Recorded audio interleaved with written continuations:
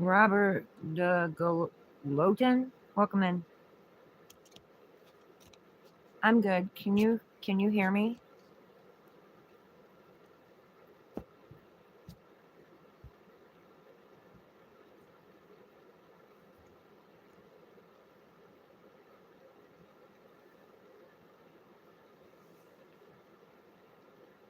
Okay.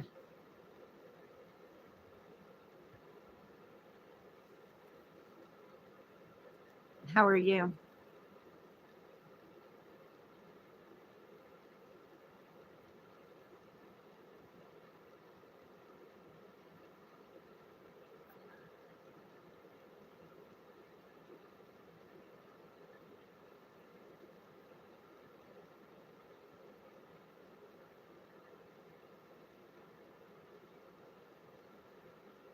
You're gonna make a toasted sandwich for dinner?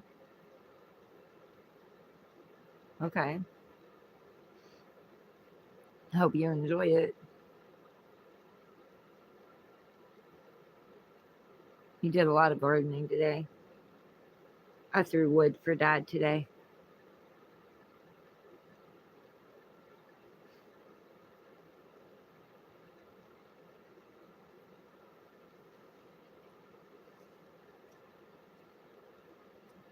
Metwurst and cheese. Nope, I've never had metwurst.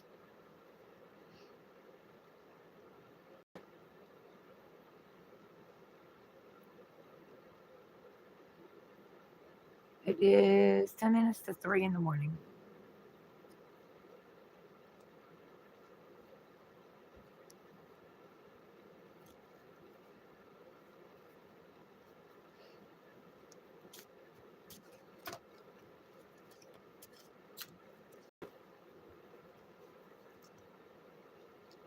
I always like salami. I love salami. And Lebanon bologna, too.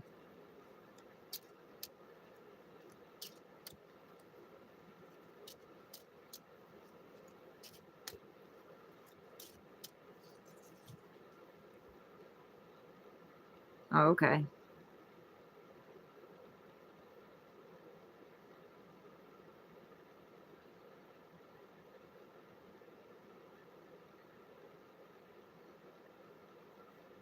I've heard of bratwurst.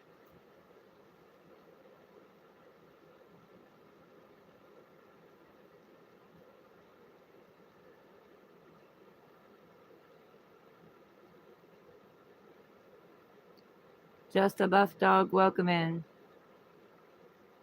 Oh, I slept a lot today.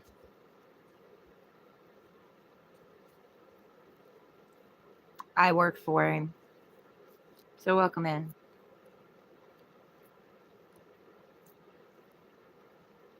Y2 user 7 USA.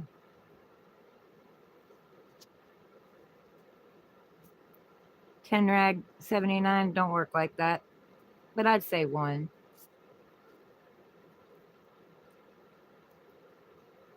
Yep. They're hidden amongst you guys. Isn't that what the Bible says? They are hidden amongst you.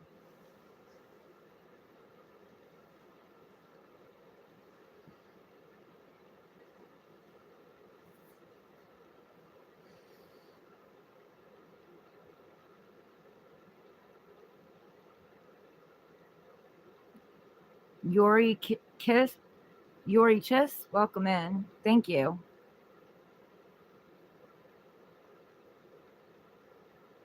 Two. It doesn't work like that. Hey, Chaos Love, how are you?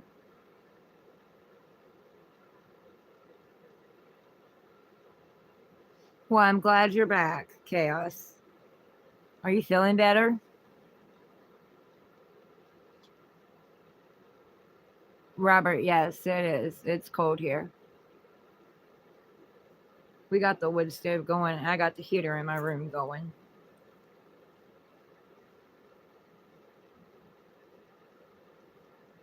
How to get a girlfriend? Be confident and be authentic with her.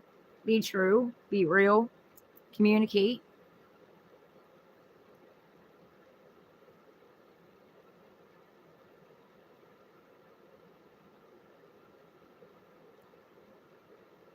I heard that, Chaos. Well, I'm glad you're home.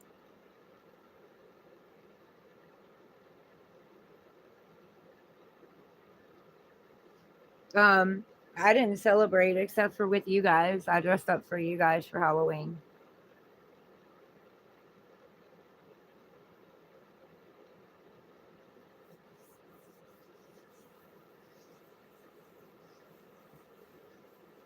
My kids went out.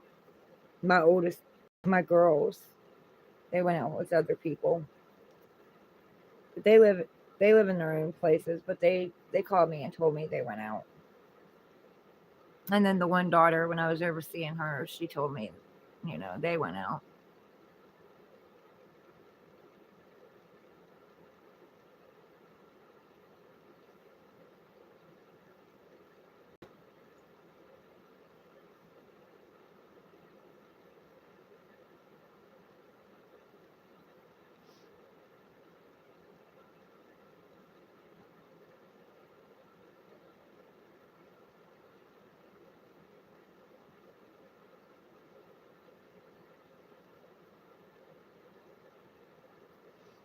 Nope, we didn't do any of that either. We're up on a hill, way back in the boondocks, so nobody sees anything anyway. And Mom's gone, so those kind of decorating days are done. That kind of stopped when she passed away.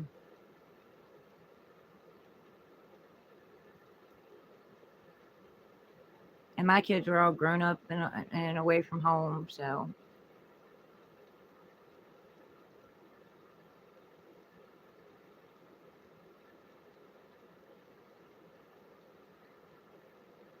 it's okay. YT user.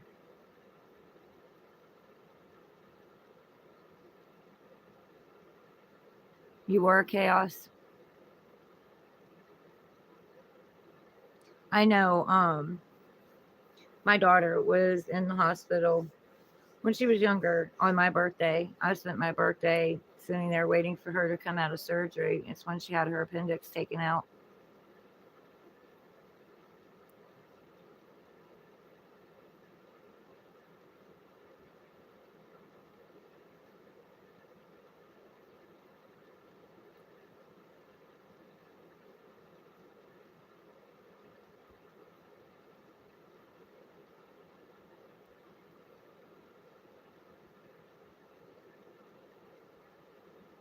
My kids make me proud too.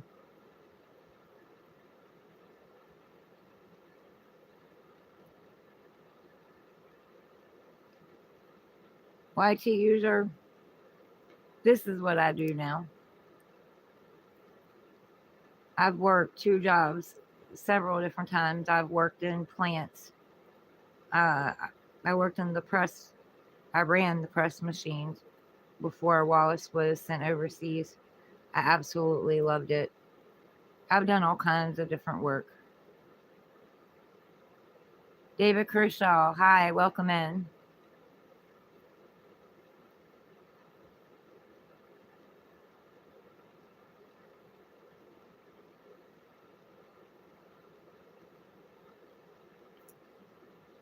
Chaos, I know they grow up so quick. Mine's 22 and got one of the girls having a baby. I mean, where to go? I still remember when they were babies and I was holding them.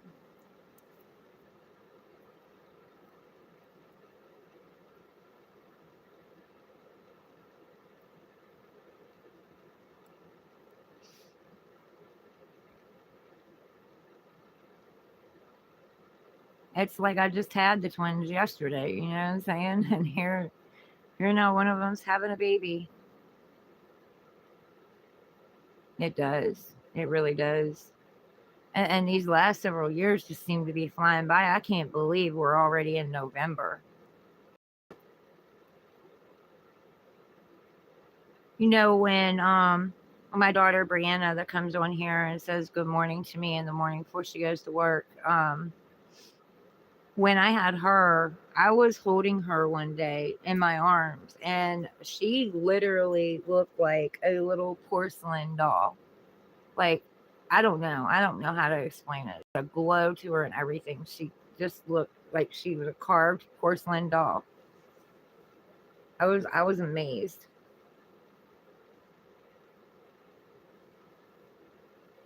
Thank you, David.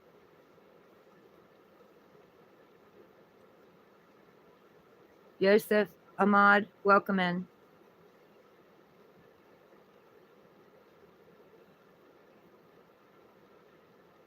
Yes, we do make beautiful children. Oh, my neck just cracked.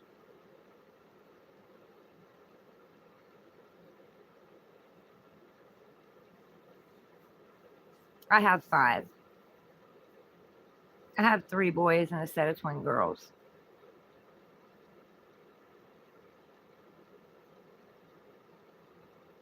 I'm now working on my 8th grandchild. Well, my daughter's working on my 8th grandchild.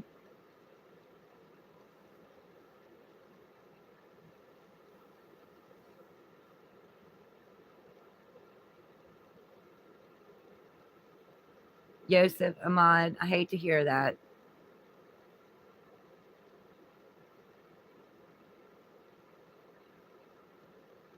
My heart goes out to you, honey. Well, Chaos Love, I haven't got to spend any time but with 2 of them. And I don't know. At least I know that when the girls have theirs, that I'll be a part of their life. Like the kids won't do me that way. The girls won't do me that way. And my one son, they took his and put it up for adoption while he was in jail. So I didn't get a chance to spend time with him.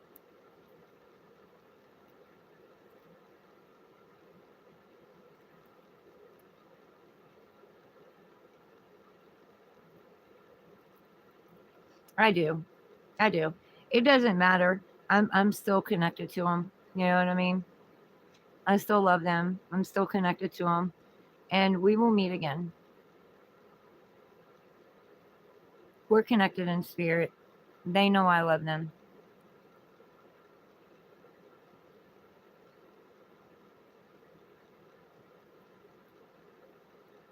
Yeah.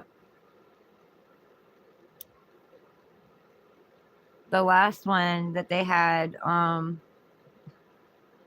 back in August of not this past year, but last year, my son messaged me, my oldest son messaged me, told me I had a grandson, told me what his name was, and sent me a side profile of him. That was it.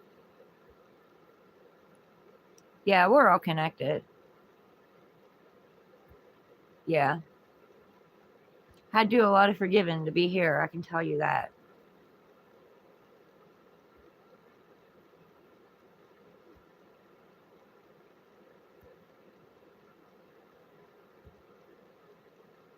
This family spent my life, you know, knocking me in the dirt, like putting me down, making fun of me,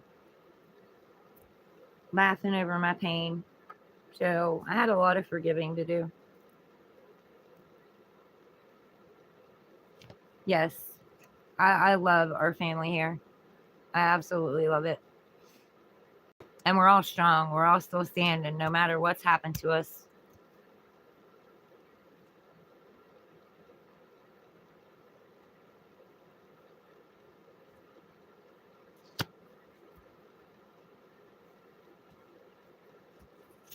Yep.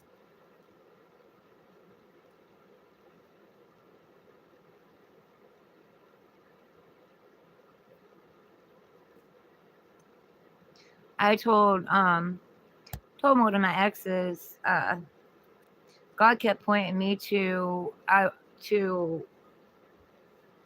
it was hard for me to believe it. Like I kept questioning it, but God kept pointing me to the chosen one. And I told one of my exes that, and he said, "Little old Laura in the middle of nowhere. Why would God choose you?" Told him, I said, Because we are hidden amongst you. In plain sight, hidden amongst you. Naveen, thank you. I appreciate that.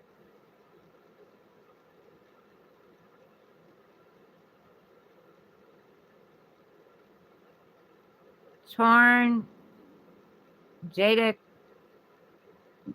JW, or Williams. Hi, welcome in. I'm just gonna call you Charn. Welcome in.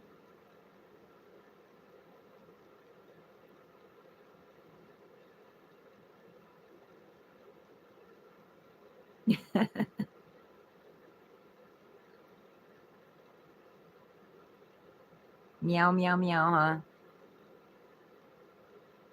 I was barking at Dad's dog today because it barked all morning. I guarantee that puppy barked for 30 minutes this morning and would not quit.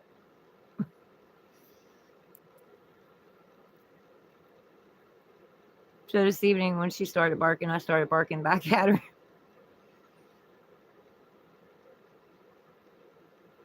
Yeah. There's 3 dogs in the house. 2 have their own room. Then Dad's dog runs around. I've got my cat. And then he's got 4, 5, 6 outside. Yeah, 6 outside. And then he's got a donkey and a pony. Tons of rabbits. I mean, tons and tons of rabbits. And I thought he said something about having ducks, but I didn't see any.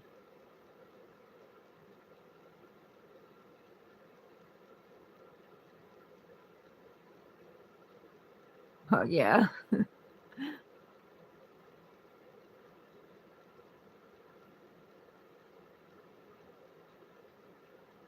Oh, Naveen, I hate to hear that. I wish them a fast recovery.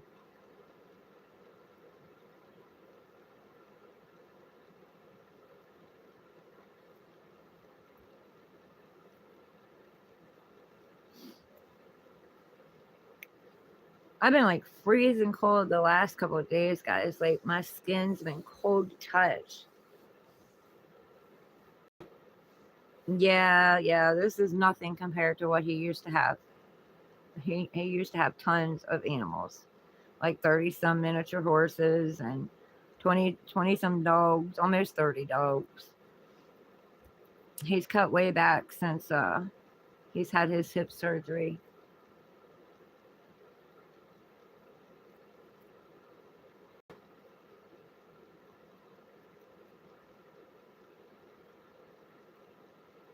Chaos, I'm glad you're back. I'm glad you're okay.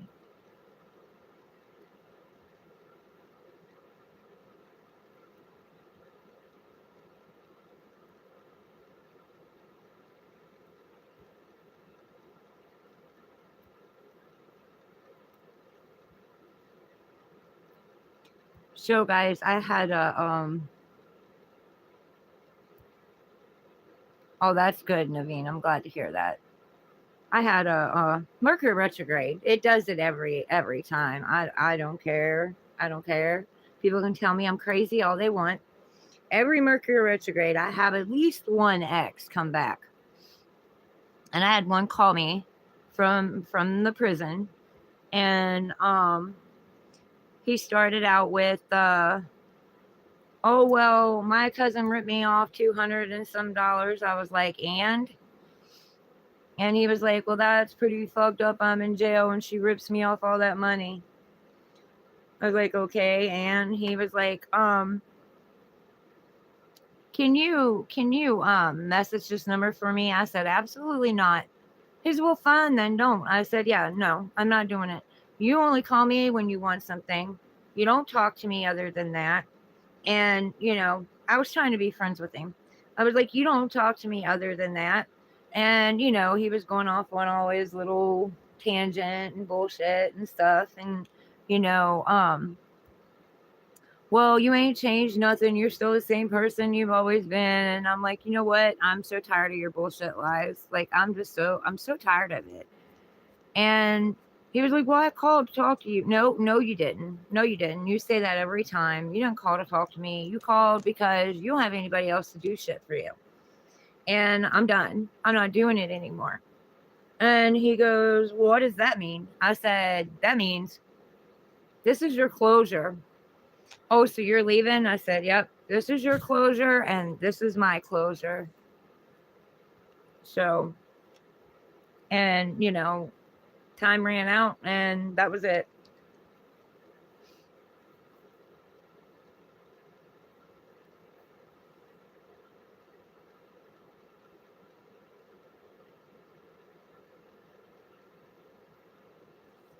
That's good, Chaos. Yeah, it makes a difference when you have good nurses and stuff. Tesseract, hello, welcome in.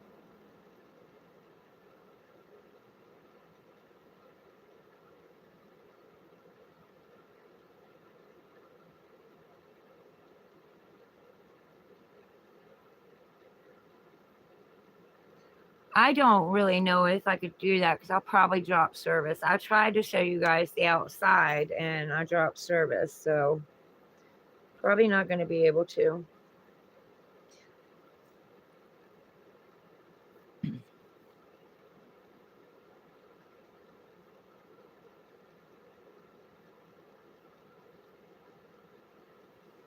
Oh, Chaos, we missed you too. I haven't been on in a couple of days. I've been conserving my energy. I did a online reading for people that came in, and I was only on for 2 hours, and you would not believe how much that reading drained me. Like, it just drained me.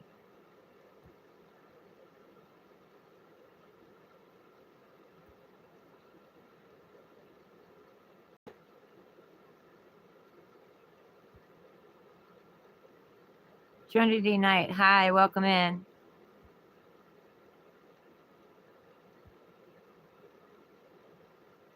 I'm good. How are you? Yes, it is a lot of work, and people don't understand that. Like, these readings that I do, they take energy. They take a lot of energy.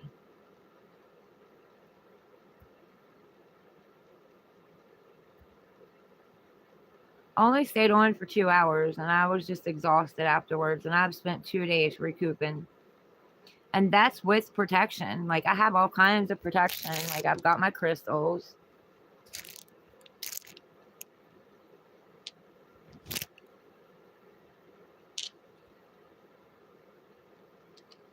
I've got my obsidian in this because it's breaking.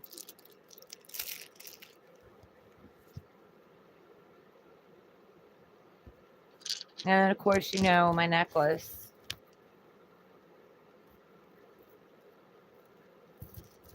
I have not gotten my selenite out of my car yet. It's still in my car. I'm surprised it's any good. My windows were down and I woke up and it was raining. And then my pendulum is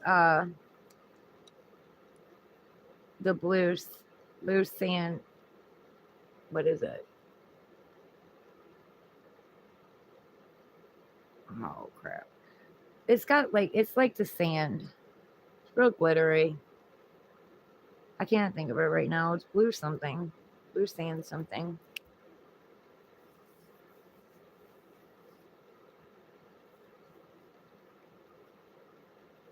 I read tarot cards by YT User. I'm a tarot card reader, a channeler, a medium, and a healer.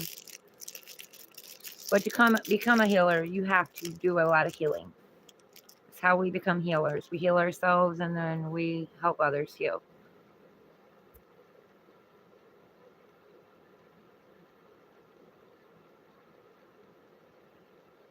Yep, soul work. You have nightmares? Somebody's probably coming into your dreams, Trinity.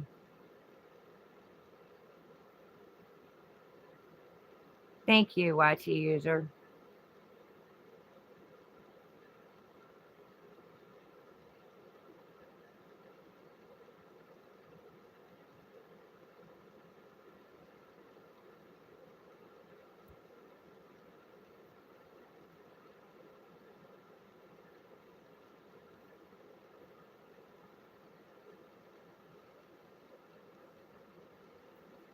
Yes, guys, you come in. Please show this stream some love. Yes, it's a pendulum.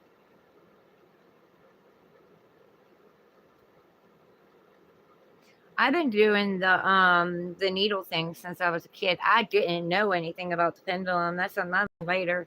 But I've been doing the needle one since I was a kid. Like my grandmother showed me that, where you take a needle and thread up the side of the arm, and it'll tell you how many kids you're gonna have, what they are. There's my boy.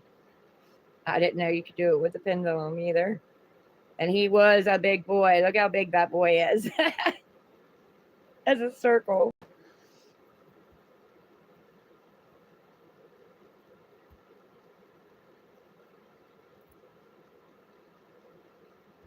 Yep, we're gonna grow and spread love. That's the mission. Love and peace. And allowing you to take your power back. No, Naveen, I don't hypnotize.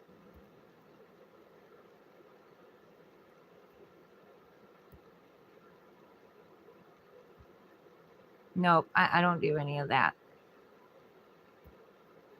I've been hypnotized though.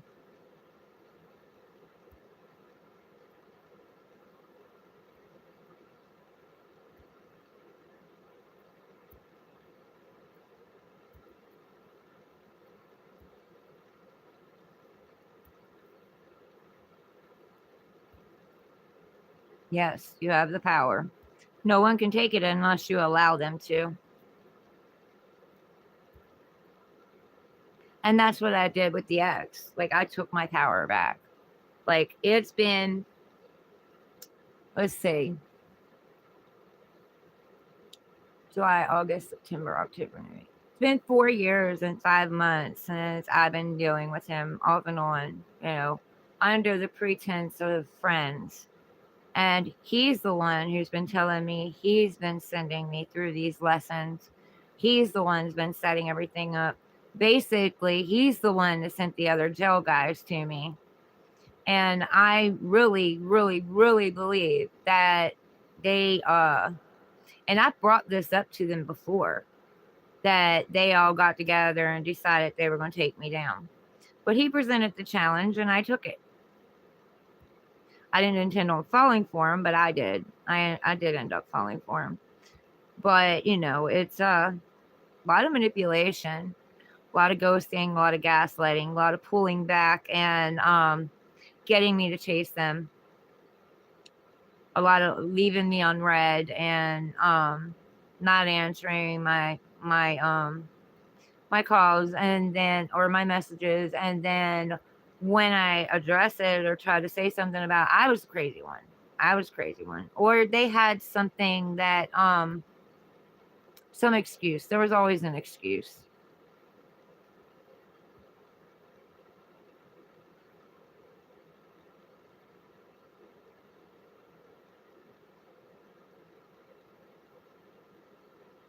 You had soup today at the taco shop. What kind of soup did you have, Trinity? I live with my stepdad. Y2 user. Because helping other people made me homeless twice. So the second time I came back home.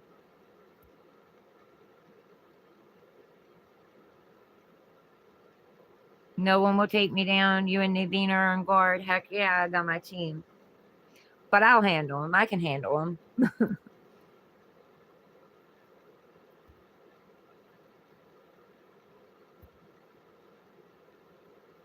Love soup. Yeah, soup's pretty awesome. I made chicken tonight because I was just craving something different and I just could not do spaghetti and sauce anymore. And I was actually glad when he said that he had to change something because it was starting to get to him and tear his stomach up.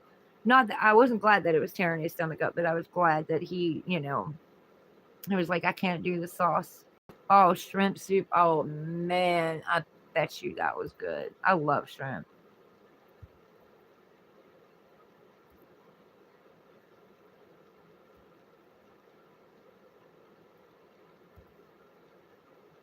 I love this place too. I'm glad that I did this. I'm glad that I chose to come on here and do the channel different. Because I love connecting to you all.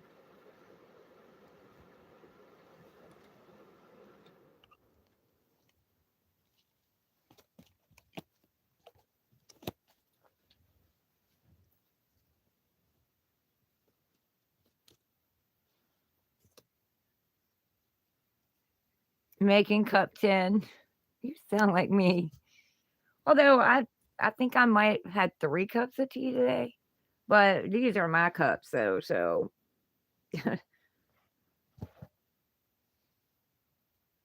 we do have this cool little family. I'll miss you guys when you're not around. Yes, lots of love.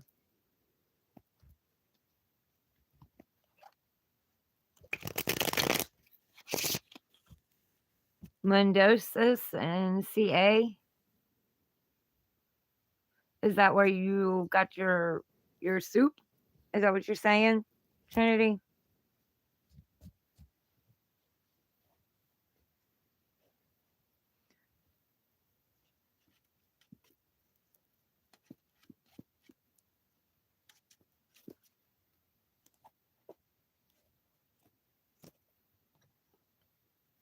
I love you guys. You guys are awesome.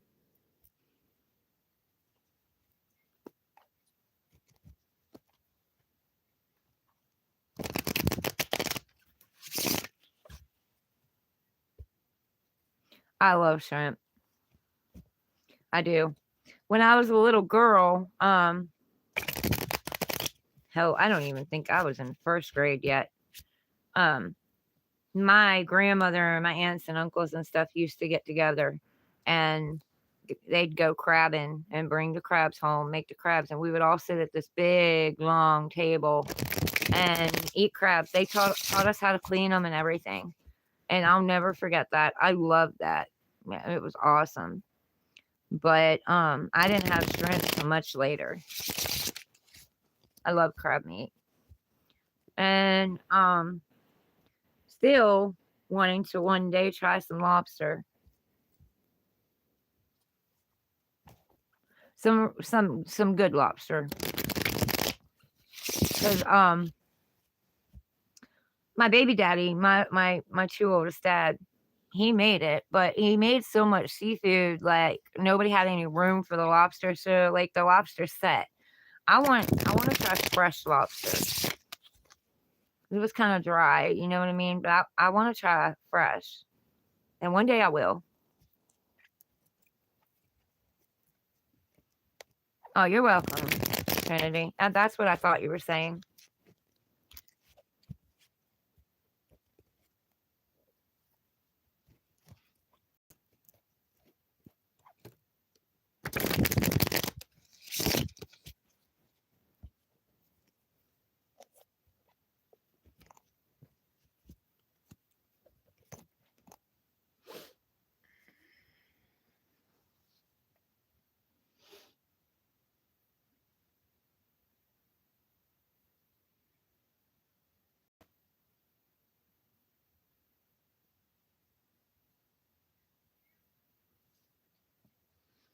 My cat has started going outside, guys. I was panicking at first, but he seems to come in every time we call him, and he seems to stick around here. Hope he keeps doing that. I don't know. I've never had it, but the fact that it's got a shrimp in it sounds good to me. I don't know what else is in it. What else is in it, Trinity?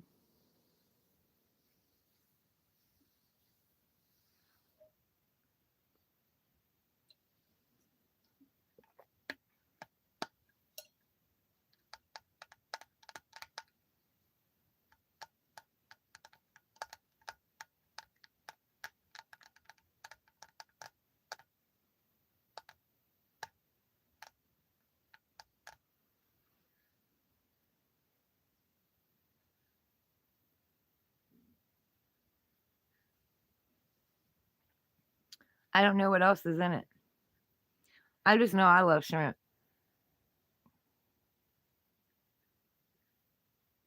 I'm not too crazy about the breaded shrimp, though. Usually, I'll take the bread off.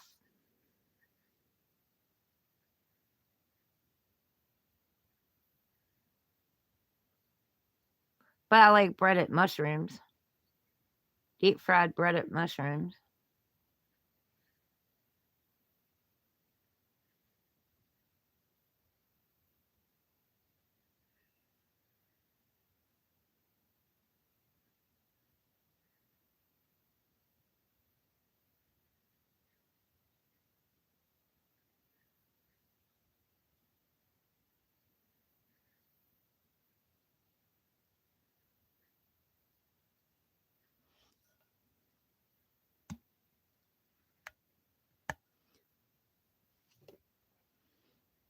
I don't get it, guys. How do you go from 5 legs to 4 legs? Somebody decided they didn't like this.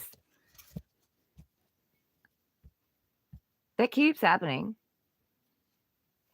Like, people will like the video, and then all of a sudden, like, the likes will go down. So weird.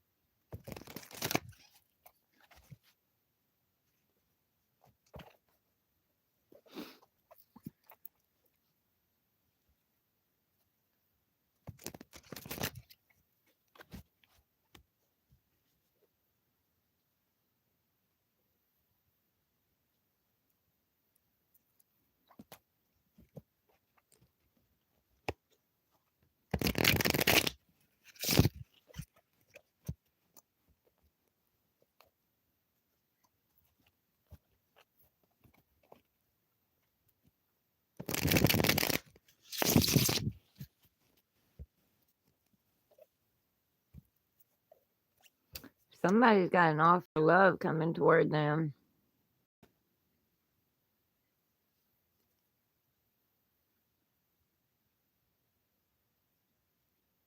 Or an emotional offer.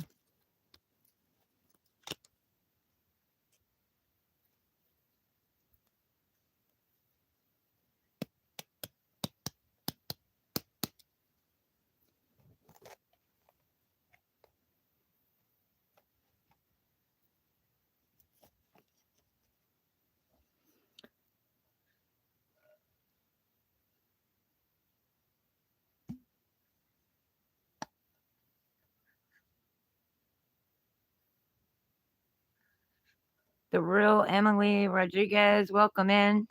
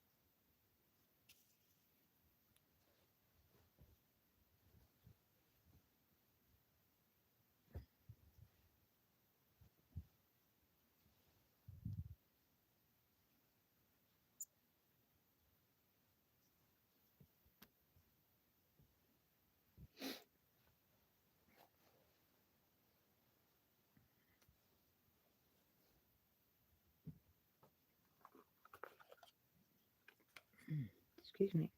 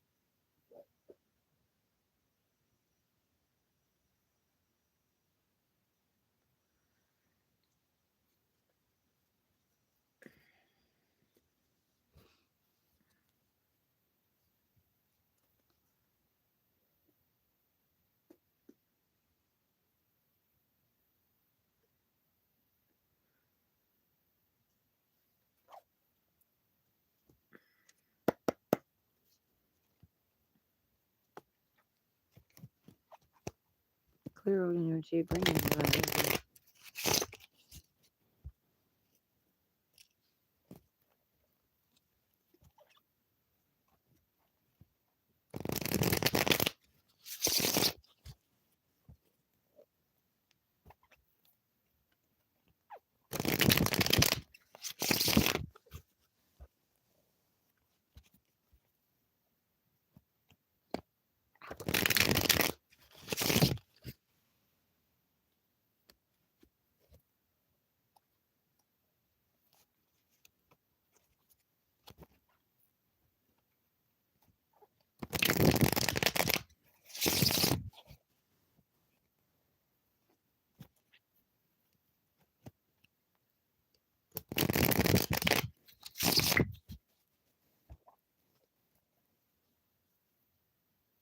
Hey, Trinity.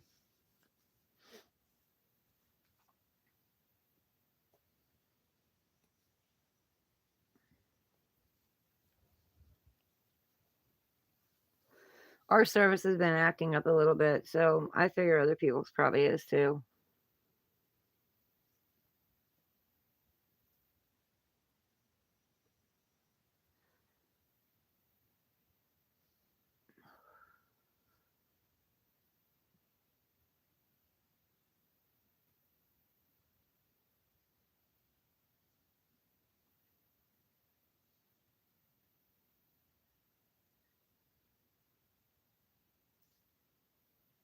Well, I do that to you guys enough. When you gotta go, you gotta go.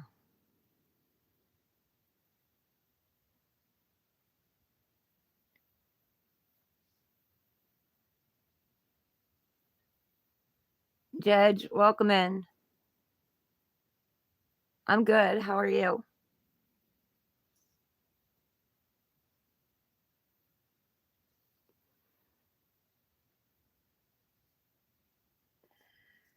Smoking an eyeball.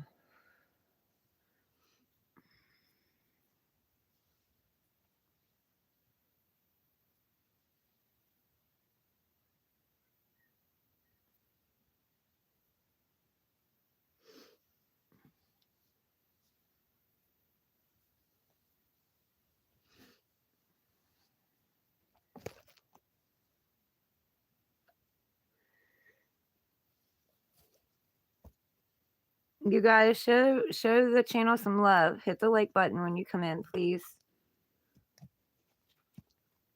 We're building a beautiful family here.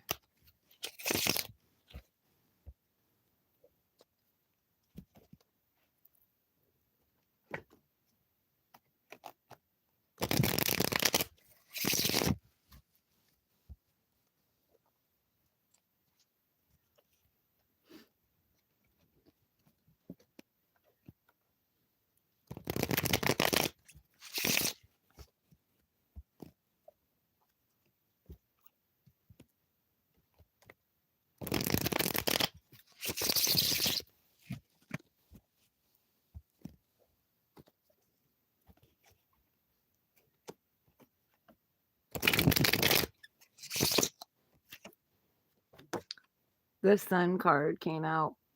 So the sun's coming up, guys.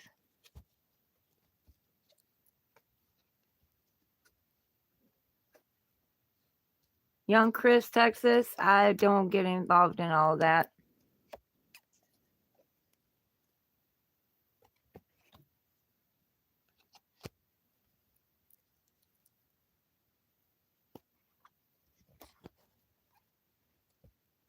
I don't do politics.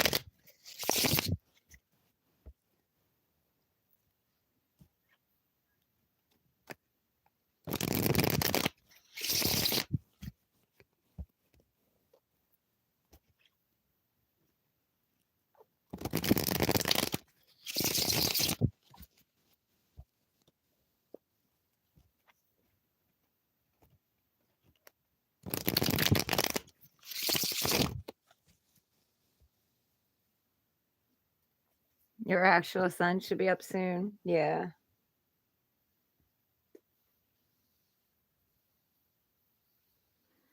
My little one's over here curled up sleeping.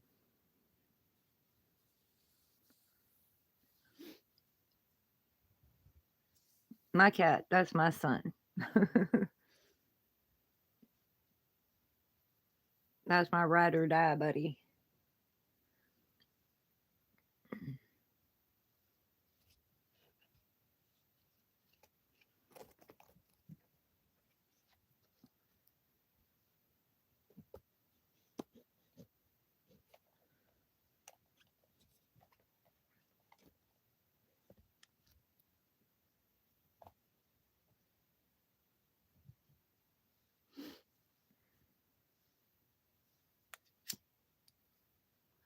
Chaos.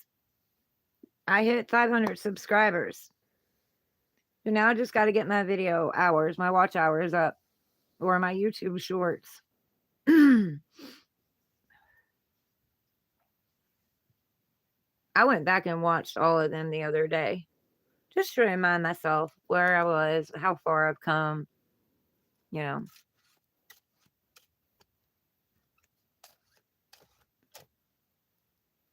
Reminded me who I was with when I did them, and I just, I guess reminiscing. I haven't watched all of them, just up until, well, I started talking to you guys when I was set up at the kitchen, in the kitchen. Thank you. Thank you. I'm super excited. Super excited. So happy. I couldn't have done it without you guys. You know what I mean? Like, I couldn't have done it without you guys.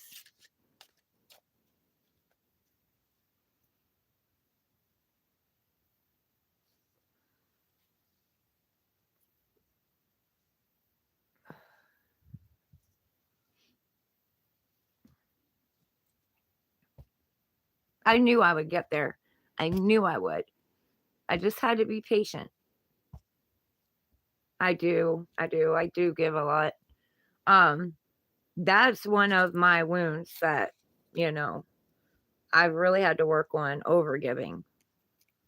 You know what I mean? Because I give so much, and my whole life I've received less. You know what I mean? Because I've just been an overgiver and people just expect it. So that's something else that I'm working on. Yes, I did, Naveen. Thank you. Thank you. I'm super excited. I'm so happy.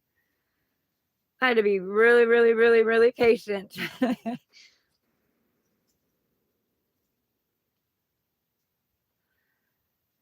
I want to reach the world. That's been my goal. Y'all, what do you think? What do you think of my pants? I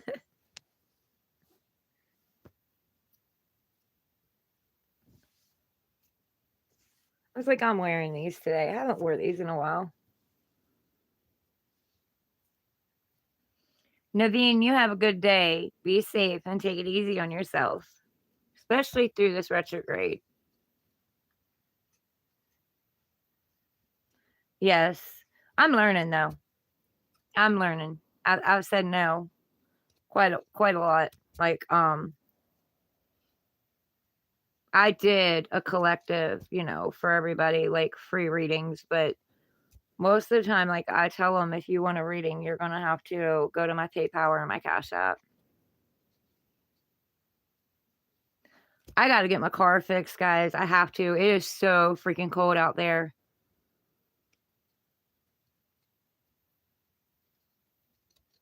I've got to get the heater fixed.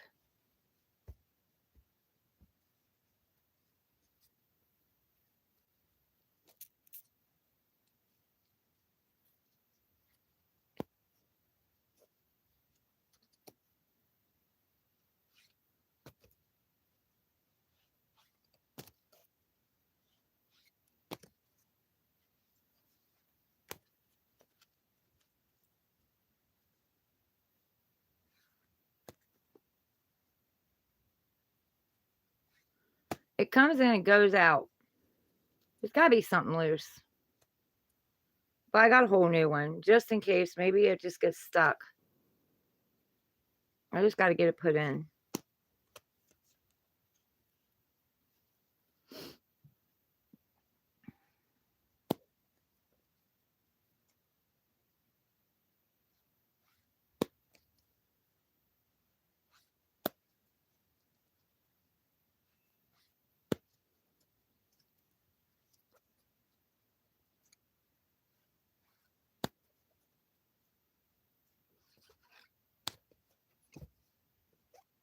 quite warm there. I'd rather be there. I don't like the cold. I've had to deal with the cold since I was a kid. I don't like the cold. I remember having to get up and they had a wash pan, having to go wash up for school in the morning before going to school. Freezing cold. Because the wash pan, they heated it up on the wood stove, but by the time I got to the pan, it was cold. And it was in the cold bathroom. So I don't like the cold. Even before I got older, I didn't like the cold. And then, of course, Mom told us about living in a house where the mouse froze on the table eating bread. That's not good.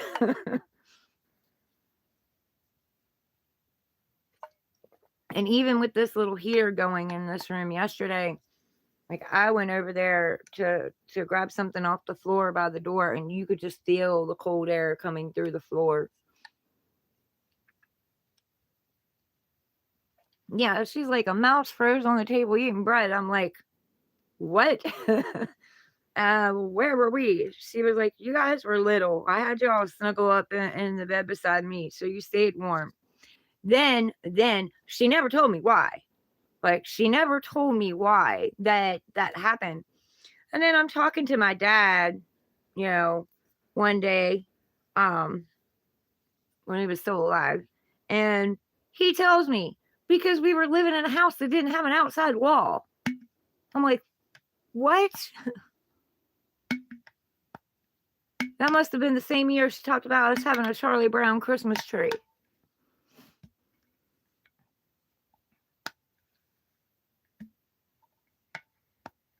I can honestly say my kids might not have had everything that they ever wanted, but they definitely had 4 walls on their house.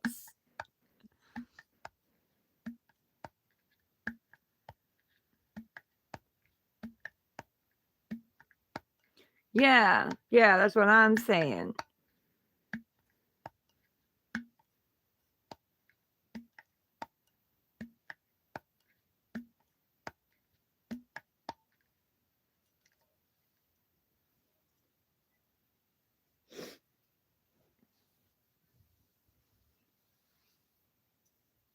Yeah, because he told me, he was like, we split up. She sold my car. She sold all my tools. And she was with some other guy. She was like, I packed up all your stuff nice and neat. I was still a baby. Packed up all your stuff nice and neat, folded it up, put it in a trash bag. He said, I washed everything. And he's like, and hers, I just threw all her clothes in a trash bag and threw them out in the yard. I was like, oh my God. Well, my mom cheated on every guy she was with.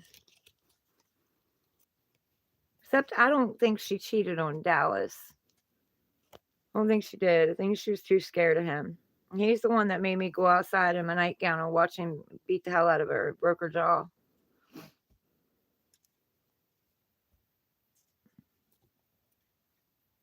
And then brought roses home like that was going to fix everything. When my first husband did that, after beating on me, and then he brought roses home, I was like, oh hell no. Yeah, that don't fix shit.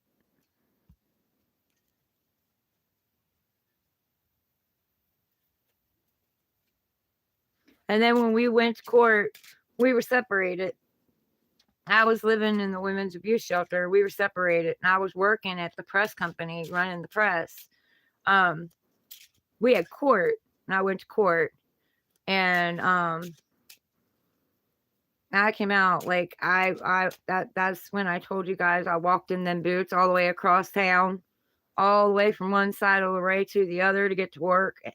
And because of court I was late, so I didn't have a car, so I walked. And I'm up there, and I'm going down the little driveway to go into where the plant was, where my job was, and he pulls up with a dozen roses in his car and wants me to go with him. And I was like, no, I'm going to work. And like, he was so mad at me, and we were in court because of him beating on me.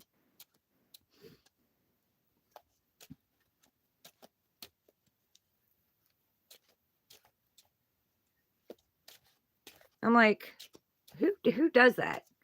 Who beats a woman up and then goes out and buys her roses? Like, what?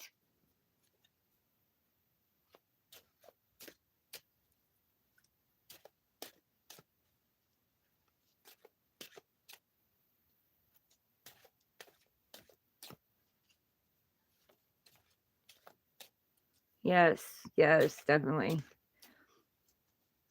He's in San Salvador. He's tried a couple of times to get me back, and I've turned him down. I guess he was going to try to leave his wife or whatever to come back, and he was like, we were young then. We were young and we didn't know what we were doing. I don't care. He's like, if I came back there, would we ever have a chance of getting back together? Absolutely not. Because I wouldn't trust you not to put your hands on me again. Because the first time he asked me, I was like, I wouldn't trust you not to beat on me again. And he's like, I never beat on you. What? Okay, so what was hitting me in the face, blackening my eye, and knocking me over the baby's pen about? What was busting my lip the day after we got married about? Grabbing me by the back of my head and jerking me down to the ground? Busting the dishes and dragging me through the grass? What do you call that? But he stuck to, he wasn't beating on me. But the last time that he came forward and tried to get me to go back out with him, it was like, when I said I wouldn't trust you not to put your hands on me again, that's when he said, well, we were young.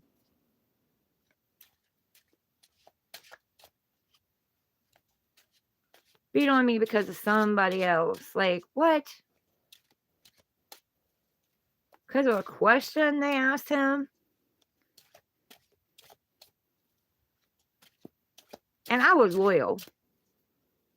Like, I was completely loyal. Like, even if I talked to somebody else, another guy or something at work, I would go home and tell him. Like, I told him everything. I never hid nothing from him.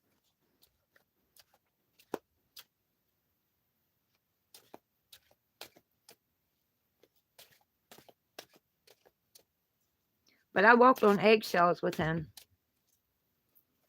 Yeah. Yeah. Yeah, he finally told me this last time that he called me.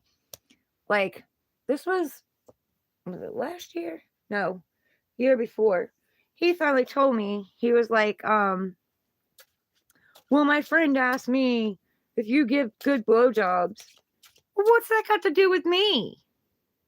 You know, like, what's that got to do with me? And why'd you hide it from me all these years? Like, he beat me up because his friend asked him that. Like, assuming that, you know, I've done something with him or something. I was never into him like that. I had a husband. Even when I had guys like try to flirt with me and stuff at work, like, I would tell him.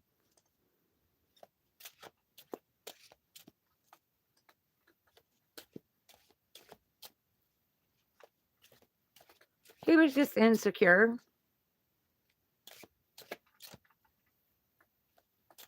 And I'll never forget, like, he came home one day. He had this cut in the top of his head. And I asked him, I was like, what happened?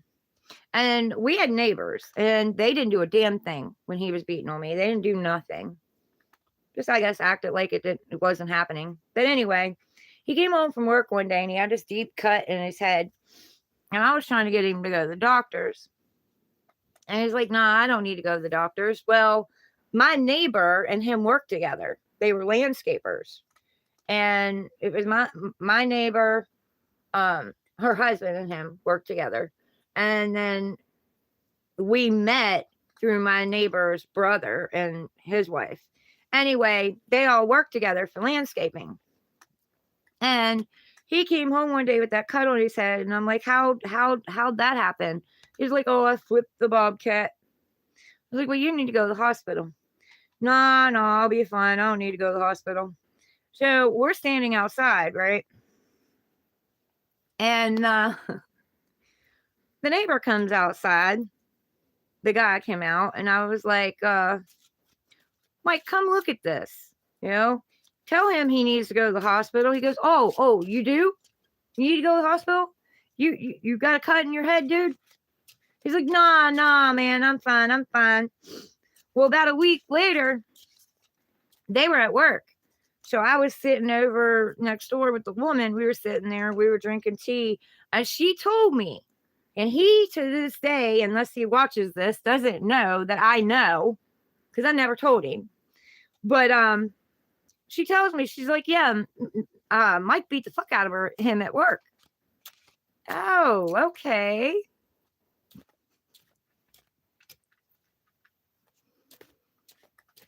Karma's a bitch, man.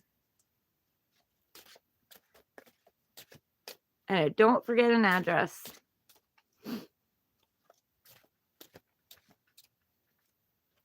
That's why I don't worry about all the shit that people's done to me, because I gave it to God, source divine, and I know karma's a bitch. And it don't forget an address. All the spells and shit and curses and shit they've thrown at me, all the times they've taken me down, all the money they've taken from me.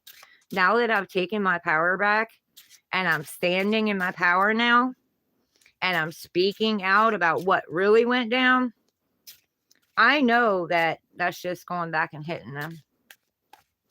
I don't even want to watch it. I just ask for them love, light, and healing.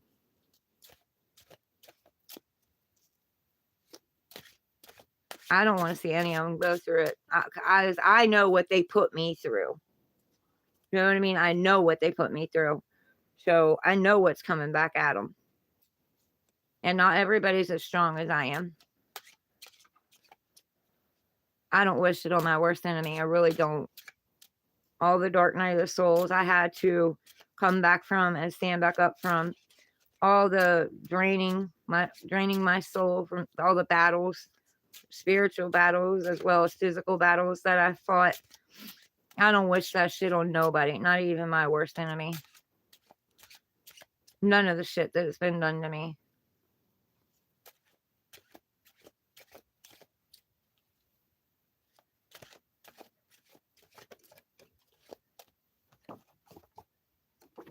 Brand new beginning, guys. Brand new, fiery, passionate beginning. Being brought in by divine. Has potential to grow. Depends on what we do with it.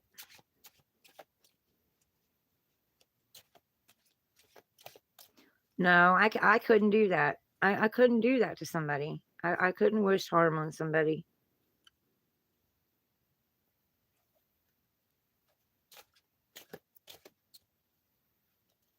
Hell, I was so bad at one point in time. I'm going to tell you guys a funny, you're going to laugh. My family laughed at me. I don't care. But it takes about 20 minutes to get down this road, depending on how fast you drive, to get from the main road back here. And it was raining real bad one night. There was all these frogs in the road.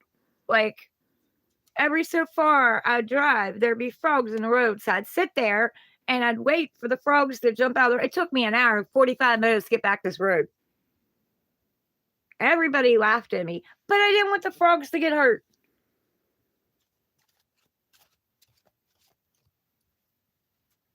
Raku, you're the Hotel California one? Yes, I remember you. I haven't sang on here since then. I hummed a little bit the other day when I was like listening to music and adding music to y'all's readings, but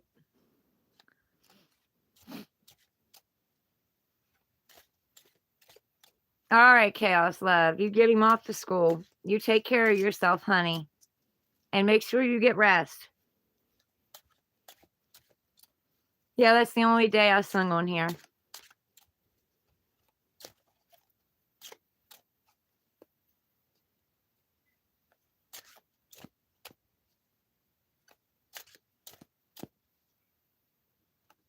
Of course, wasn't long after that, me and the guy I was supposed to be seeing kind of quit talking to each other. So I had to kind of pick myself back up.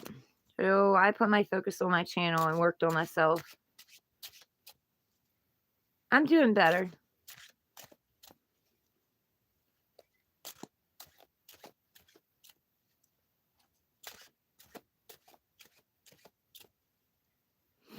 How are you?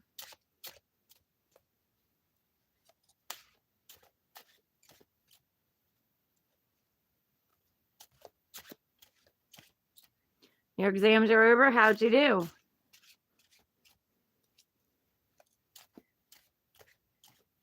Now you're free. That's good. That's good.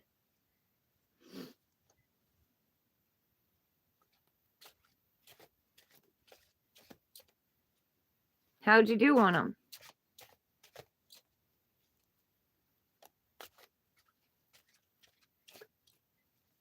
Some papers are tough. That's all that matters. You know, you push yourself through it, and you do it anyway. Obviously, you did good if you're free. Nose is itching.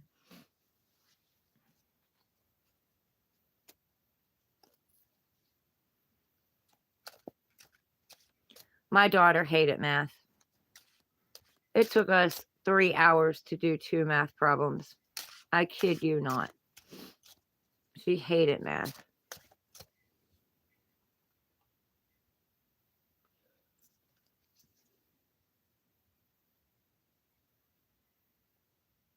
It's not on Bluetooth. Why are you saying that? No, I'm not.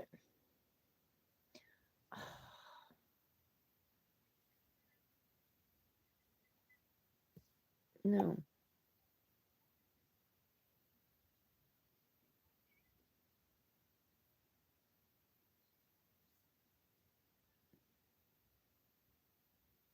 Cancel, please.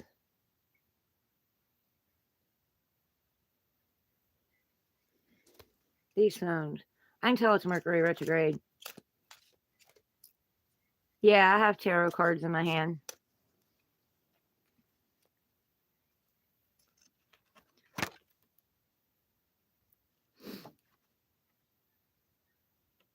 I pulled the 10 of Cups, so happiness and joy. That's probably for you.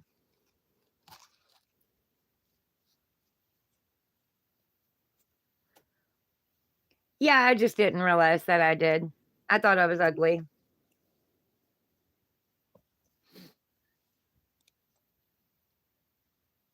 I got married when I was 22.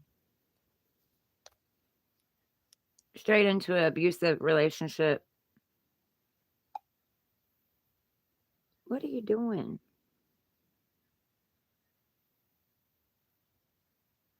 It won't let me out.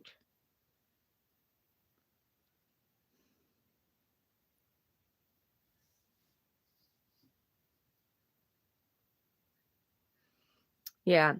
Well, I mean, if I'd have listened to, or if I'd have done what my first baby daddies, my first 2 kids' baby daddy wanted, I would have been married when I was 18.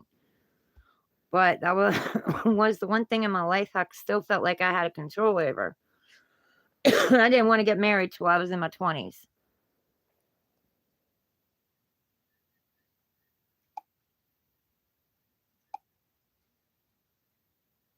It wasn't because I didn't love him, because I did. I didn't want to get married till I was in my 20s. So I didn't. And of course, the first one I decided to marry was abusive.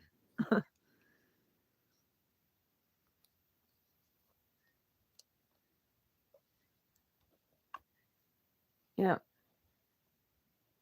Followed in my mom's footsteps. But I broke that shit now. We let somebody put their hands on me now.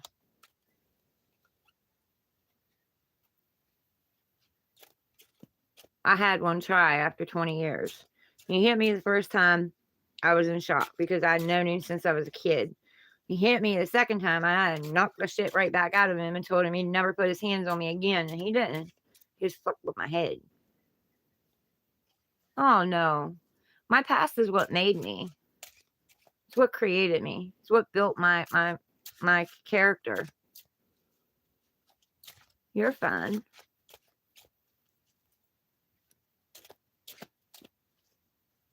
I was having my third child when I was 22. I got pregnant when I was 18.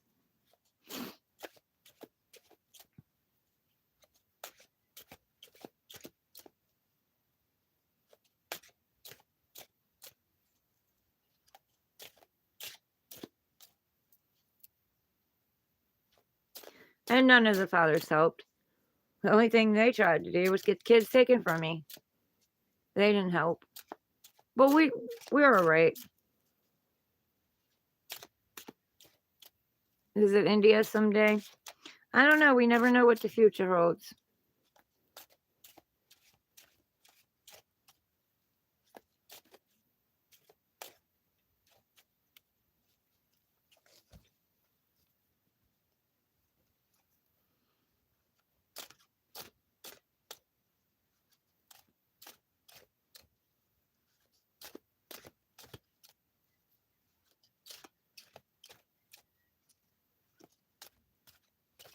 I mean, I didn't think I'd be living up close to Charleston.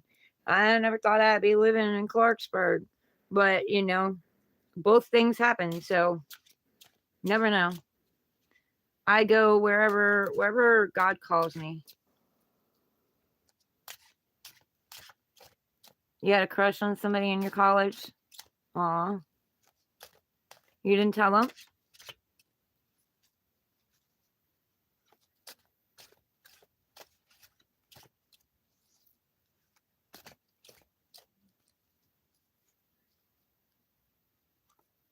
Oh, you should have. What's the worst they could do? Turn you down? I mean, we could have 50 people standing in line and we can't choose every one of them. You know what I mean? They turn you down, then it wasn't meant to be, but speak up. Robert Anthony. Yes, God is always watching me. Welcome in.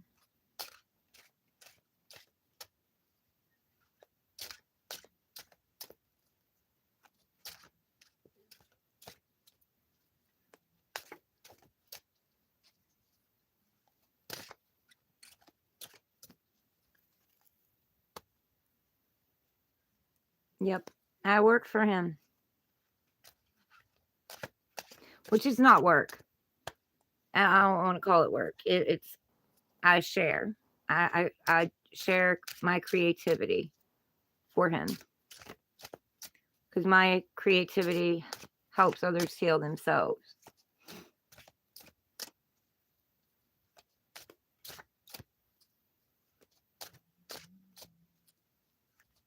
You need a guide right now?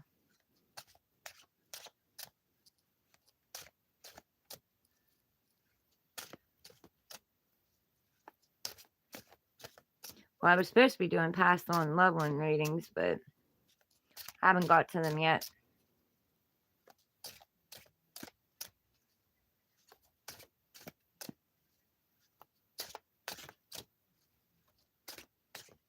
I've just been enjoying talking to everybody. I've been gone for a couple days. I missed everybody.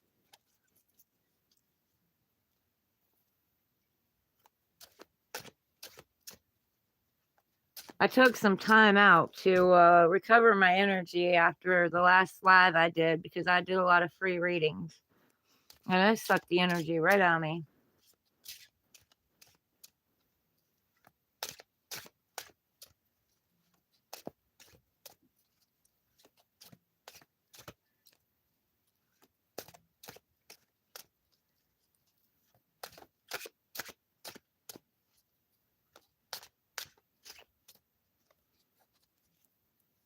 She's older than you, Raku. Only 2 years.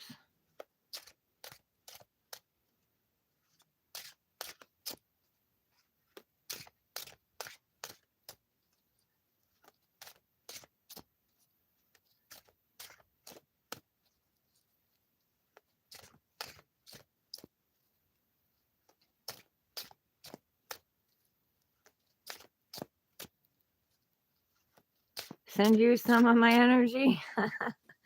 I have a hard time recovering from it myself. I'm rebuilding my energy and rejuvenating. What do you mean, send you some of my energy?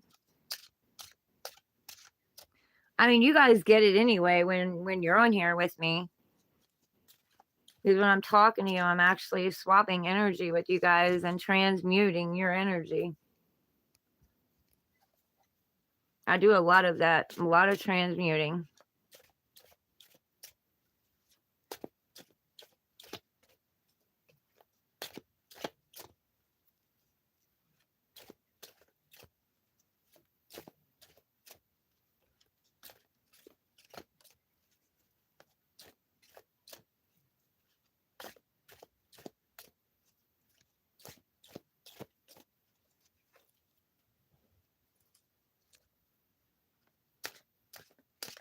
Plus, I think the way the planets are lined up right now, a lot of people's been exhausted. Plus, you know, we've had long journey. We've been exhausted from that too. We're healing from that, coming back from it. But God, Source Divine, has had us, you know, in meditation, had us stagnant, had us recovering and healing. Put us in a delay so we can reflect on the past, see what we've learned from it, what we need to change, what we're taking with us, what we're not. And that includes our thought patterns and trauma wounds and stuff like that too.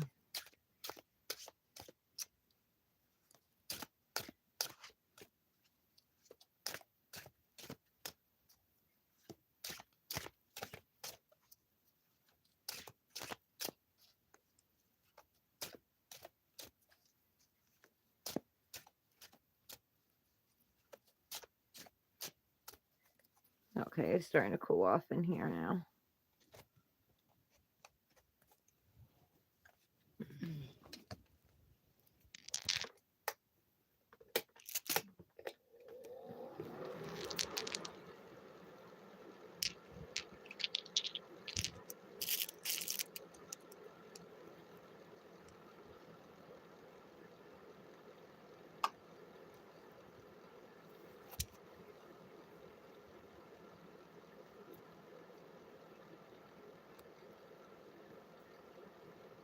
I transmute energy. That's what I do. I transmute my own. I transmute others.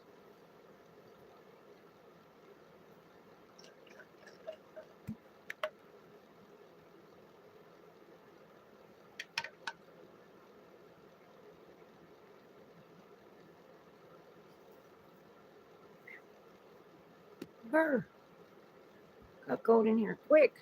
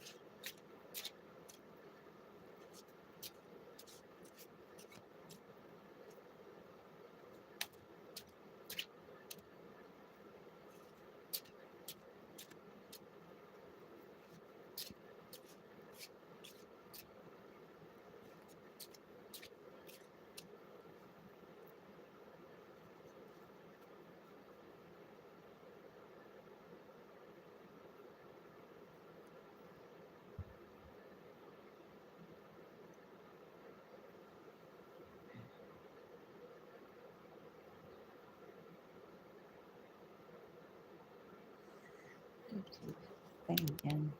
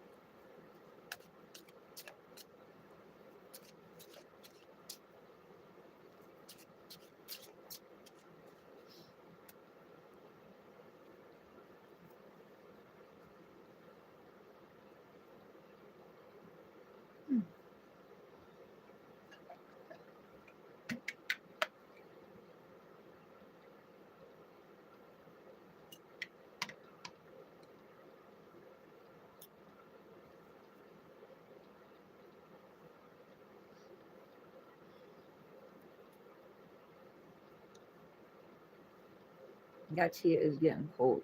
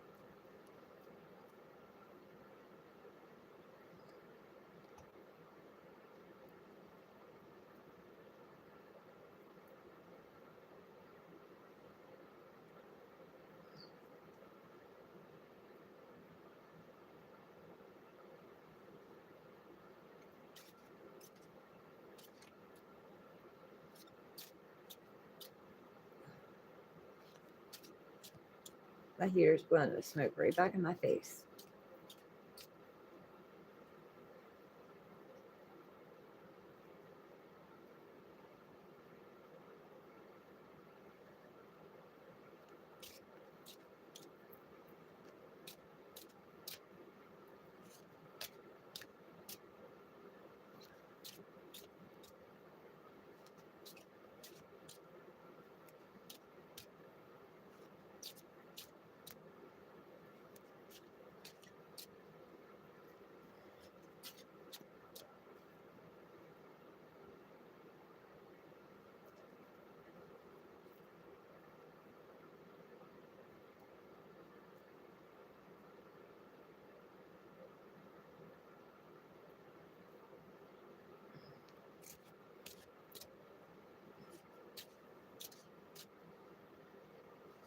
Aw, thank you.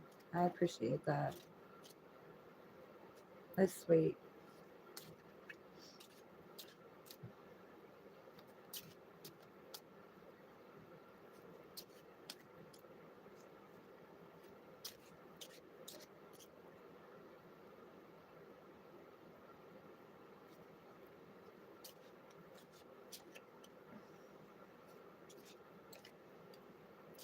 Thank you for the hearts.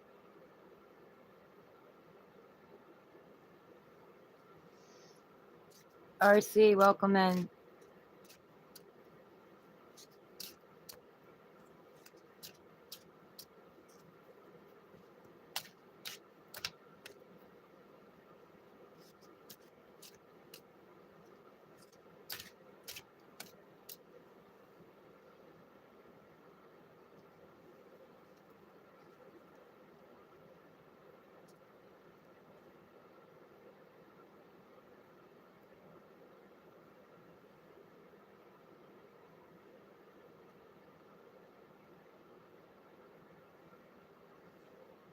You're sweet, Robert.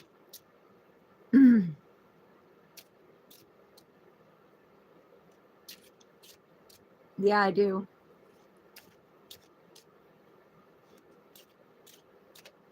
I read your past, present, and your future.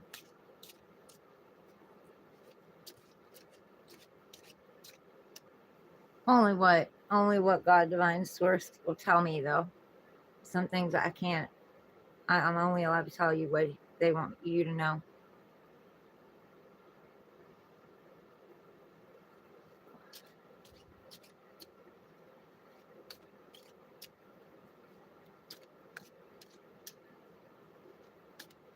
Can I read you? I wasn't really doing free readings today. I did them the other day, and they drained me really bad.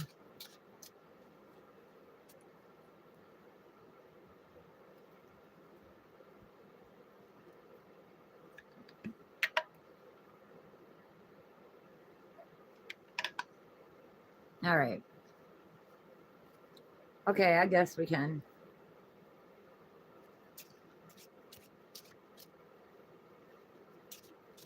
All right, Robert's first.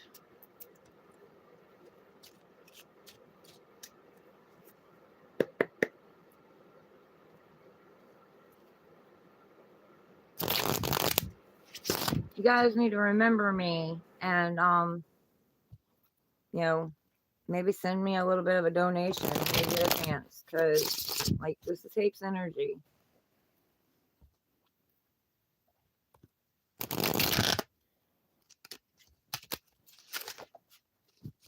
You don't have to tell me what you are, Robert. I don't need that. I don't need to know that. I read energy. I'm an energy reader and a channeler and a medium and a healer.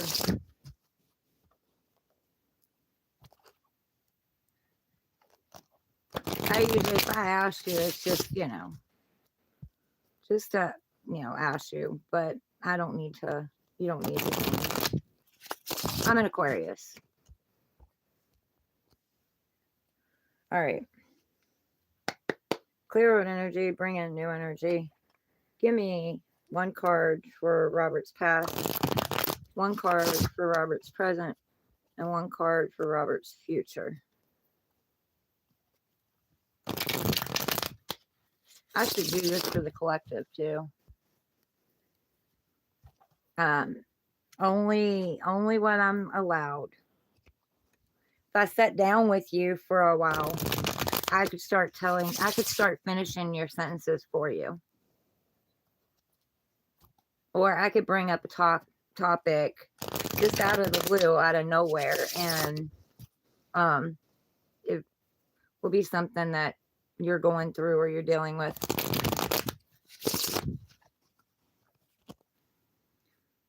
One card for Robert's past. Just one. One card for Robert's past. Thank you. One card for Robert's present.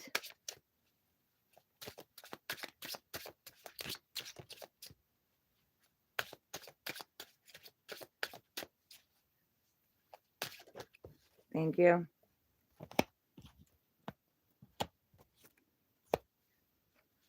One card for Robert's future.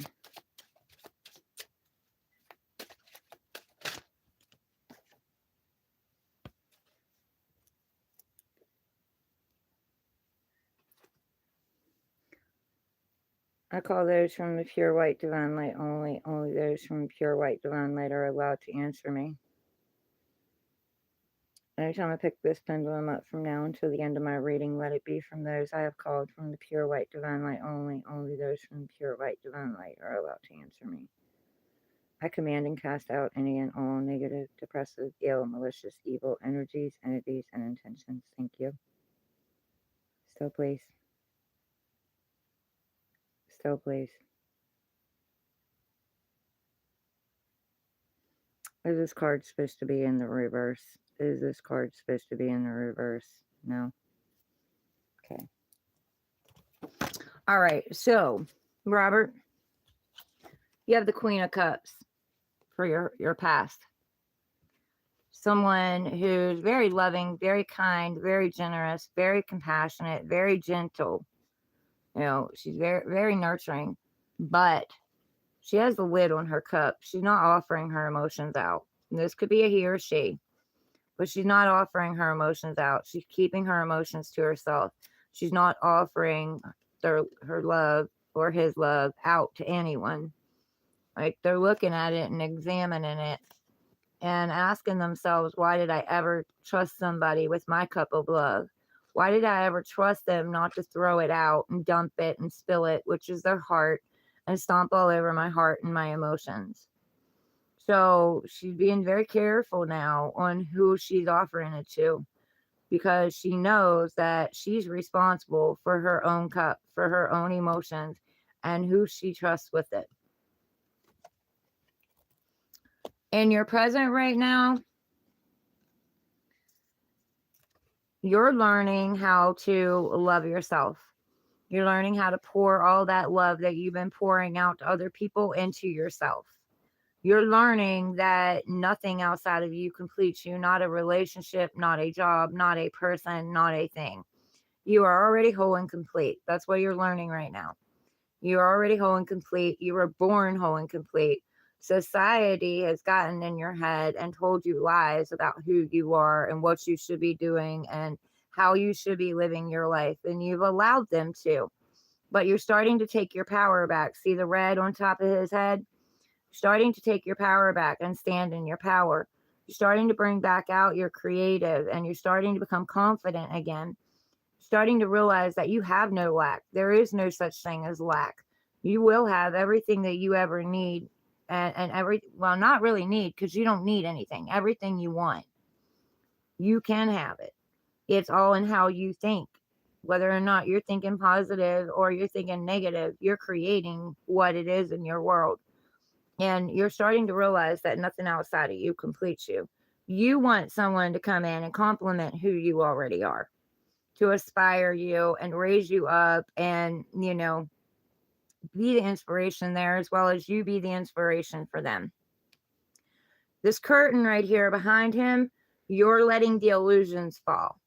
You're not looking through rose-colored glasses anymore. You're letting the illusions fall. You're pouring into you. You're pouring into what it is you like, you want, and you want to go after. And because you are doing this, the Ten of Cups is going to come in without you even realizing it.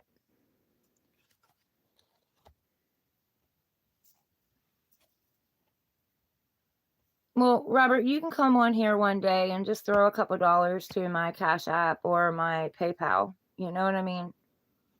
Just to, let me know that you're thinking about me and you appreciate it. You know what I'm saying? You don't have to, but you know what I mean. Okay, now in your future, you're going to be traveling somewhere. You're going to be getting in your chariot. You're going to be leaving something behind. Now, this could be literal travel. You could actually be getting in a vehicle and literally traveling somewhere. Or this could just be leaving your past behind, leaving your past thoughts, your past behaviors, the way that you used to think about yourself. You know what I mean? Your the phoenix rising out of the ashes. You're never going to be that old person again. You're leaving that behind. You're leaving that person behind. And when you do this, you need to give yourself to grieve that person, because that has been who you've been for such a long time. And then you need to get excited and get ready for this new journey. Put love and excitement toward it.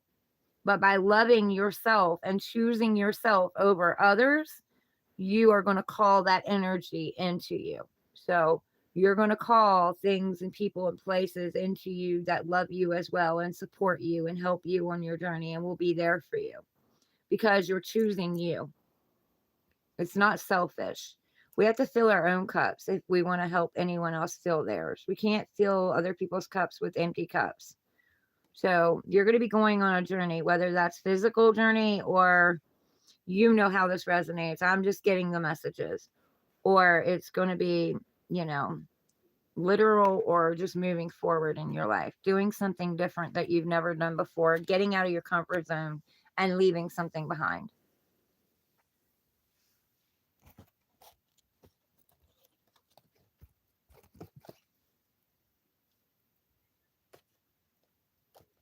Okay.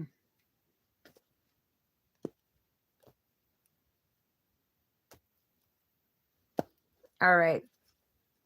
RC, are you still here?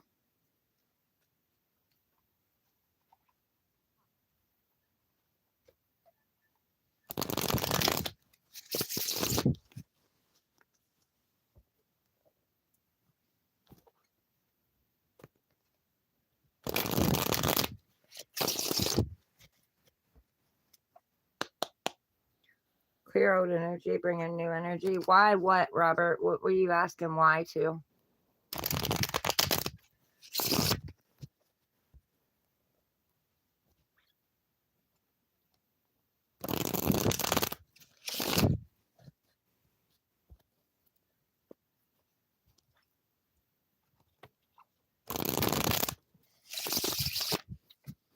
First of all, we're in Scorpio season right now, and Scorpio is all about diving deep. Then we're also in a Mercury retrograde that actually starts on the 9th. It actually goes retrograde on the 9th, but we've been in pre-shadow. So that's asking you to review your past, look back over it and reflect and, redo. What is it you need to leave behind? What is it you need to carry forward with you when Mercury starts going direct again? And then Scorpio, like I said, Scorpio makes you dive deep. So you're diving into things and thinking about things from the past that you haven't thought about possibly in a while. And you're going to be changed when you come out of this. Why can't you have what you want right now? Because God's Source Divine has you working on you right now. You need to sit down and reflect and decide what no longer serves you, what no longer makes you feel happy. God is happy. God is good. So what makes you feel happy? What lights you up? What lights your spark? What is it in your past that no longer fills you with the sense of happiness?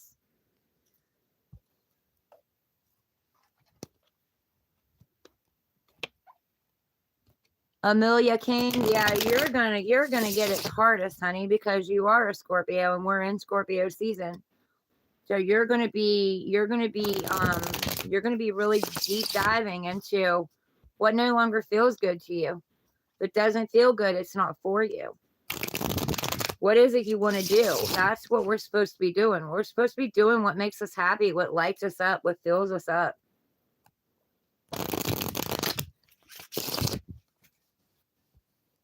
Helping others, yeah, see, that's what I want to do. I'm happiest when I'm helping others. But God's Source Divine has also been working with me on not overgiving and allowing myself to receive and not allowing people to take advantage of me. And,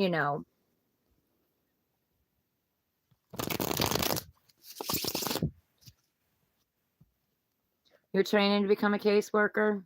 That's pretty cool. My daughter took childhood development for a year, and then she went to criminal justice for a little while. Yeah, I don't need these. If I spend enough time around you, like I can channel. You guys need these. And these can give you a little bit of extra messages too, but I can channel.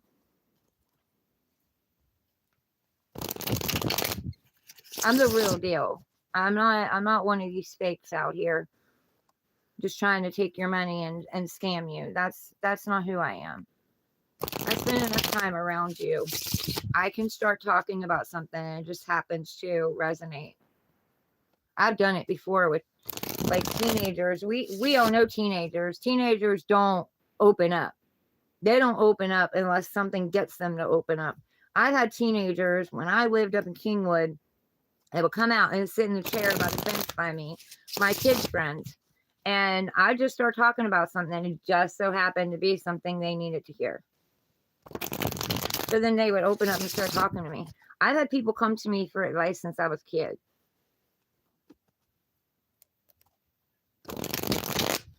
You would never take advantage of me. I appreciate that. I've had a lot of people, friends, family, lovers, you know.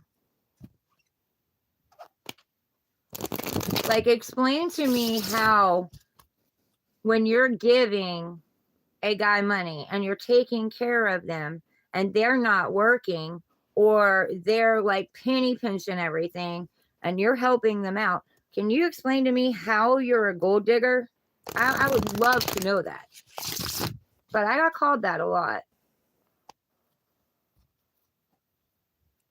And I'm the type of person, the more you tell me I'm not doing, the more I'm not going to do. The more you go out and tell people I'm not doing, the more I'm not going to do.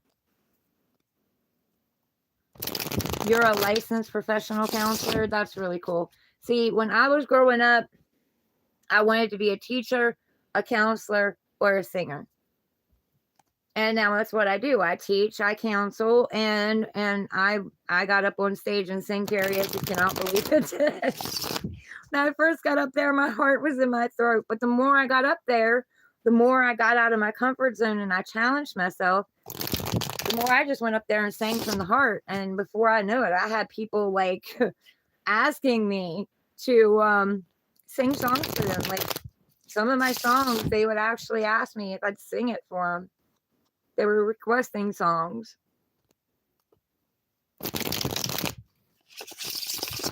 Even I don't know if you've heard of that. I'm sure most people have heard of AC/DC, but the song Big Balls, because I sing it different. I just don't get up and sing it. I sing it different. I even had the audience participating with me, so it was pretty cool. I miss that place.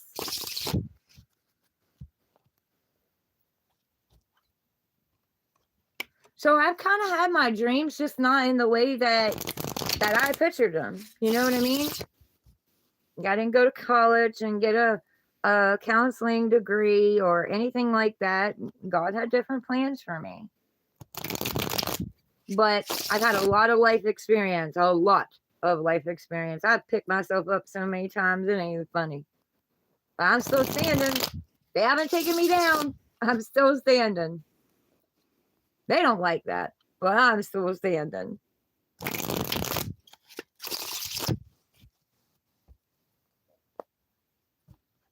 Karma's coming back around. Let's see how they handle what they threw at me.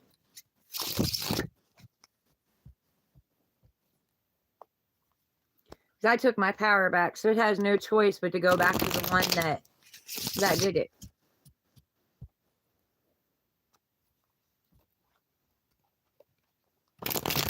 I'm a curse breaker. Try to tell them that. I'm a chosen one. I'm the one in my family that's been chosen to break the cycles. And I have. I've broke a lot of them.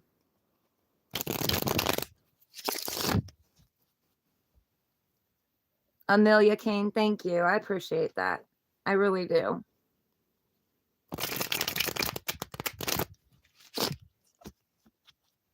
Thank you, Amelia. I appreciate that. Welcome to our family. We're excited to have you. We all give each other love and support here. Jerks will come in here, but I don't pay them no mind because I know at the end of the day they've got wounds they're not dealing with, they're not healing, they're not even wanting to look at. So I understand people on a deeper level. You're welcome. We're building a loving, caring, gentle, kind family here.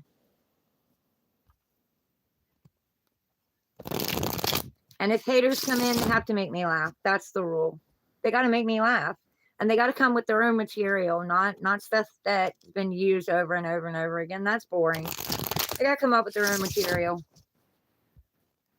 You can see stuff too? Yeah. People are done bullying me. I've taken my power back. They're done using my past and all the pain I went through. They're done using that against me. And that's what they were doing. They were poking at wounds that were already there, and they knew they were there. And they were doing it purposely to hurt me and take me down, and then laughing behind my back about it like it was funny.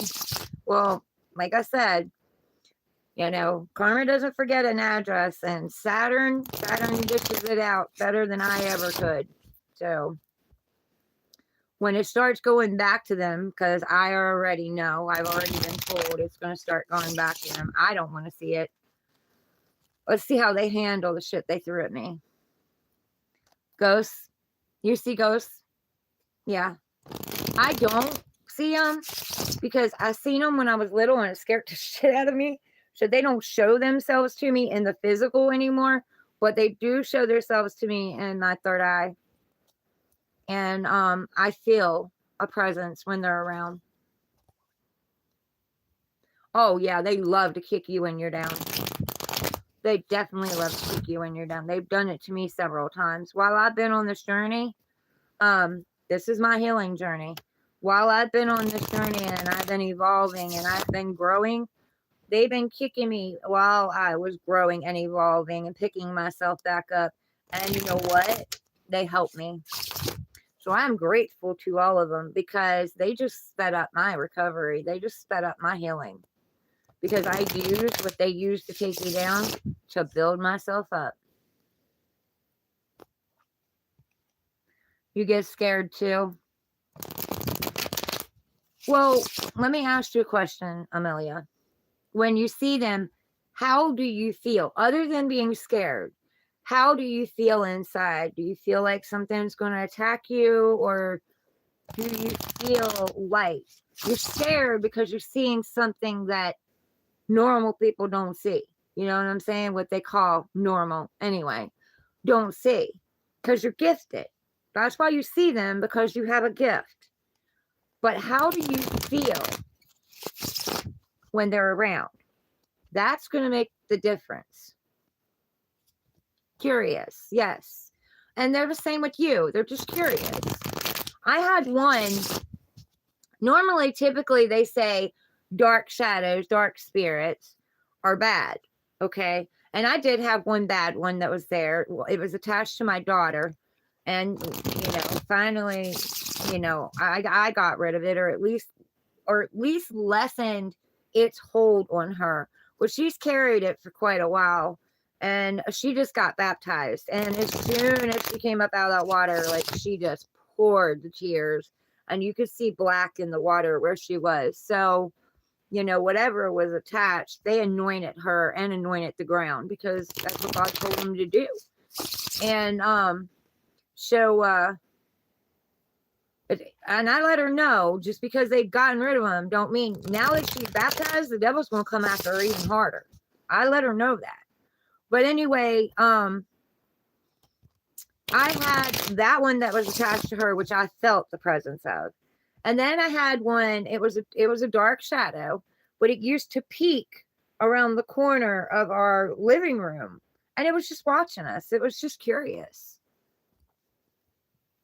It never hurt anybody. It never did anything to anybody. It scared the shit out of my daughter. My other daughter, she went up the steps. She saw it, and she came running back down the steps into the living room. But other than that, it never hurt anybody. It was just curious. It was just watching.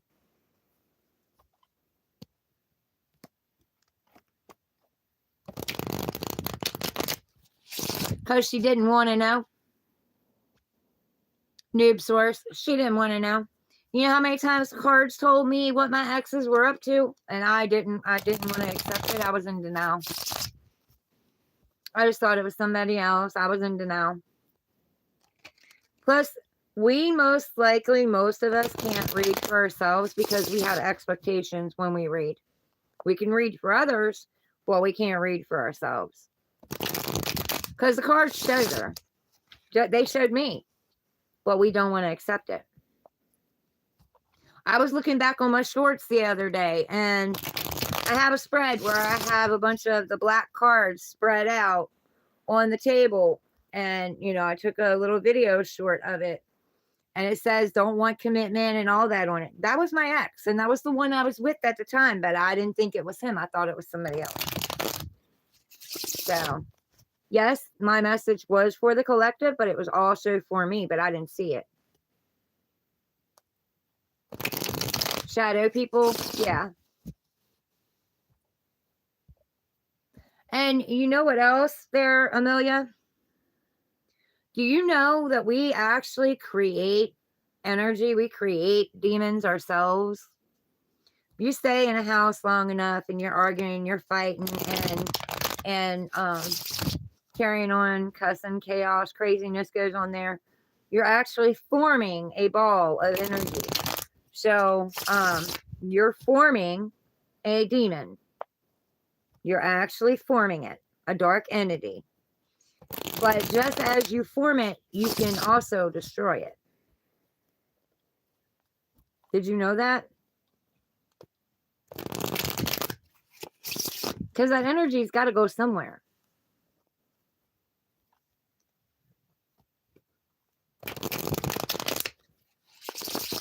Oh, I believe you. I do. I believe you. I was choked by one when I was younger. My grandmother was choked.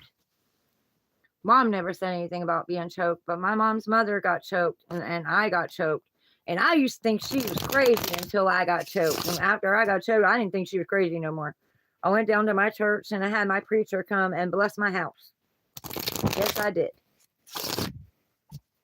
Thermodynamics, yeah. Yeah.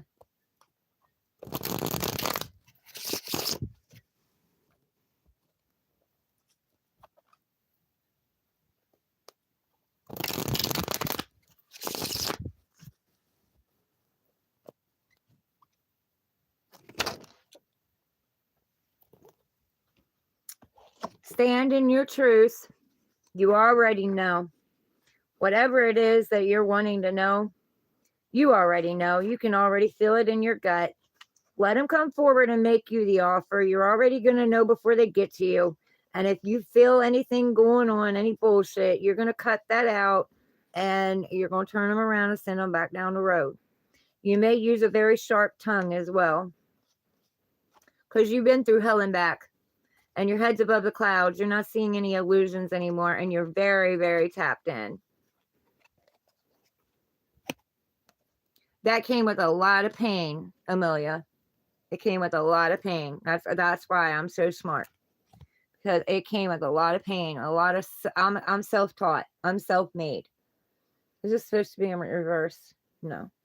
You're in indecision about something, or you need to make your mind up about something. Trust your heart. Trust your gut. Don't go by what you see. Don't go by the charm and the sweet talk and all of that. Watch the actions of both decisions. Watch the actions and tap into your heart. Get out of your head.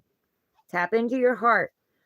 Tap into how you feel about each situation, because that will tell you the right way to go. The right way for you, which there's no right or wrong. If you go one way, and if you go back, that just means that there's something back there you didn't learn about yourself, and you need to go back and pick that information up.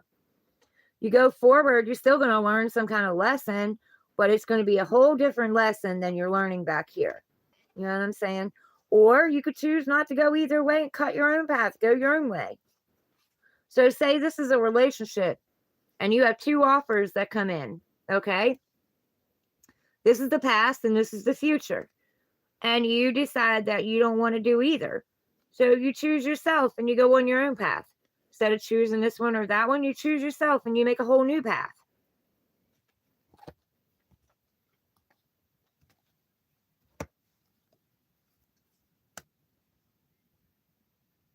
You're waiting for something to come in. You know it's coming. You don't know what it is, but you know it's coming. Or you may know what it is, and you're waiting for something to arrive so you can go on your journey. So you already built 3 walls of stability of the home. You need to go off and find the 4th wand.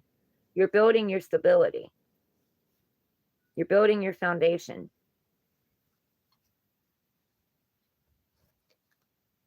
Jesus' path. Yeah. You're building your foundation because you want a celebration. And you're going to have a celebration as long as you keep up what you're doing and stop overthinking things and tap into your heart space. See, right here, you've got your heart blocked. You need to unblock your heart because, honey, I'm here to tell you, doesn't matter how much we block our heart. I threw my heart in a freaking box in the middle of in the back of a dungeon, locked that damn door, put a gate up in front of it, put razor wire around that bitch, put booby traps around it, brick this, and they still got in. They still got in. So it's an illusion that they won't get in. They will get in. So you just do things differently than you've done them before. You've already seen the red flags. You got the damn t-shirt, the trophy, and the ribbon. You already know what red flags are. You already know where in your life you second-guessed yourself, but you were right. So when those feelings come up again, address them with your partner. If your partner is not willing to adjust and compromise and work through that, then you know they're not your person. If they don't respect how you feel and they don't care about how you feel and they continue doing whatever it is that they're doing, then you know they don't respect you. They're not your person. You want to have a talk and they run or they ghost you or they gaslight you, that's not your person. If they put you down, that's not your person.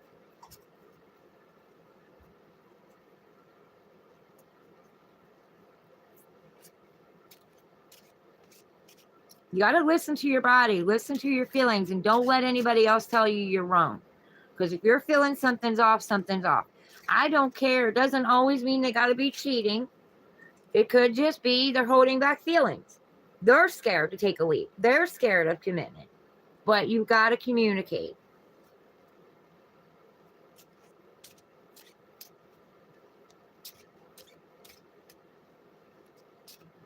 Yeah.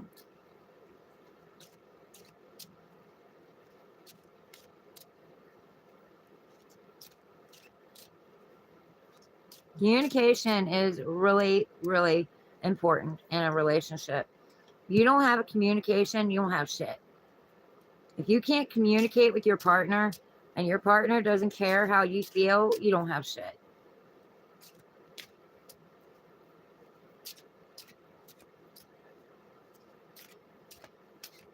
If they tear you down instead of building you up, you don't have shit. You have someone who wants to control you and manipulate you and gaslight you and keep you stuck because they don't want you out there shining. You have a person who is insecure, and because they're insecure, they want to make you feel insecure. That's what you have. Your ex, yeah.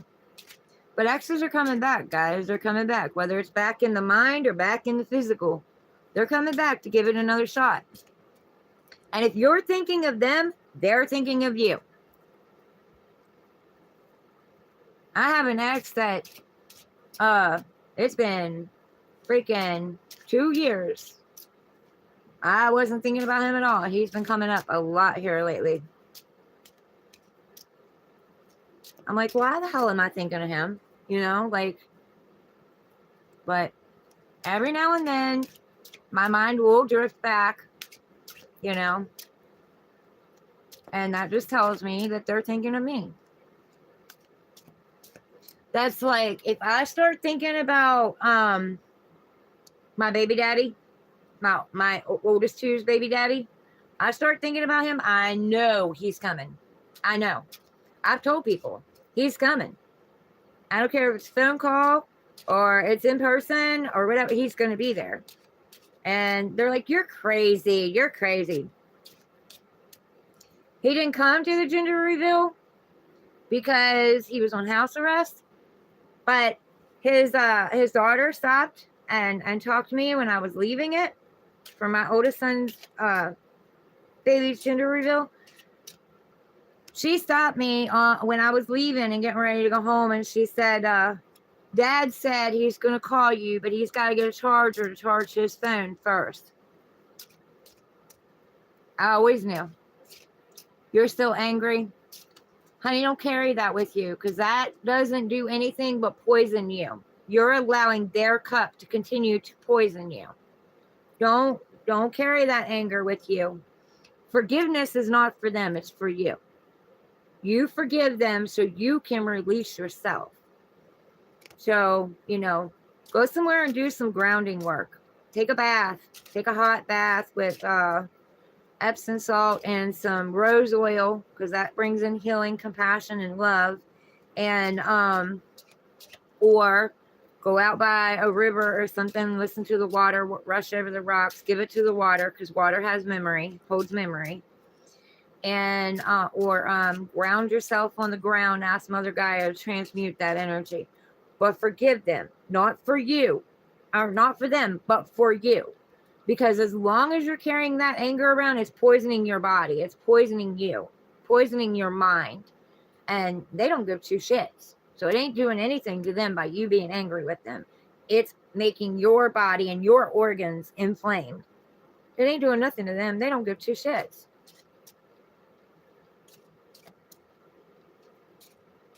Mohit Kumar, welcome in.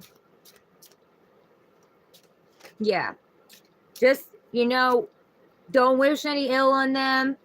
Just, I always ask my guides, my archangels and stuff to transmute that energy and send it back to them with love, light, and healing. Wish no ill on them. Wish healing on them. Because you got to understand, they have wounds too. Not everybody is going to be willing to address their childhood wounds, let alone admit that they have them. So, and it's a learned behavior. It's a learned pattern. Our ancestors did it. Our grandparents did it. Our parents did it. Our aunts and uncles did it. So it's a repeated cycle. And when we don't do what we're told, we do what we see. So he's seen disrespect around him, and that's why he's treating you the way that he is. But if he's not growing and evolving with you, cut him loose. Because if they don't grow and evolve with you, and they're not willing to work on it with you, work on themselves while you work on yourself and work on the relationship, all they're doing is holding you back. What does it say?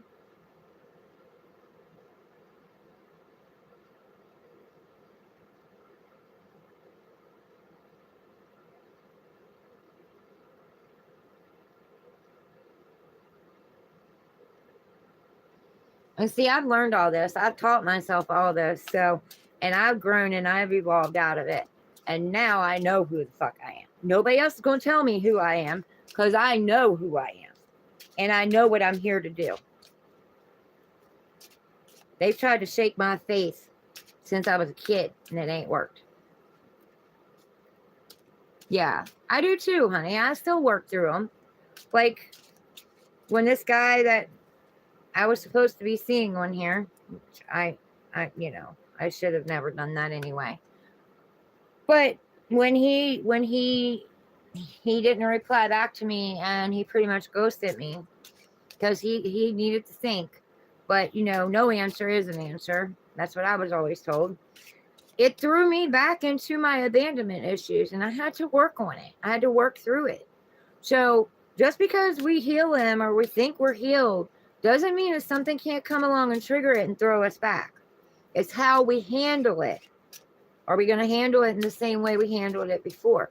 Because before, I'm going to tell you, when somebody ghosted me, I let them have it. Like I went completely off on them. But this time I didn't. I messaged him and I said, okay, I can see where this is triggering my abandonment wounds. And I need to work on myself, and,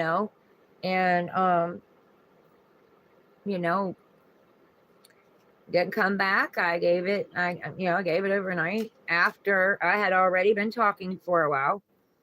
after I apologized and took responsibility for my own actions, because we have to take responsibility for our part too, where our insecurities and our abandonment and trust issues come in.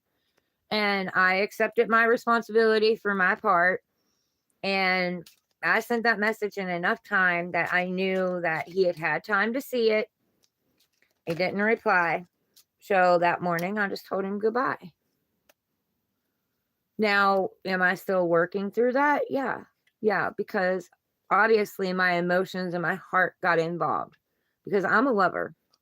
I have a big heart, and, but it is what it is.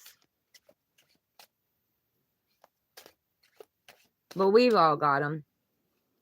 I don't care if one person out there says they don't. They're lying either to you or to themselves. It's something we're going to be working on. But I believe that we're getting through the worst of them.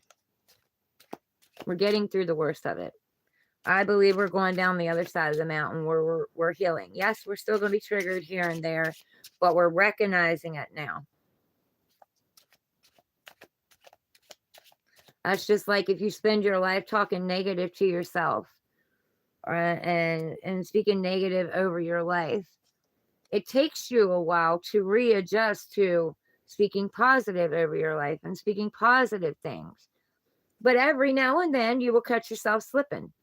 You know what I mean? Sometimes it'll slip out and you won't catch it. But most of the time you will catch yourself slipping. And the behavior will just change on its own once you start doing that. You got bipolar now from it? Stop telling yourself that. The doctor told you that. Stop telling yourself that. I don't call it bipolar. I call it, I've taken enough shit. I'm not taking no more. That's what I call it. I call it that you're very sensitive to energy. You can feel energy shift. And that energy affects your emotions. What you need to do is set and work with your own emotions. Keep yourself grounded. Use techniques to work on keeping yourself grounded and not allowing things outside of you to affect your emotions and get you off balance.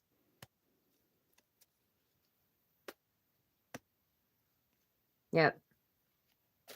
I didn't watch it. There's a video that popped up that said something about ADHD, and ADHD actually having people with ADHD actually having a spiritual mission in this lifetime. So what the doctors don't understand, they diagnose. They give a name to it and they diagnose it. And I mean, I've seen kids with autism that are so tapped in, it isn't funny. They give names to what they don't understand. Is that even your energy, or is it the energy of the people around you? Yeah, you have a spiritual mission.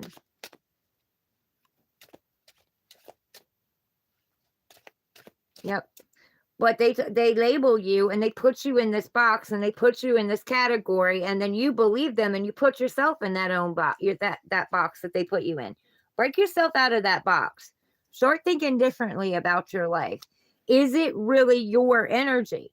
Because 9 times out of 10, if you're not sitting in a space by yourself, away from everybody, away from everything, to be able to sit in your own energy and recognize what your own energy is, you're not going to know when somebody else's energy is invading your space.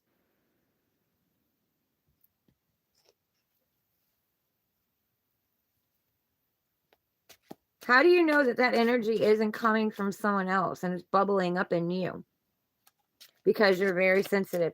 Being sensitive is not a bad thing. It's actually a good thing, because we are in tune to the energy around us. That's what helps us be more intuitive. That's a good thing. I used to get told all the time, oh, you're too sensitive. And I used to take it to heart. It used to hurt my feelings. My stepdad here, oh, quit preaching. Quit preaching. But this is what I'm supposed to do. This is my destiny. This is my path. And why was I ever offended Or why did I ever feel bad about preaching? What's so bad about that? You know what I'm saying? Like, why I ever attached something associated a bad feeling to that, I don't know. Probably because I was put down all my life. Everything they said to me was meant to be negative. Yeah, you feel people's pain. You're not bipolar, honey. Quit letting them label you with that. Find your gift. You have one. Find your gift.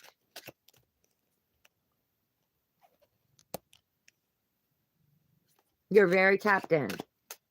That's what it is. You're very tapped in. If you think you can feel, if you believe you can feel others' pain, you can also feel their anger, right? So how do you know that when you're having these so-called bipolar episodes, you're not bubbling up to the surface with the energies of the things that they're not wanting to say? They're holding back.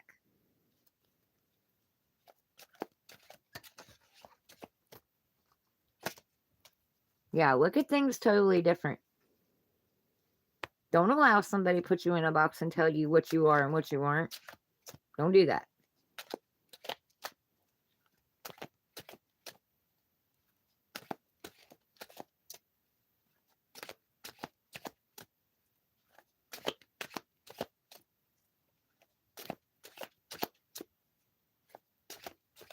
See, I'm channeling with you right now. Because we've been on here talking. Not even using the cards. I'm channeling. We started on that topic for a reason. Because God, Divine Source, put you in my path today. Put us in each other's path today.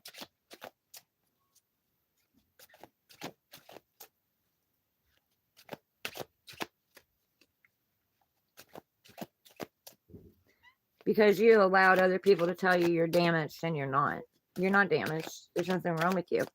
How many guys have pushed you to that point? See, here's the thing. They manipulate us, they gaslight us, they ghost us, they treat us like shit, they keep us down, they tell us we're not ever going to make anything of ourselves, we're never going to make it, we're never going to be able to do this and do that. They keep fighting with us when we're already upset. They don't listen to us when we try to explain something. They don't even care what we got to say. They just continue to fight. We're not wanting to fight, but it pushes our adrenaline and gets us so pumped up that before we know it, we're going off. And then when we're going off, they want to call us crazy. But they've pushed us to that limit. But then they want to call us crazy. See what I'm saying? How many times have you been pushed to that limit?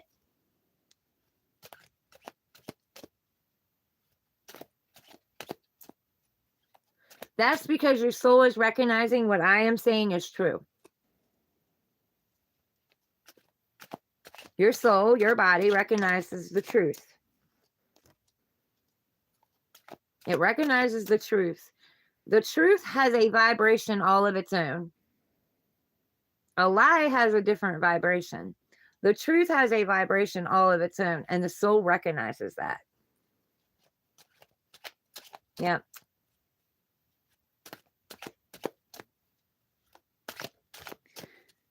These doctors and pharma are making so much money off of us, it isn't even funny.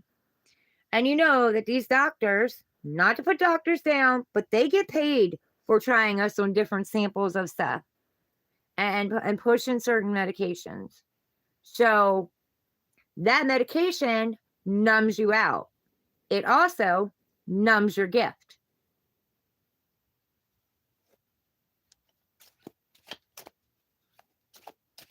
It keeps you subdued.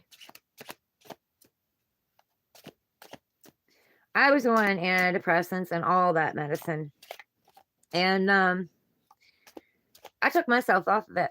I weaned myself off of it. And you know what? I had been on it for years. I decided that I was going to wean myself off of it. And I never felt better. I didn't cut myself off cold turkey. I slowly stepped it down and I got it out of my system. And I never felt better. And then I took my life and my power back. They do mean well. They do mean well, but you've got to know that they also get paid for that. And a doctor only teaches what they've been taught, right? So if you got a system that is teaching bipolar, ADHD, those doctors believe those classes because they're learning. They're taking those classes to learn. They don't know that that's not true. Somebody decided to put a name on it and a label on it, and the doctors, they learned it and they run with it. I'm not saying doctors are bad at all. I've had some pretty amazing doctors. I've had a doctor that actually told me, that recognized I was having anxiety. You know what I mean? And I didn't know. I didn't know what that was. I just thought that, I was depressed because that's what they always put me on. Antidepressants. I got on antidepressants when I was what? 17? I went to a doctor myself. No, I would have had to been 19 because I already had Brian. So, yeah. And I was on antidepressants for years and years and years.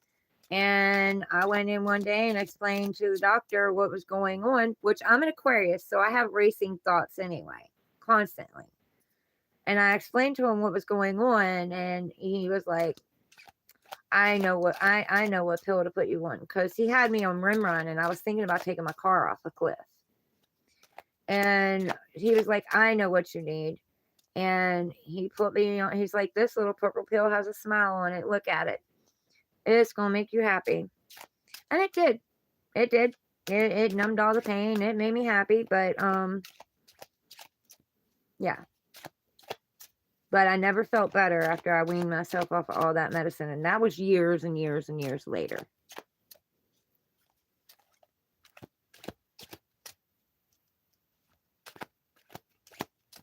That's what I aim to do. I aim to give you back your power. That's what I want to do. I want to give people back their power. Take it slow, but stop letting people put you in a box. You don't belong in that box. Because I know I was right. You were pushed to that limit. I was pushed to it too one time. My mom kept pushing me and kept pushing me and kept pushing me and kept pushing me. She wouldn't leave me alone. She kept pushing me. I decided I was leaving. And she'd already had me upset, intensely upset. I had my twins at the time, and they were babies. But she already had me to a point of extreme. And then just as I'm getting ready to go, and I'm packing up the stuff in my room, she comes in there. Now, I used to take her laundry to the laundromat and wash her laundry for her. So I had a bag with her laundry in it. And she came in just to tip me over the rest of the edge. She came in the room and she's like, well, make sure you don't take my clothes and my blankets with you. Honey, I broke. I ripped that fucking bag to shreds. I jerked her fucking clothes out and I gave them to her. And that's what she said to me. Bipolar. But that would have never happened had she not pushed me past my edge. They want to, push you past your edge. And then when you snap, they want to call you crazy. No.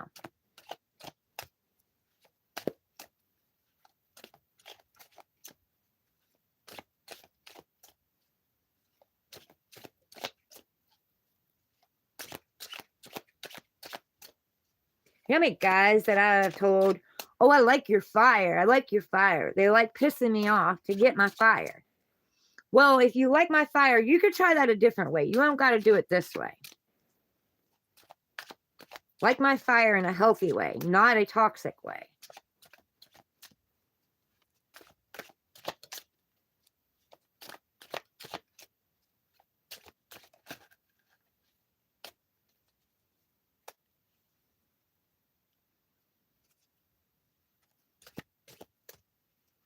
Yep.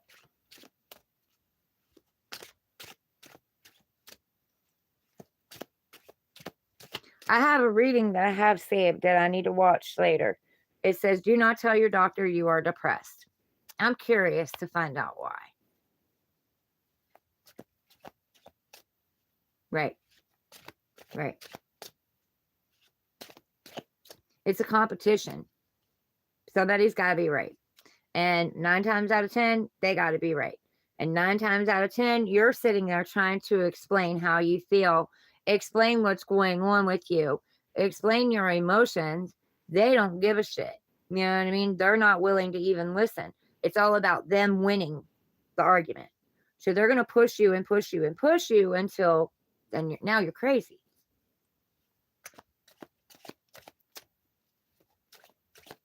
See, I'm a solution type person. So say I get in an argument, me and my other half or my spouse or whatever you want to call it, boyfriend, whatever you want to call it. If we get in an argument, I'm going to want to find solutions to fix it. So I'm going to want to talk it out. I'm going to want to talk through it before it gets to that point. I'm going to want to talk through it and try to come up with a way to work on it and fix it. But they don't care. They don't want to hear that. They either want to run and gas and ghostlight because they ghost you because they think, oh, well, after a little time, she'll just forget. She'll let it go. She'll just jump back into where it was. It'll go away. And I did that for the longest time. I did. I would go a month, 2 months without hearing from him, but still wouldn't allow myself to move on because in my mind, we were still together. We were just on a break. So then they'd come back and I'd let it all go. Because I learned that speaking up and trying to tell them how I feel and trying to work through it got me absolutely nowhere. So I was subdued, and they knew that. They didn't have to change a damn thing because all they had to do was leave for a while or ghostlight me or call me crazy, and I would back off to save the relationship. I would sacrifice my own feelings and the way that I felt and the disrespect that I felt. I would sacrifice myself for them and the loyalty to them.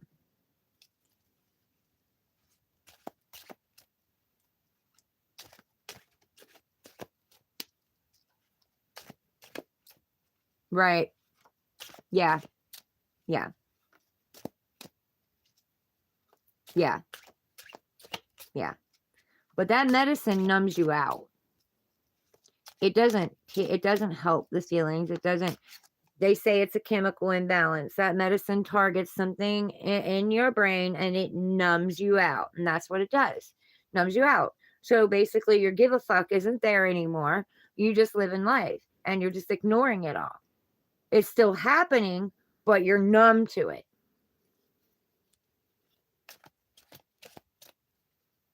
Yeah. 20 minutes. And how much money do they make for that 20 minutes? And then pharma gets to make money off of you. Pharma's just pushing medication. Pharma don't give a shit.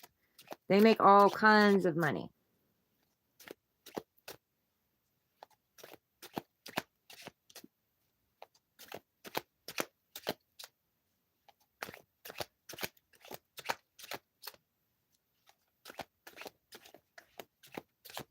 Right. For 20 minutes. Come on now. I've spent what? Half hour with you? Maybe.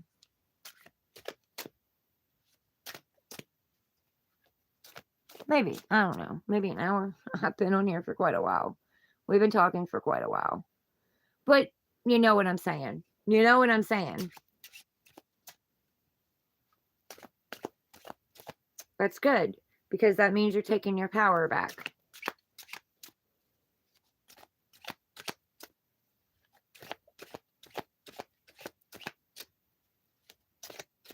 And you're not paying $400 for 20 minutes to take your power back.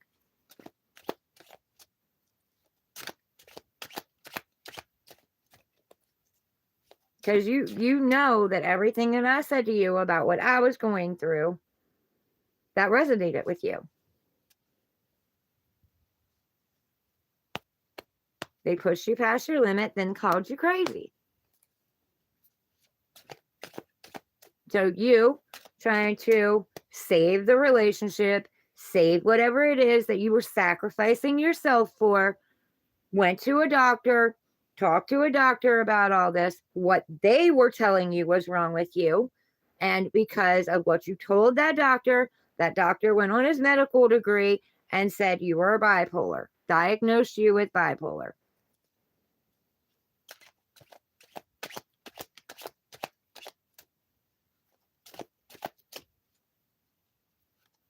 You sacrificed yourself for the relationship and for other people. I know, I've been there. I've been there, I've done it. But see, I'm done sacrificing myself. I don't sacrifice myself anymore. Nope. If you can't get on the same page as me, you can't sit and have a normal adult conversation, mature conversation, work through things with me. You want to ghost? Go. You want to gaslight me? I know better. I'm done believing your lies about who I am. I'm living my life the way that I want to. I'm having the strength to change my own life and trust myself. Yeah. Well, I'm sure they did. Because the more the fighting and arguing went, the worse things got, the worse your mental state got, because that's where they were keeping you. Not the doctor, the people around you. That's where they were keeping you, in that toxic energy, that low vibrational energy, telling you all the time that something was wrong with you. You were crazy. Yeah. You were paranoid. You're schizophrenic. You know, all that shit. But the doctor is really actually trying to help you, going by what you're telling him. But what you're telling him is what other people keep telling you. You know what I'm saying? And what you're telling him is where you're at once other people have pushed you to the brink where you can't handle it no more.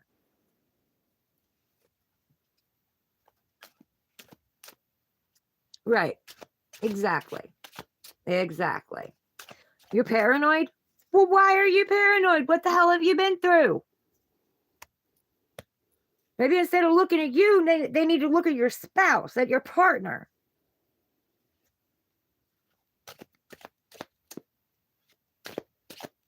This is how they control us and keep us in place.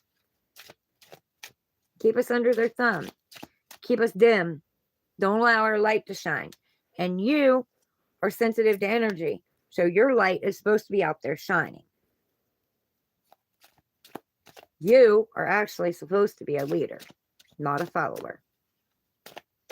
But they don't want that light to shine, because you know what happens when your light shines? It shines on their demons. And they don't want to look at them. They don't want to see them. Your light makes them have to reflect on themselves, and they don't want to do that. A lot of them don't want to do that.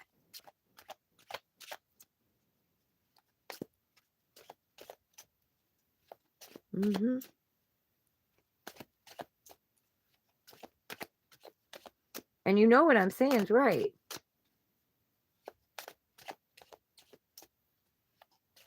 I've come back from a lot of shit. Mind games, manipulation, fucking with my mental health, keeping me confused. Because when they kept me confused, I was easier to control.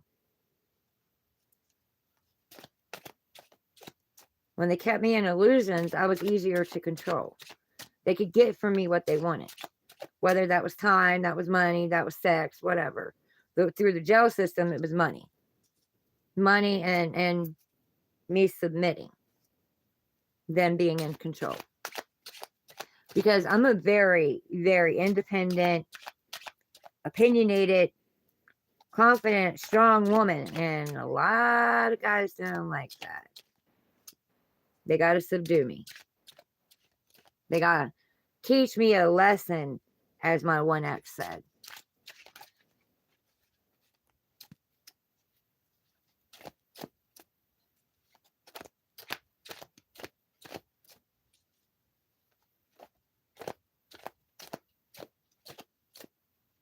It's his job to teach me to teach me a lesson, man. All those cards went flying. I hope none fell on the floor because that's hard as hell to. This bed is high.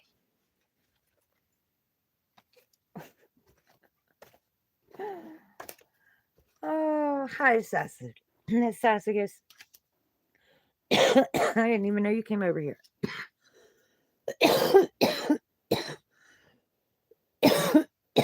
Right. Because if they're not better than us, then they've been lying to themselves the whole time. They don't want to look at that. They don't want to look at the fact that somebody might know something more than they do, or might be better at something than they are. But see, that's where they're wrong, because we are supposed to. One in the relationship is going to have a weakness. The other one's going to have a strength in that area. And then vice versa. We are supposed to help each other. We're supposed to come together and help each other, not compete with each other. I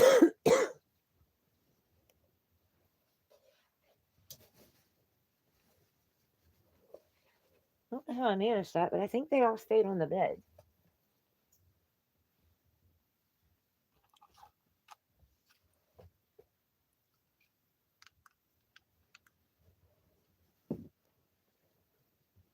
Yeah, I don't see any down there.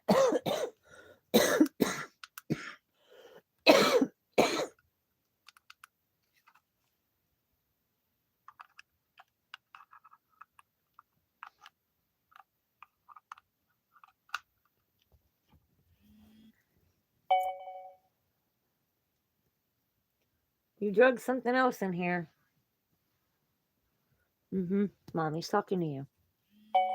Yep, Mommy's talking to you. I know, you got your ear up. You can hear me. Yes. Because if they can put you down in society and subdue you, then they're all macho and mighty. And women do this too. I'm not just saying guys. Women do this too. Whoever it is trying to control the situation. It's not supposed to be a competition. We're supposed to be working together as teammates. Where the hell does competition come from? I don't know anybody that said, I want to fall in love and compete with you. Not anybody I know. And they do this and they bring you down and they belittle you because they secretly don't believe they're good enough for you. So they make you believe you're not good enough for them. It's reverse psychology.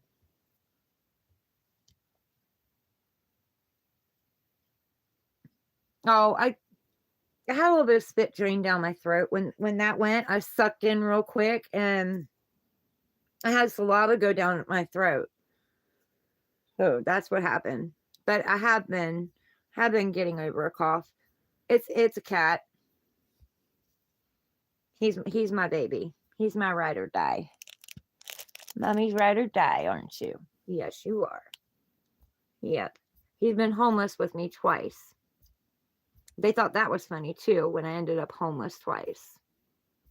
And then the first time I ended up homeless, I had already told him that I was going to end up homeless if I listened to him and moved where he wanted me to move. I told him over a year before that I just had a feeling that if I did it, I was going to end up homeless. Oh, you're crazy. You're delusional. I fucking ended up homeless a month after I moved. Not even a month after I moved to where he told me to move to. Okay. So then he was like, oh, it's because you're talking about God. You can't talk about God there.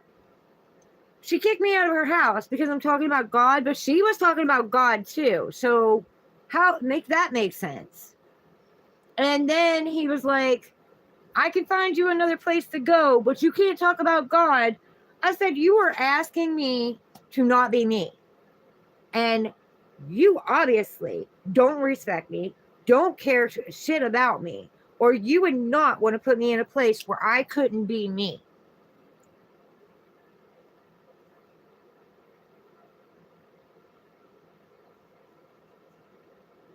She's your angel, yeah. Yes, evil. Exactly. Exactly. Yeah. His cousin, and his cousin put me out on the street. Yep. And mind you, I was controlled too, because nobody told me when I was moving that I was going to be moving into an actual government place. So I had to stay hidden. So that meant I couldn't go out until certain hours. And they dictated that. And that would be like 7, 8 o'clock at night before I could even go out. Or I had to leave in the morning and stay gone all day. So I would hang up in my storage unit. And then, you know, and getting mad at me because I couldn't go fill out any paperwork, couldn't do anything like that. Because by the time I could go out, it was too late.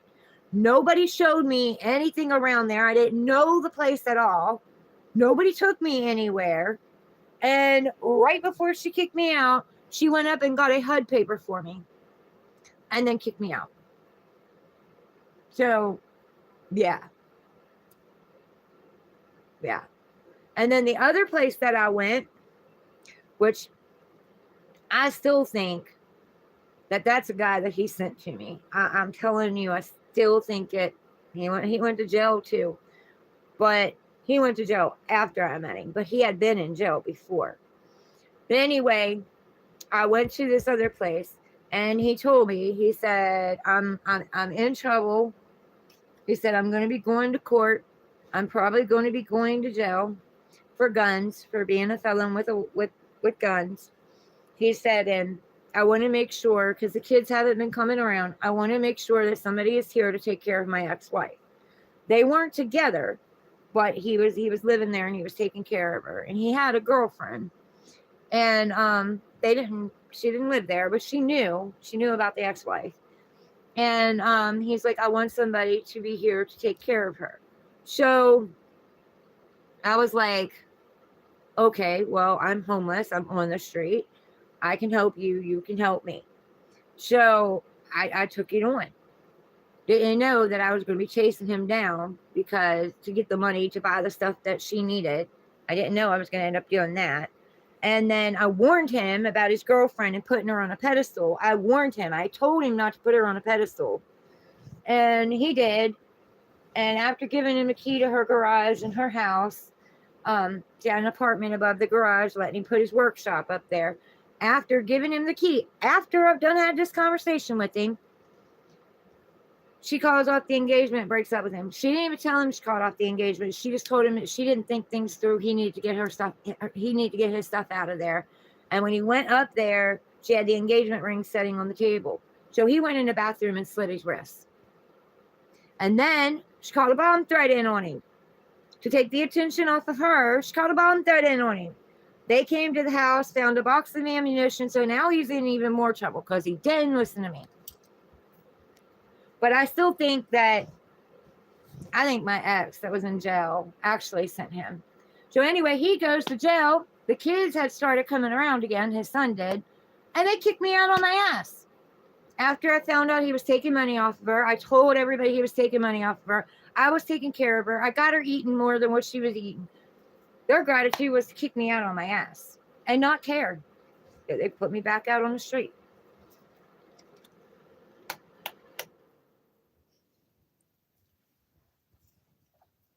Yeah. So I've came through a lot. I have. Not only all the torture and the mental fucking messing me up mentally and taking me down every time you turn around, taking my money, making me feel worthless and useless and like something was wrong with me. I went through all this too. Plus, the first time I got put out, I had pneumonia.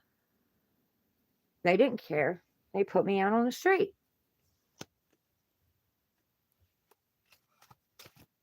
But it built me. You know what I'm saying?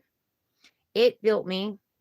I used everything that they used against me, and I used it to build me. I grew and I evolved from it. And eventually, I realized that other people's opinions have nothing to do with me. They're projecting onto me how they really feel about themselves. I'm done defending myself and explaining myself. I'm done doing it.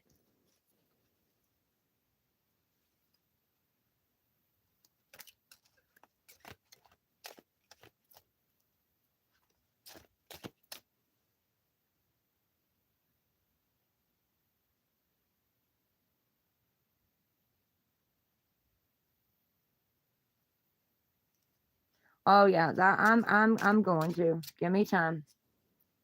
Give me time. I did have my own place. It wasn't mine. I was renting. I was renting before I let my brother talk me into after my dad died. Dad I didn't grow up with, brothers I didn't grow up with.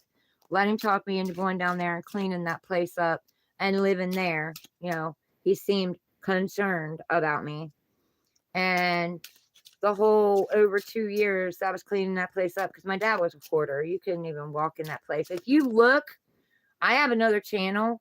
It's called Tigress Projects 1111. If you go on there, I have the video of what that place looked like when I first walked into it.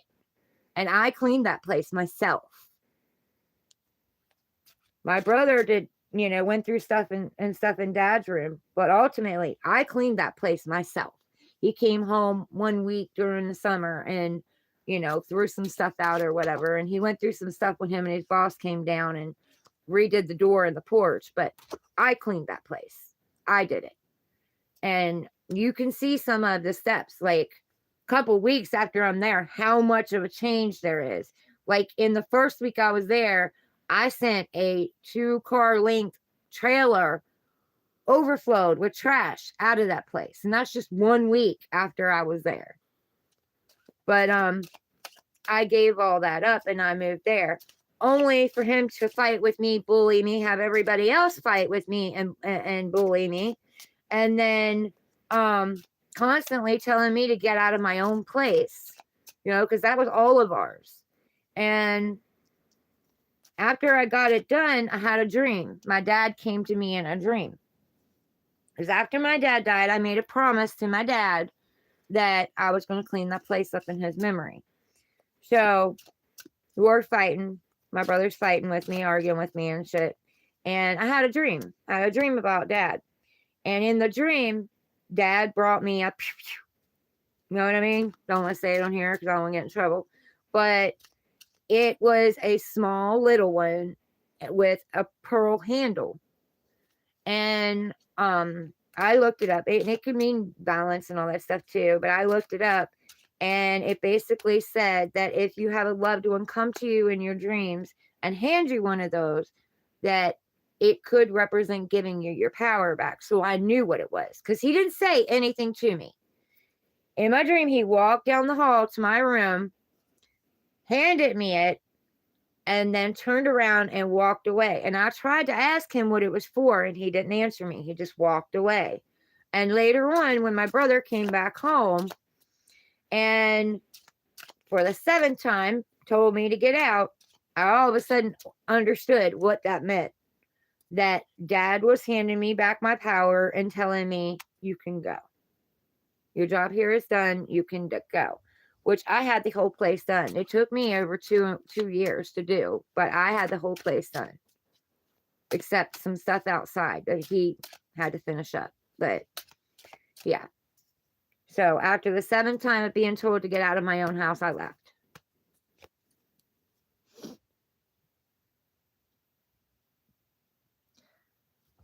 Gunnet, welcome in.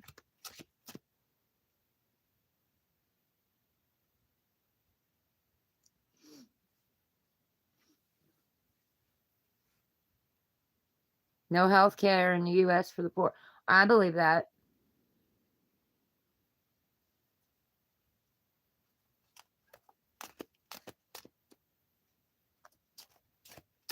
Right.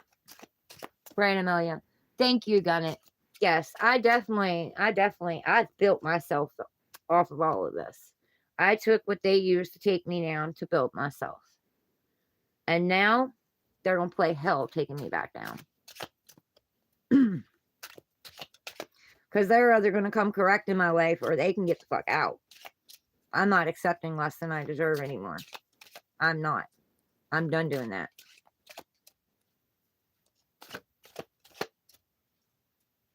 Oh, definitely. I definitely am. And now my journey allows me to help others, to set tools and knowledge and wisdom down at others' feet for them to take their power back.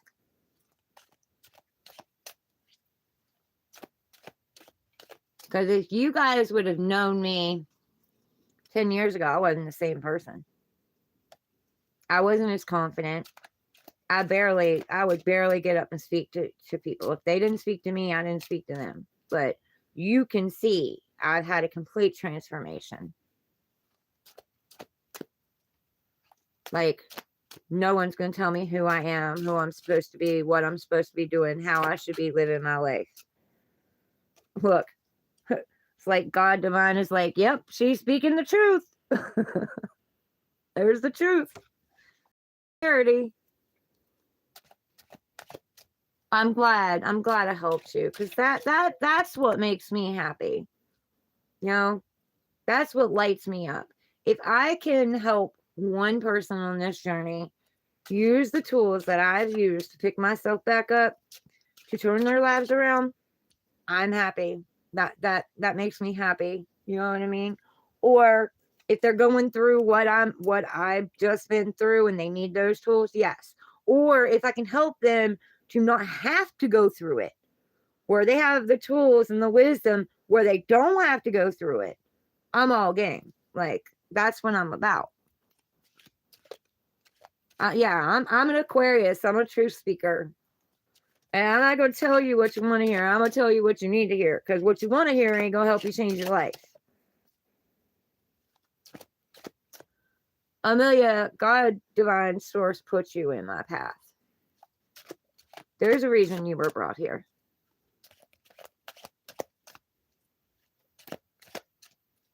I'm here to uncover all the lies we've been fed all our life. To break you out of that box that society and other people have put you in.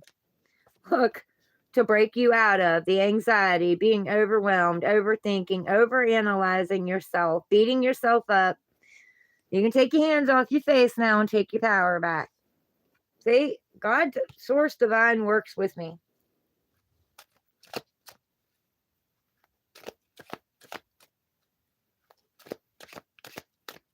I've been helping them since I was a kid, Amelia. And yes, now you take the tools that you're learning and you pay it forward and you go help somebody else.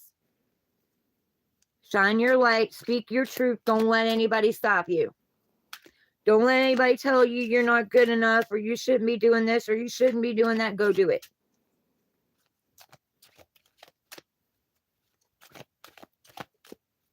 Right. I've had people since I was a kid running my name through the mud, just dragging my name through the mud, putting lies and all their own illusions and their own thoughts on my name and on my life. And I'm here to speak out and give my testimony, because I'm tired of them muddying up my name.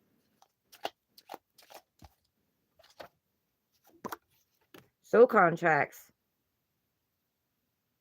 See, they were created to show you the mirror of who you are. So when you're triggered, when something triggers you, it's actually supposed to make you look back at you. Where am I an overgiver? Where am I needing to work on my trust issues, my abandonment issues, my issues with authority? It's supposed to reflect back to you what it is you need to look at in yourself. Yeah, they are intimidated by me, but they don't want me to know that. See, they don't want me to know that. So instead of them letting me know that, what do? They keep me bound and stuck.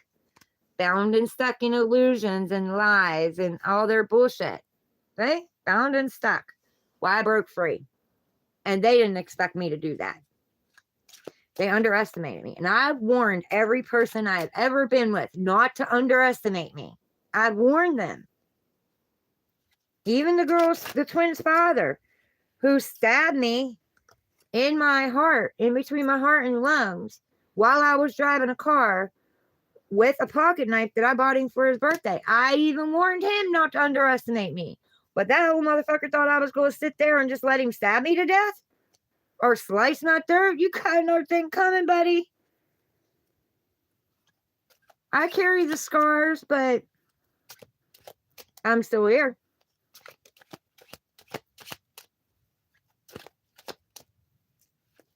And I didn't realize when he did it, I didn't even realize it was I thought he was trying to shove a pin in my chest. I didn't realize, I don't know if you can see it till I went to take it away from him. See those scars? That's where the knife cut me when I tried to take it out of his hand. That's when I realized it was a knife.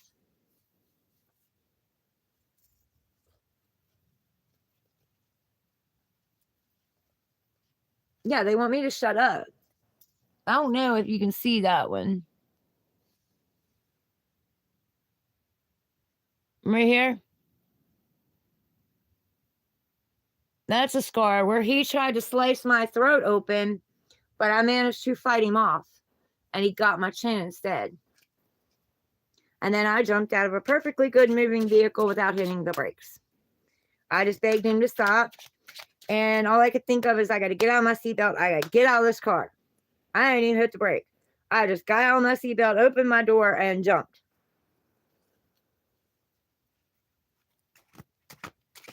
Yeah. Because basically, if he couldn't have me, nobody could.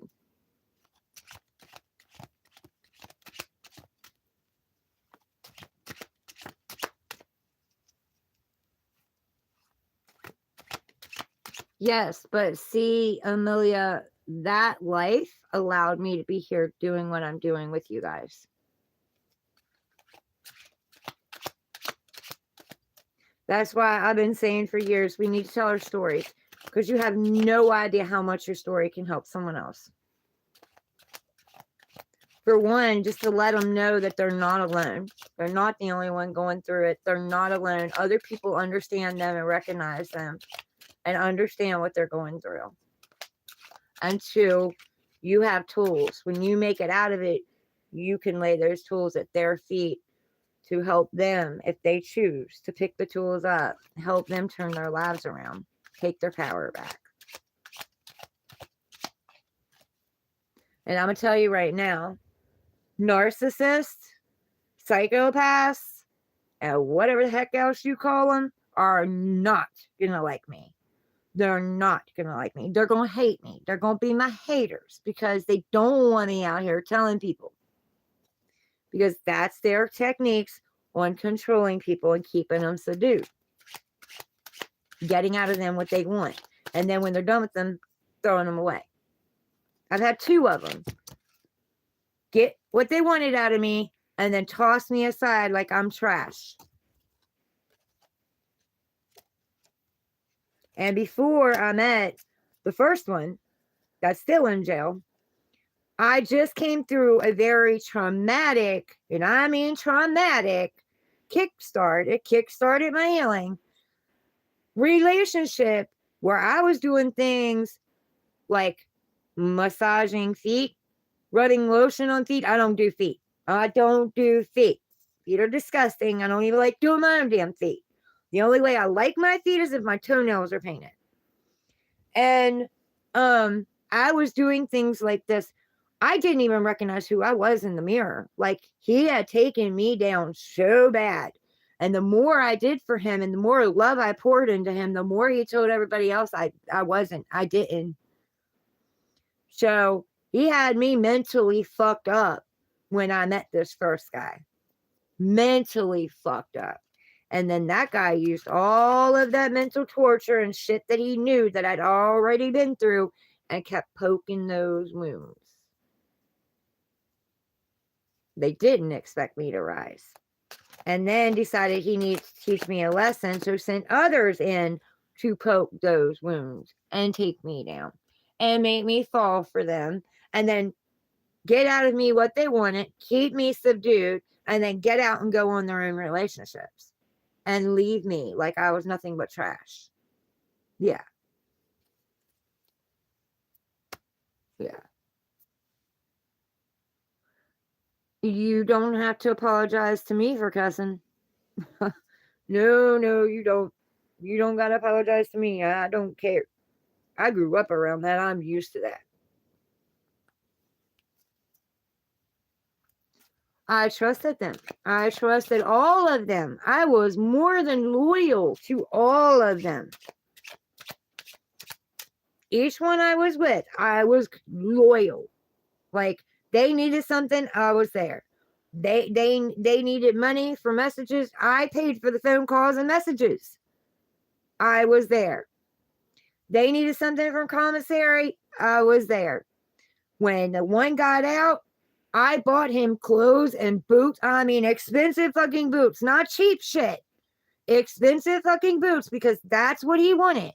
I bought them for him, only to find out a week later he's got another girl on his Facebook. He's kissing her and saying they've been together for 10 months. No, 8 months out of the 10 months that we were supposed to be together. So yeah. They got out of me what they wanted and then trashed me. And see, that even that was designed to take me down. I believe that the first one came in and got them to do this, because like I said, he told me he was going to teach me a lesson. And through all of this, I'm upset, I'm crying, or whatever. We're supposed to be friends. I'm telling him everything that's going on. You know, he's not at all like trying to calm me down or anything like that. It's all, you're fucking crazy, you're delusional. Why do you do this? Why do you do this for them? Why do you do that for them? Because I believe in second chances. I can change my life. I know other people have the power to change theirs. And he pulled me down the whole time. I'm already going through this. There was no comforting words, nothing like that. But still, well, you can't leave me. Friends don't leave friends. That's disloyal. You're not being loyal to me if you guilt tripping me, okay? Watching me go through all of this that he set up. He set it up. And even the walk away and throw me aside like a piece of trash was all a part of it. And I told all of them at one time that I knew this was what was going on. And they told me that I was crazy and delusional. So me and this other one, we fought and we fought and we fought. We were good at first. And then after 6 months of us being together, we were supposed to get married and all that. We're talking about marriage and all that. I done told all my family. I was excited. He walked out on me. No explanation, no nothing. Just no fuck you, no nothing. He just walked out on me. And then after 3 months, I finally allow myself to move on. And then all of a sudden he comes back and he's like, well, I can't believe that you got over me that quick. Like, you really didn't care about me if you got over me that. What did you expect me to do? Sit around and wait on your ass? I do nothing with my life? What did you expect me to do? I didn't know if you were coming back. You didn't say shit. You just disappeared. What was I supposed to think? What am I supposed to do? To sit and sulk and cry and wait for you to come back and you never come back? Fuck that. But we fought a lot. And we got back to a place where we were calm. Everything was good. It was supposed to be good. We were supposed to be good. But at the same time, I had just got the money back from Dad getting killed. So, of course, he made nice. And it didn't dawn on me at that time. It didn't dawn on me. You know what I mean? Of course, he's playing nice. I'm buying him paint by numbers and freaking diamond dots and games while he's in jail and buying his clothes, bought him watches, bought him headphones. You know what I'm saying? Like, he's living high on a hog in there off of me until the money disappeared. And then all of a sudden, he decides he's going to take off with my brother's ex-wife. So, yeah. It was designed to take me down. It was designed for me to fail. And it was the lessons that the first one was trying to teach me. But I thanked him. I thanked him for him because he helped me grow and evolve through pain.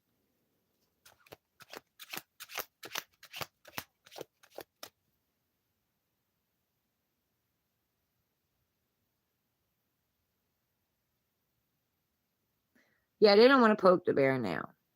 He didn't want to poke the bear the other day. When he called me the other day and it's like, oh, my cousin, she stole $200 and some off of me. And you expect me to be what? Feel bad for you? After all the money y'all taking from me, you expect me to feel bad for you. After every time you talk to me, you got nothing to say but shit to put me down. Tell me I'm not going nowhere. He's like, oh, yeah, your channel, you were at 125 subscribers when I talked to you before, and I bet you ain't going nowhere since then. You ain't never going to go nowhere. You're all talk. You ain't changed nothing. You're still the same person. I told him, watch and learn. I told him in the message before he called me about that. Watch and learn. You watch and see. Because God, divine source, is going to prepare my table before my enemies.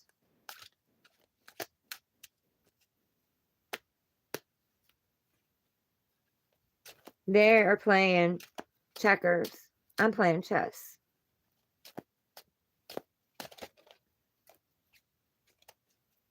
But see, anything that I did that was good, he would always put down.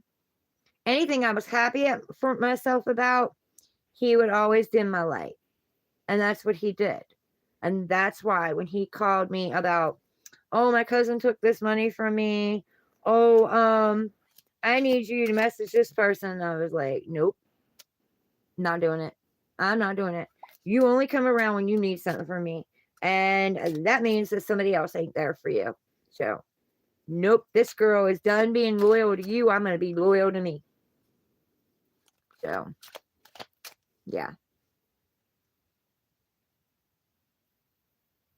Thank you, guys. I appreciate that. I just seen where you said I was awesome.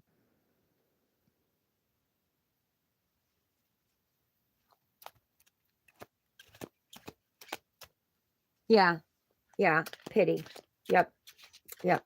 And when I'm going through things, oh, I can't talk about it because I'm just bitching. I'm just complaining. I'm just nagging. But by George, when they're going through something, oh, you better be there. You better listen. You better feel sorry for them. You better raise them up. You better validate their feelings. Nah, fuck that shit. I ain't validating shit no more.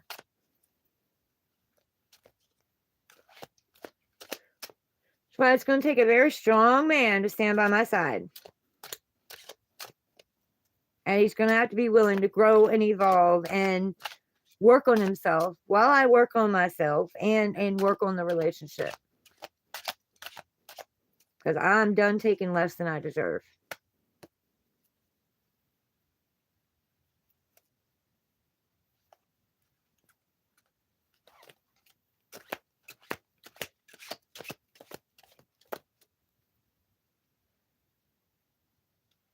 Right? Create it, don't give a fucking you. Yep, me too. Me too. So congratulations to him. I really don't give a fuck. But see, yep, that's the card to come out. Sunshine. It's all going to be sunshine. Everything's changing. Taking our power back. Over those obstacles. We're opening back up, becoming vulnerable. We've seen the red flags. We know who the fuck we are. We have pure intentions, and the sun is going to rise for us. We might have to go through a little bit of dark night of soul because we got to release some shit that no longer serves us, no longer is our truth. It's other people's truth. But the sun will shine for us again.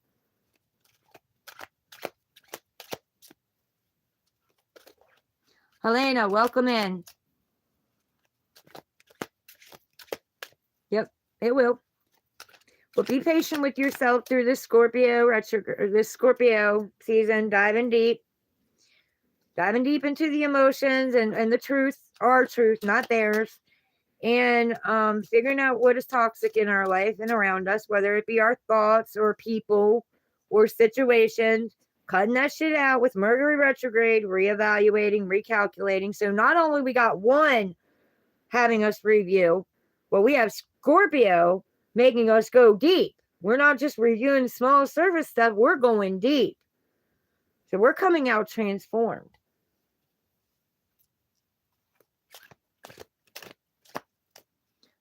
Craig Bellis, welcome in.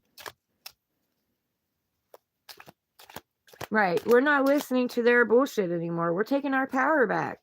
We're standing back up. We're waking up and we're helping others wake up. And that's what we're doing. And that's what we came here to do. That's what our souls agreed to do. To break the cycles. Come here, break the cycles and show the illusions to the world. To give them back their power. Give them an opportunity to take their power back and speak their truth and know their truth.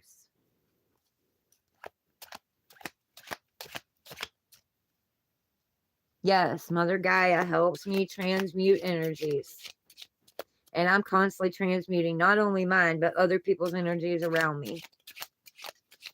Alchemy. Yeah, we keep fucking with each other. And see that, but if we keep going back, that just means we haven't completely learned our worth yet. We haven't completely picked all the lessons up that we need to pick up yet. So we got to go back and go through the cycle, go through the loop again and repeat so we can go back and pick up the things that we haven't picked up yet.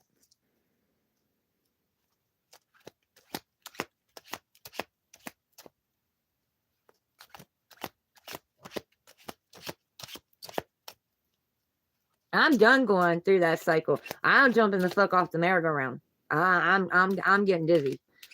I'm done. I'm done being dizzy. You're okay, baby. It was just mommy's cards. You're okay. I don't know about y'all. Y'all went off that wheel? You went off that merry-go-round? Yep. So to get off that merry-go-round, we got to stop choosing other people. We got to choose us. We got to stop listening to who other people say we are and learn who we really are.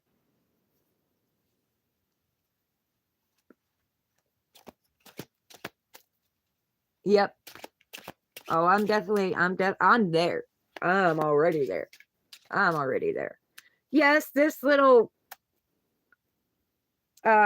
false start relationship thing or whatever it was that I had going on with this dude. Yeah, it made me fall a little bit, not completely like the dark night of the soul, but it made me fall a little bit. But then I recognized the wound in myself and I took responsibility. It messed with me a little bit, but I pulled myself right back out of it. If someone's meant for me, they're going to be for me. And no delay or anything's going to stop that, because if they're meant for me, even if they leave and they're meant for me, they'll be back. Because, see, it's my birthright. And no one can take my birthright from me. They can delay it, but they can't take it from me. It's my birthright. And y'all's too. It's your birthright.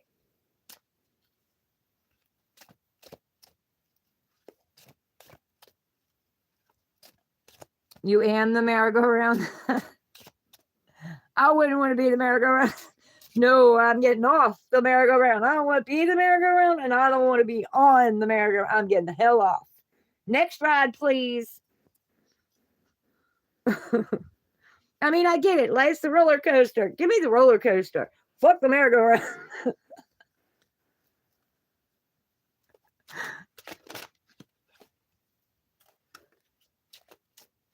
Right? Yeah. Oh, I done jumped off that motherfucker. Y'all can keep riding that if you want. I'm done. I'm going to the next ride. I'm bored with this one.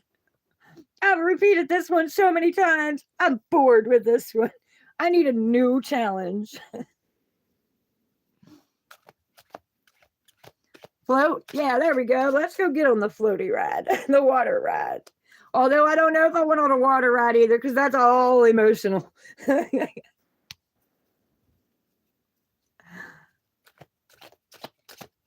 Let's go bask in the sun. That sounds good. Let's go to the beach. Let's go bask in the sun.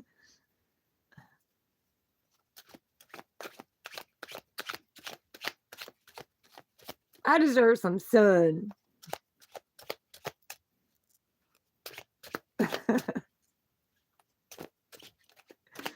I've been in the dungeons. I've been in the deep. I've been deep down in the ocean. I've done all that with my feelings and my emotions. And let's go bask in the sun for a while. We enjoy some abundance. We deserve abundance and happiness and joy and all good things. Fuck all that other shit. I'm speaking positivity over my life. I am going to succeed. I am going to be abundant. I am going to be happy. I am going to be joyful. I am going to have everything I want. And I'm definitely going to have it just because those motherfuckers tried to take me down.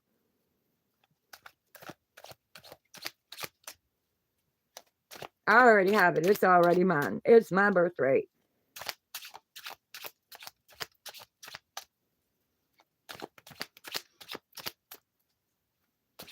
But see, all that energy and shit they threw at me, they might be laughing now, but they ain't gonna be laughing because all that shit's got to ricochet back now.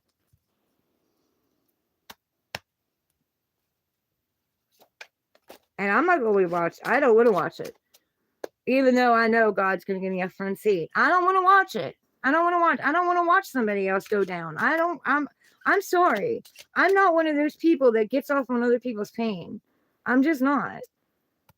I want them to be happy. I want them to live their life. They can eat. I want them to eat. I want them to be healthy, just not at my dinner table.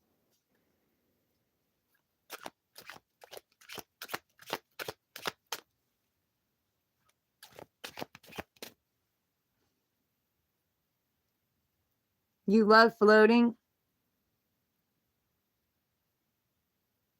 I'm afraid of drowning.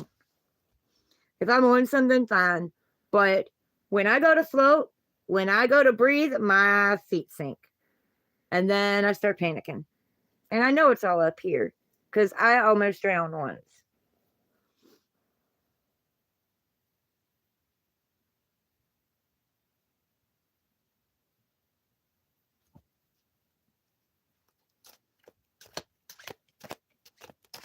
Dive deep. I'm so tired of diving deep. Like I dove so deep it isn't even funny. I'm so tired of diving deep. Because every time I dive deep, that means I gotta go through another dark night of the shadow, and I gotta freaking pick myself back up off of my ass and set myself back on my feet and put the crown back on my head and dust that motherfucker off and make myself go forward again. I'm so tired of that. Now, if diving deep isn't as bad as the dark night of the souls that I've been having, then all right, fine. If we can do that easy and gentle and my heart don't get fucking broke, great. Let's go for it.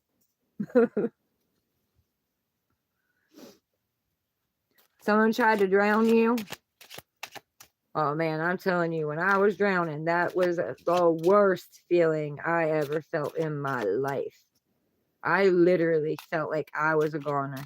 And how that woman that I went with saw me and got to me in time with an inner tube, I have no idea. I was just out walking. We were at I think it was Deep Creek Lake, but it might have been Trout Pond. I don't know. But I was just walking. I was just walking out, being very careful what I was doing, and the next thing I knew, I went under.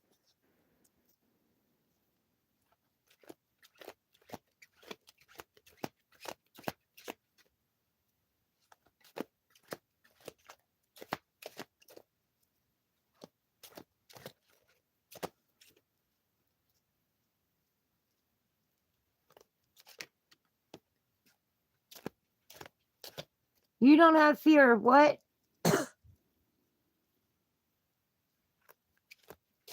Explain to me what that phobia is.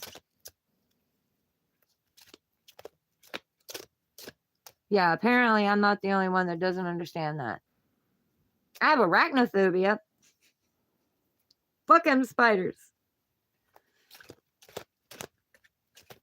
But I have got to a point where I can catch them in a jar and release them outside, but I didn't used to be able to. Oh, fear of deep water? I do. I do. I think I was drowned in a past life. I really do. I think I was. Probably for doing what I'm doing right now, speaking out. Which is why it took me so long to be able to do it. Because I spoke out, they didn't like it. I could do this, they didn't like it. So they drowned my ass and said I was a witch. I'll guarantee you they did. Now, my daughter, she's scared of fire. They probably burned her at stake.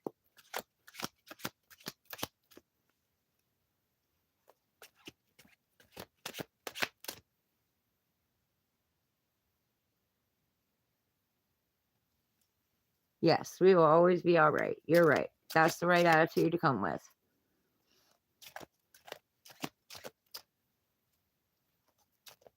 Oh, Amelia. I wouldn't want to be you. Nope. You'd be a great sub commander. See, my claustrophobia would kick in. My stepdad, when I was little, used to make me, not this one, the devil's right hand man that mom was married to. I swear he is. Or was.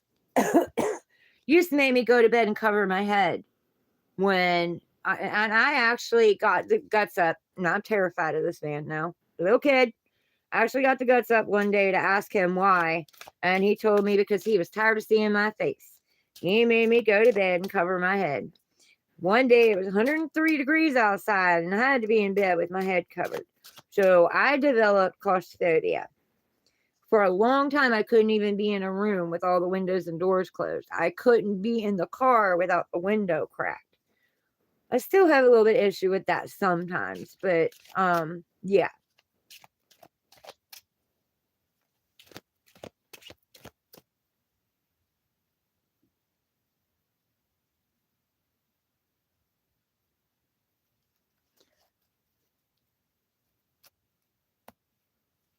Welcome back, User X Plays.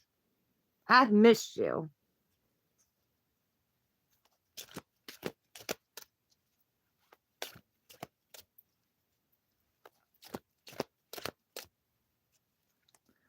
Right.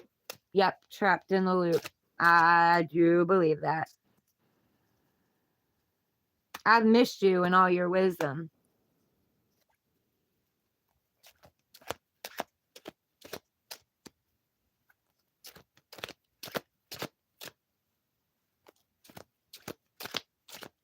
And whoever that person was that blocked you, I think it was Tesseract. I'm not sure. Well, he's not a mod anymore.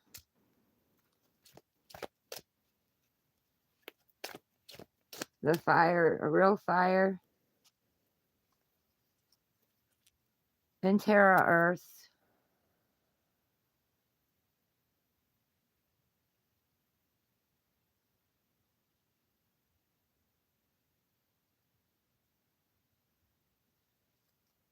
I don't know.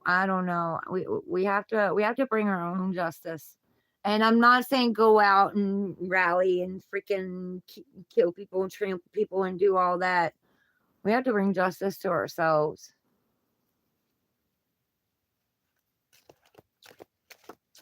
You're more like a grunt in the army.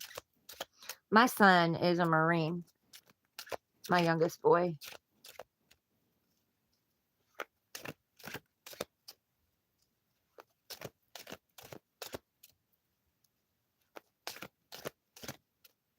Oh, they're leaving now? So I've known the Greys were here. I had a conversation about that back in 2000 with a Russian guy that used to live underneath me in the apartment underneath of me. We had to talk about that. And he was in the Russian military. And yeah, we had to talk about that. And then years later, like wanting to say around 2020, I started seeing it on videos. Readers were actually talking about it. And I'm like, yeah, the Greys. But you talk about this shit back then, they think you were crazy.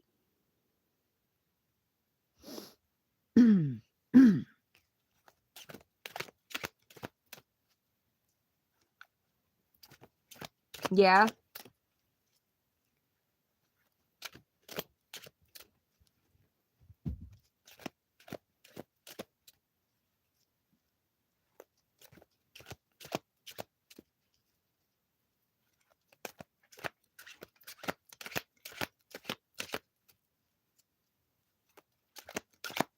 Resetting it back.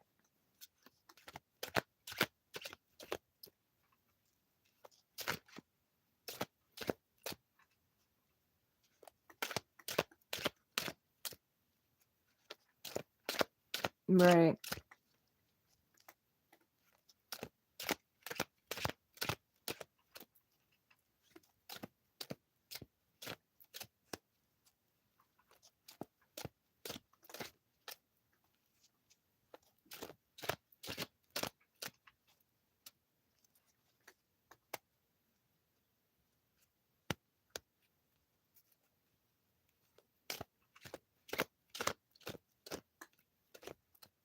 In real life, leave it. I know I'm leaving that shit behind. And he knows, my ex knows I mean it this time. Because I've left before. If he's ghosted me, motherfucker, if you think I'm going to come back when you ghost me, you got another thing coming. You could be waiting a long time. I always ended up coming back. Always.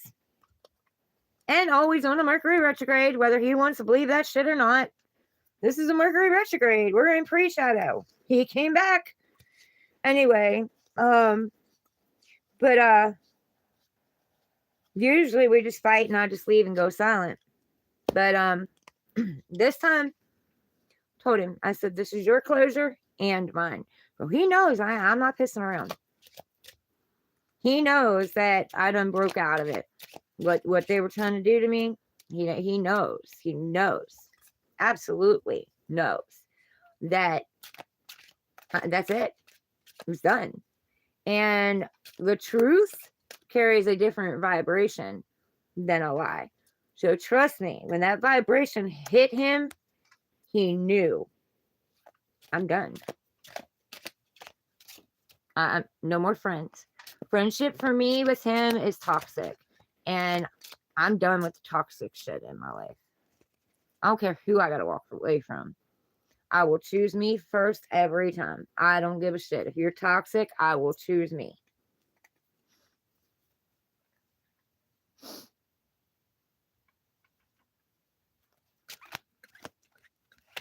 Yes.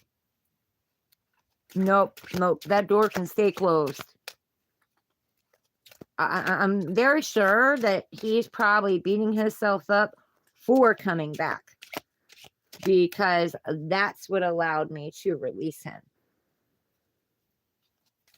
Even as a friend. That's what allowed me to say, fuck those guilt trips.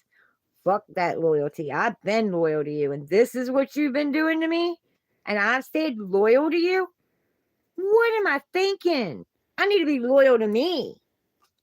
Yeah, so he found out when he came back, I'm no longer loyal to him. I'm loyal to me.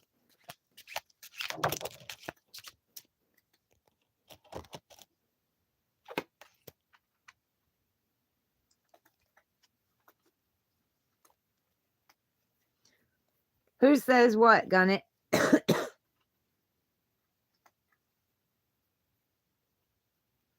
Who says what?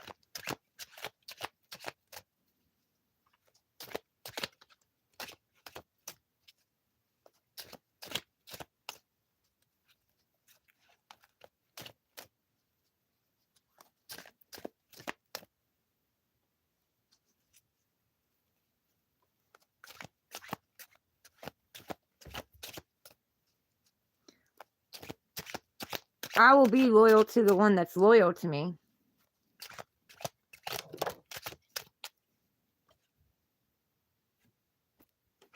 Look, walking away. I love it when God, source, divine, universe just works with me here.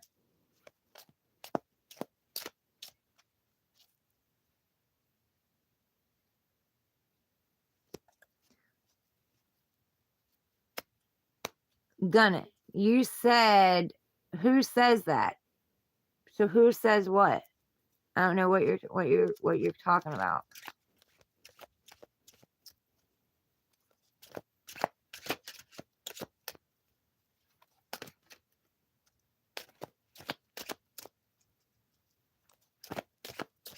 Amelia Kane, you have a good day. It was great talking to you too. God Divine Source brought us to each other's paths.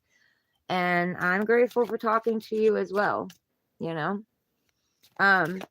But you be safe out there and you take it easy on yourself and don't beat yourself up. Know who you are. I love you. Have a good night. Or a good day. Whichever it is for you. You're welcome. I've enjoyed the conversation.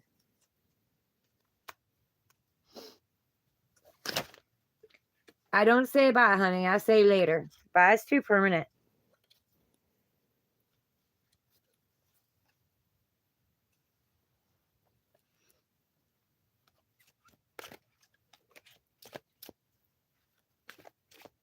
Later, because I will see you again.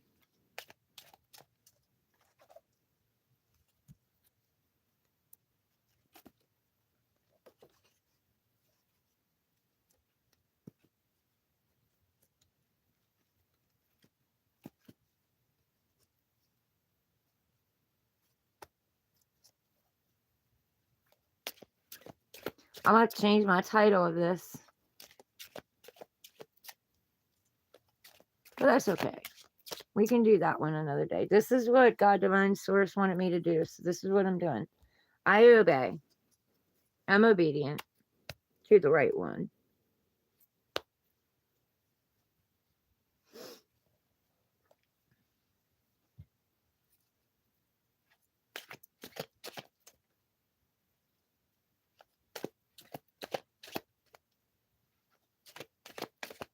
We are great.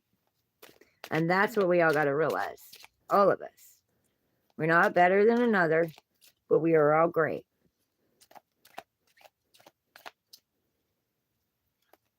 Right. Nothing more, nothing less. Exactly. Yeah.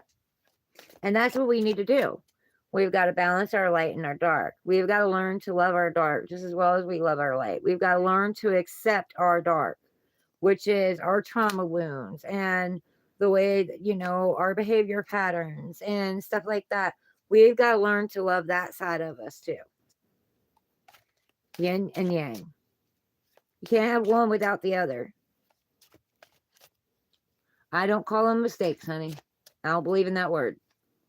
I don't believe in that word. Because to me, a mistake is something that you do knowing the outcome.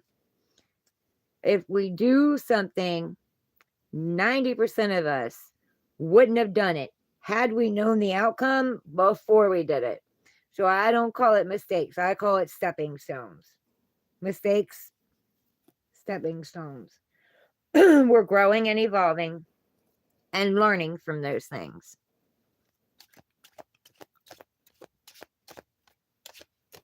Ku Klux Klan, Samil J, welcome in.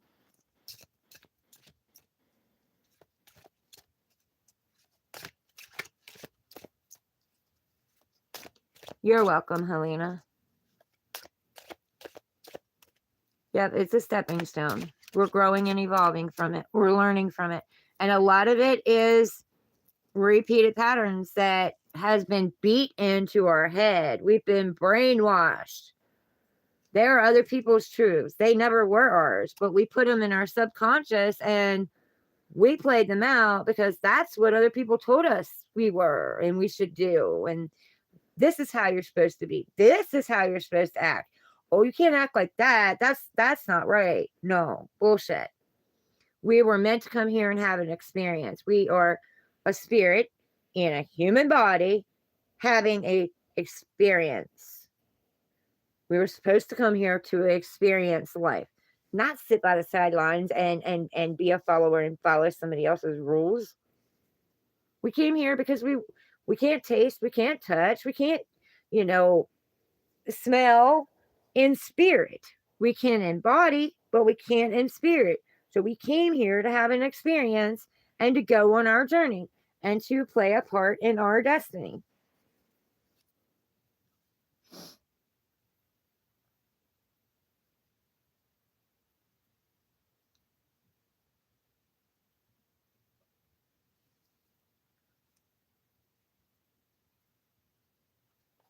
I did live a bullshit life, but you know what, Gunner?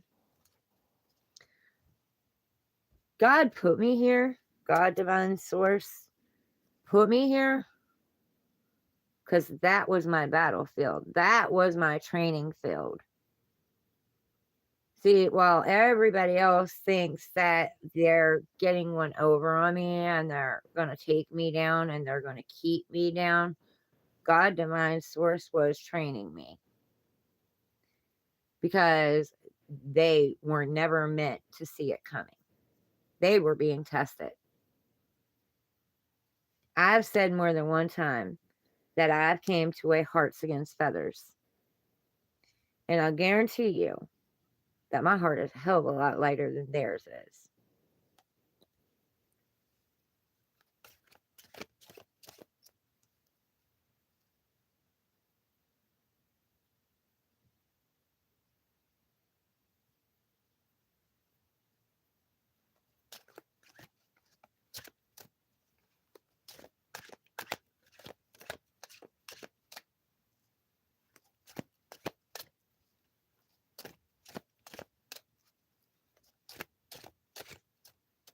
See, they thought it was my test. They thought that they were putting me through it. They thought it was my test. But the whole time, I was hidden.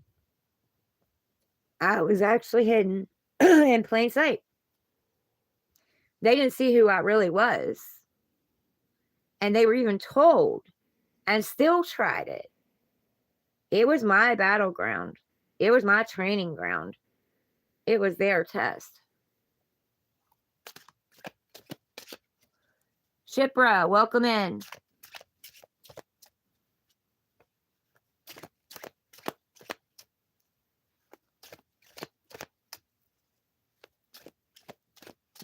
All good, I think is what she's trying to say. All good. We are all good forever.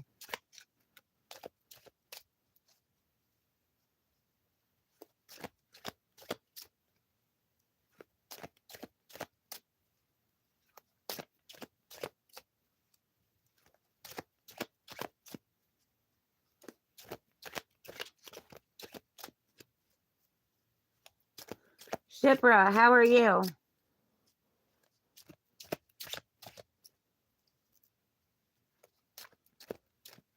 Blue Star Astrology. Grand rising to you as well. Welcome in.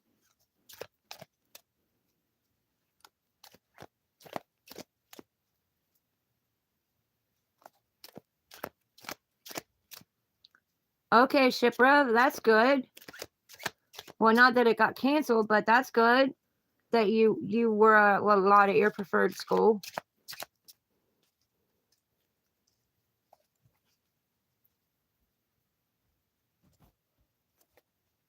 Blue Star Astrology, how are you?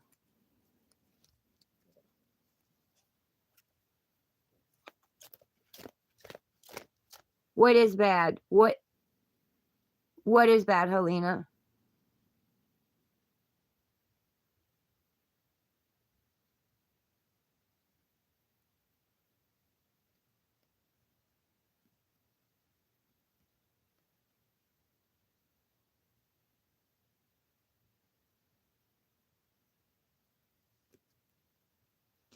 Shipra, we had to talk about this yesterday.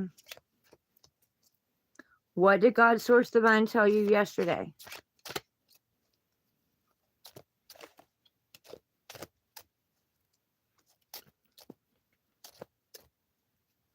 A lot of them unknowingly, yes. Elena, yes. My mom, I'm going to give you an example. My mom had cancer. Okay. Let me plug my tablet in. My mom had cancer. Throat cancer, brain cancer, lung cancer. And yes, I still smoke. I quit after that for a while, but I let a so-called friend peer pressure me back into it. But anyway, this isn't about me.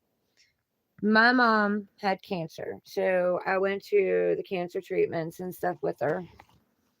My stepdad did too.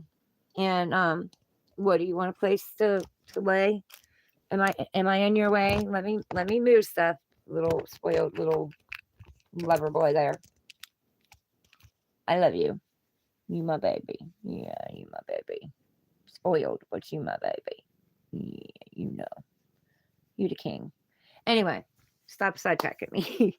Anyway, so mom had her chemo treatments and stuff, and she went in and they asked her, if she was having problems with her breathing because she was borderline on getting her very last treatment. She came borderline.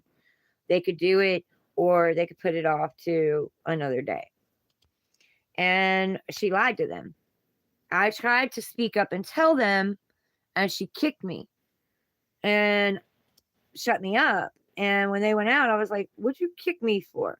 She goes, Laura, this is my last treatment. I just want to get it done and I want to get it over with. I don't want to have to keep going through this. So I had to fight with this for a while, guys, because I felt responsible because I didn't speak up. Anyway, so she got her treatment and we came home. And that night I went out to celebrate April Fool's Day. My brother's birthday was the next day. And she went into the hospital. On April 2nd, she went into the hospital that night after that treatment. She went into the hospital. So April 2nd, the morning of April 2nd, she was already in the hospital. And then my stepdad told me that she asked about me because I had been here. I quit my job and I left my apartment and everything and I moved home to take care of her. And he, threw that guilty conscience trip on me about how she had asked for me and I wasn't here when they took her. And when she went to the hospital, they put her in a coma. And when they brought her out of the coma, she died. But they put her in a coma because she was in so much pain. And then 10 days later, they pulled the plug and she passed away. And I wasn't there. I wasn't there when they pulled the plug. I got to go see her and she looked like shit. But I wasn't there when they pulled the plug. They didn't wait for me and my sister. They pulled it without us being there. And I got there like just a little bit too late. And I flew there. I risked getting hit by a tractor trailer because I was flying around vehicles, and I risked getting hit by a tractor trailer to try to make it there when I found out they pulled that plug, and I didn't make it. I didn't make it in time.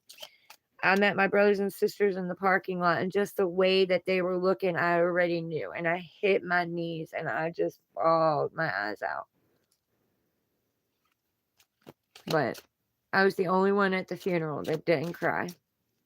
I held it in. I stayed strong for everybody else.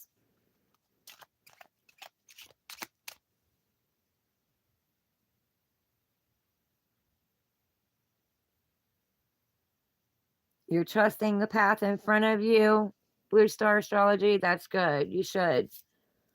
Because you're always on the right path at the right time. You're exactly where you're meant to be.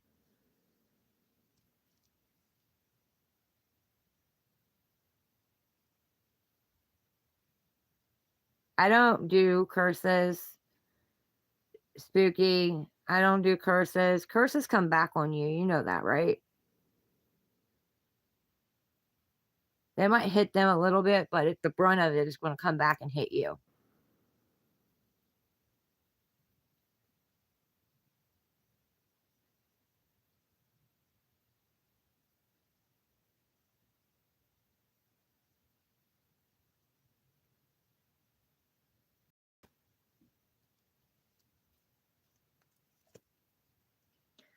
Shipra, you're living in fear again. What was you told about that?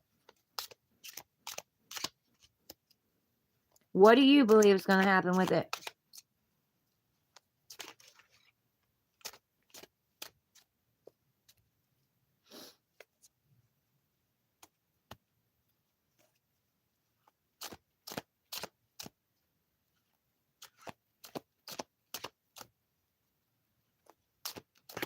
Helena, I understand that. I do. I understand that. But at the end of the day, the people around you Are they going to be judged when you kneel down at God's feet, or are you? At the end of the day, for your actions, your disobedience, you not forgiving and letting go, you carrying that with you not being humble and graceful. And I'm not saying you're not. I'm not in any way judging you. I'm just saying, how are you going to feel when you kneel at his feet? Because is he going to punish them for what you haven't done? Or is he going to punish you? And that's the way I see it.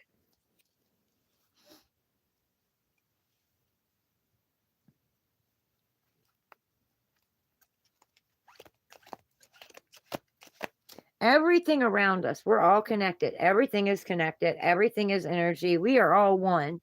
We are all one, just living different experiences. And that is. And everyone in front of us is a reflection, a mirror of us. So if something someone else is doing is bothering us, it's triggering that wound in us that we need to look at.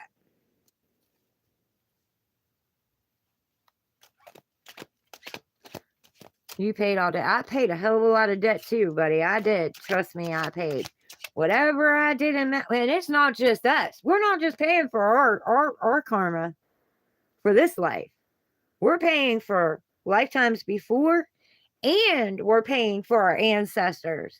Why do you think they helping us? Because they don't want to come back and do this shit again. They want us to break these cycles. They up there cheering us on. You better believe they up there cheering us on. Break that cycle. Break that. I don't want to come back and do it. I don't want to come back and do it. Because to come back, you got to forget everything and learn it all over again. And try to get out of it again. Fuck all that. I don't want to come back and do it.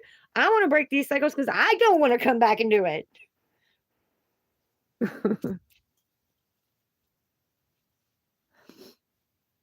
I love you too, Gunner.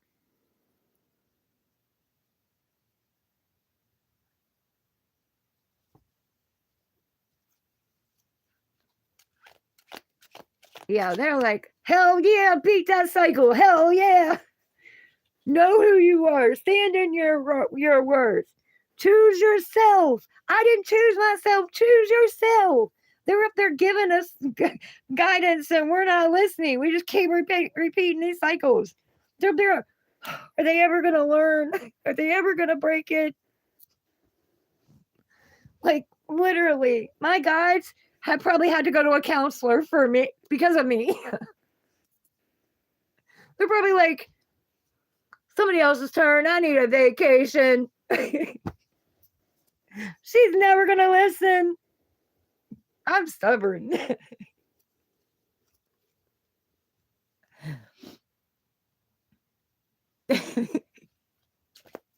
They've had to go to spiritual counseling in heaven because it's like she just not going to get it, man. Man, come on, help me. Somebody take over for a while. I need a mental break.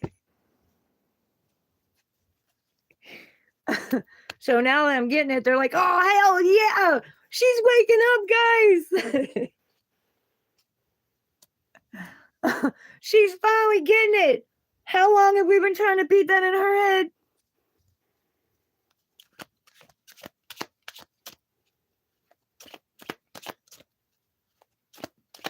Right.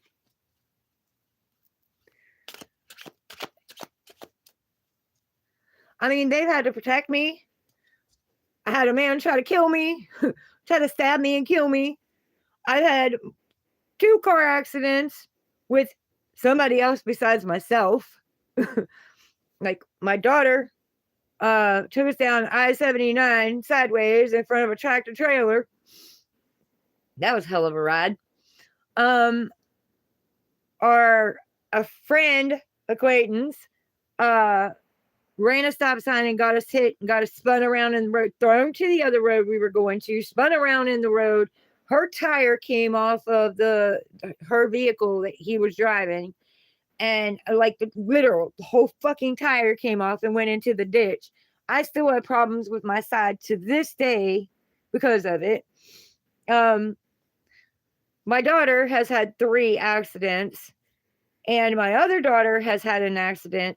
So our spirit team's been working overtime, man, like overtime. All this shit people's been throwing at us, all this shade and these curses. Like my team is like, I think not. I think not. Their job ain't done yet. You can't take them out.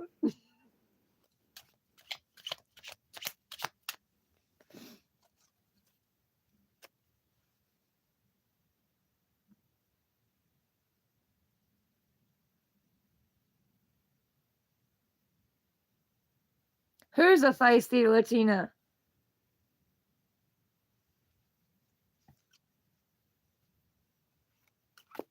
Right?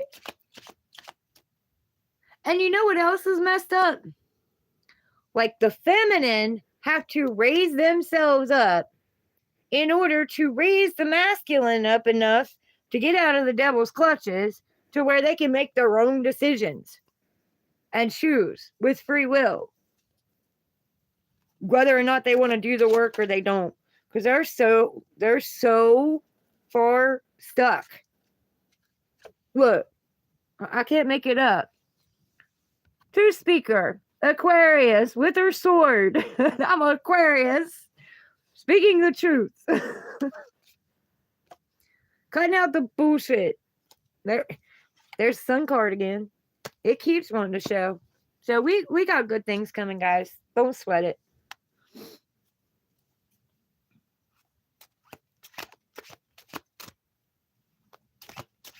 We just got to keep that mindset. It's already our birthright. It's already ours. It already belongs to us.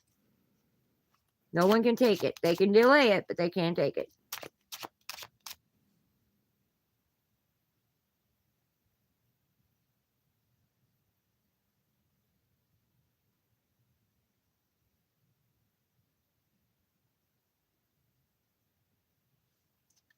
More like, goddamn, we are great. We just don't realize it. I mean, come on, guys. Like, they tell you that we're not even using all of our brain capacity. Why is that? Why is that? You ever stop and think about that? Is it possibly because we have been brainwashed and dumbed down as the generations go? And God, Source Divine, was like, oh, hell no, I've had enough. So now he's channeling straight to us because all the evidence and stuff's been gotten rid of and burned and we can't find it. So he's like, okay, I see you. Now we're gonna bring the chosen ones out and we're gonna download that shit straight into their brain. You thought you hit it. And we're starting to learn there's a reason why a lot of our brains not being used.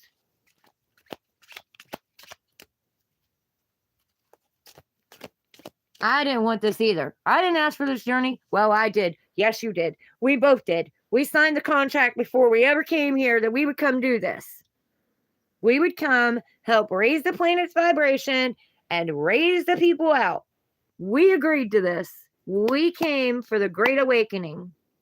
We came to reveal the truth. But in my mind, I'm like, what the fuck did I sign myself up for this for? But I'm coming out of it. So now I'm like, I get it because I had to be the one to do it. I had to be the one to come in here and break it. You know, I had to be the one to find myself, choose me, break the cycles because I'm strong enough to do it.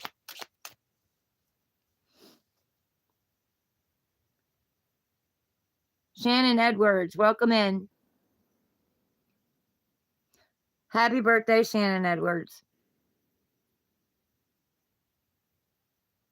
We chilling. I love chilling with you guys. I absolutely do.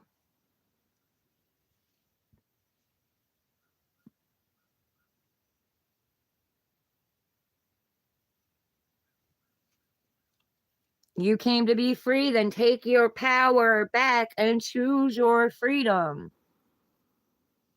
No one can tell you how to live your life, how to dress, how to think, how to act, but you. Don't give that power to anyone else or anything else. See, in the old days, we used to have to work our asses off to get somewhere. We had to. But nowadays, the planet's vibration has raised so much, we don't have to do that anymore. We don't have to work our asses off. What we have to do is follow our passions. Our passions, which are gifts, and not everybody's gift is a tarot reader or a channeler, but your gift still means something. Like, that's your gift that was given to you by God, source divine. That's the role you're supposed to play. You're not supposed to be like me. You're supposed to be like you. You're not supposed to be like anybody else. You're supposed to be like you. Everybody has their part to play. And it's very important part to play. I don't care if you're the janitor cleaning up the school or the trash guy. If there wasn't for a guy coming around and getting the trash, this world would be completely trashed up. Come on now. Nobody is better than anybody else. Nobody's profession or job is any better than anybody else's. But it has changed so much. The vibration has changed so much. We're supposed to be living off what it is that we do. Back in Atlantis, they didn't have a job they got paid for. Their job was, you had a tarot reader, you had a guard, you had a carpenter. We did our work. We contributed to the community. And we all lived in peace.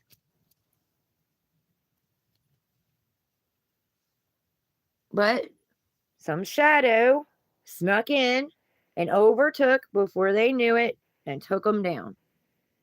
We need to return to that peace. They got crystals out. Well, that's how Atlantis powered itself, with crystals. That's how their electric was powered, through crystals. So this isn't a new find.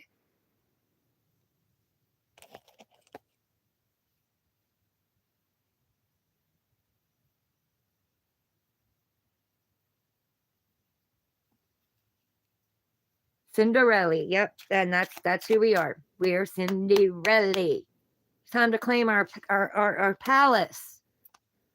Where's our king? The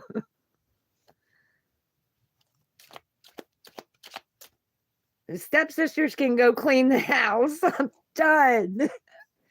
I'm done doing it all for everybody. Somebody else can do that. I'm not me. I'm done. All the evil and wicked ones, make them go clean. Make them go do it. I'm taking my life back.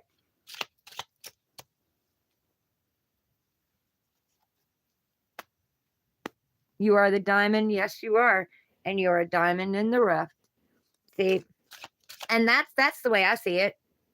Any of the guys that's throwing me away, they thought I was a lump of coal. They didn't realize that inside of it was a diamond. So they threw away a very valuable piece of treasure. And I didn't even know it. Don't judge the book by its cover.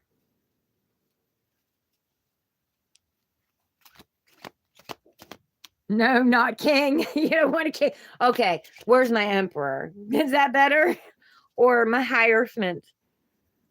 I'll be the high priestess. You be my hierophant. Yeah, because kings are still learning. Because the emperor has to level up in all four kings. So yeah, you're right. I think I'm going for the highest. Let's go for the high. I want my high priest, my hierophant. I'll be the high priestess. I need my hierophant. I don't need him. I want him. Don't need anybody.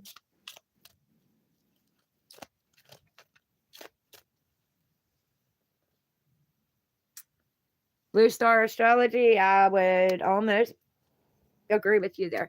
But see, that's a little confusing in my mind too. I think that we came here in some kind of flesh, but not this flesh. And we were all light. But because How else does the centaurs make sense? They say there were dragons and unicorns and all of that. How does all that make sense? But something came in and penetrated and took us down from the inside out, which is what they're trying to do again. And I am I'm on the front line. God's got me on the front line.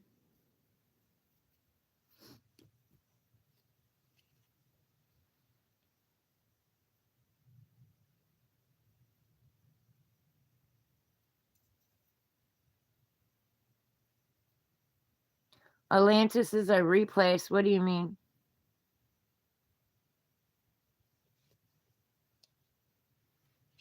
God is light. God is love. God is energy. High vibrational energy.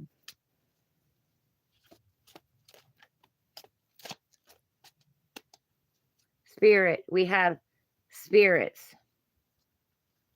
and souls.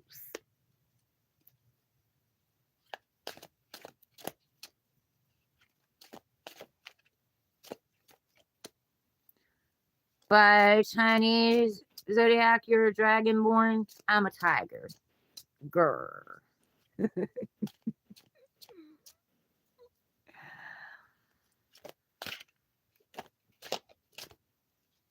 I got that cat cry down. I love my cats.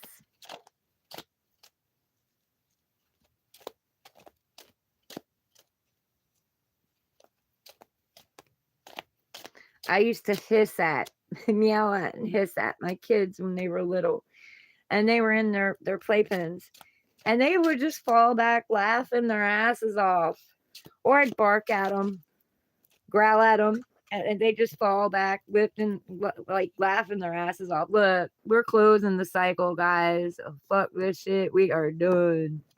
That is the world. End of cycle. Beginning of new cycle. Time to learn some new shit. I ain't playing. I'm being serious.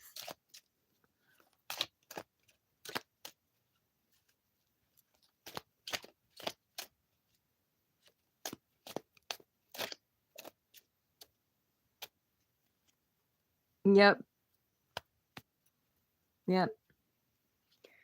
I've been drawn to cats since I was a little girl. I didn't know nothing about no Chinese zodiac then. Tigers, I've always admired tigers. I don't know. I just always have. My son actually did one of my pictures. It's on Facebook, but I don't. It might be on here. Hold up.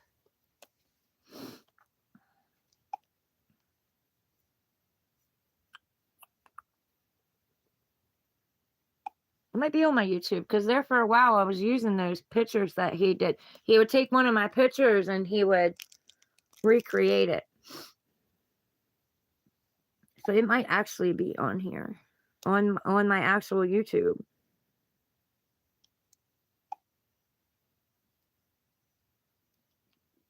Okay, if it'll let me in there. Where do my videos go?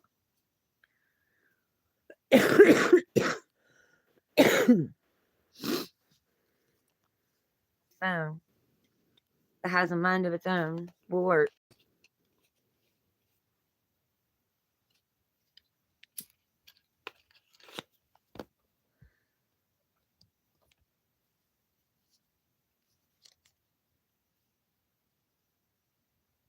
I think I have all these.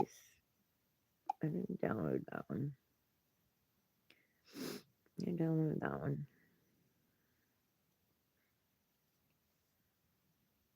Okay. Capricorn. I am Cap, Rising, and Venus. And it says Capricorn, you know the truth. Yes, I do. Maybe not all of it, but I know damn sure a lot of it. We're gonna be learning till we transition, but I might not know all of it, but I damn sure know a lot of it.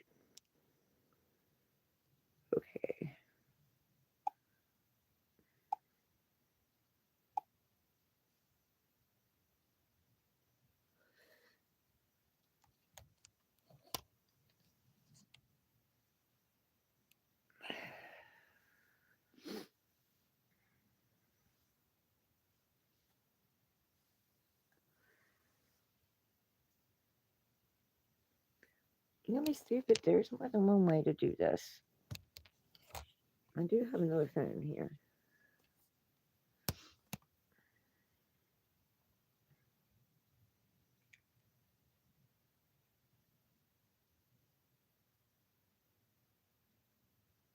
Nope. Closing out. Yep. Videos.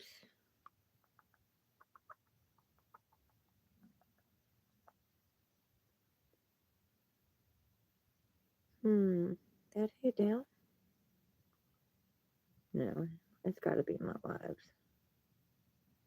It is in my lives. And of course, it's not going to show it big.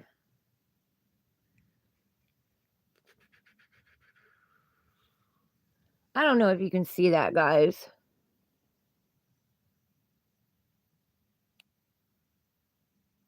That's me with a tiger.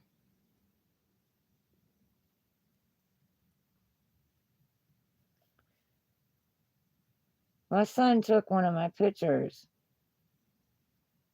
and changed it.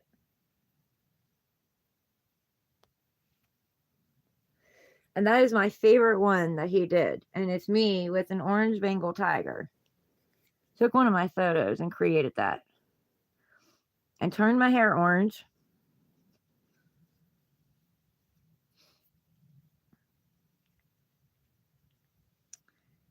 Is it in my photos?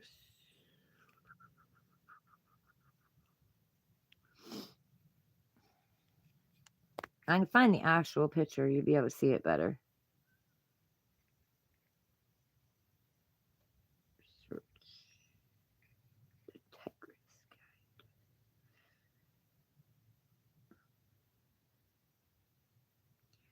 Nope. Leaving that one. Try me.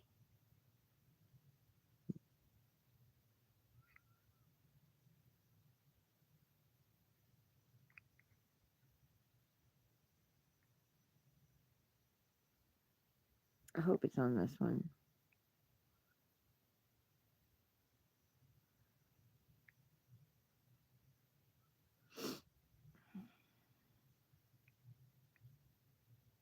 Nope. Okay, I do know where it's at. I will find it. Because it's not on that. It is on my Facebook. That would tiger and be like, damn. Oh yeah.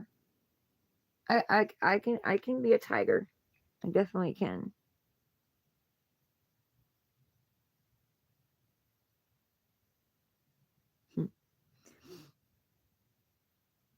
Pictures.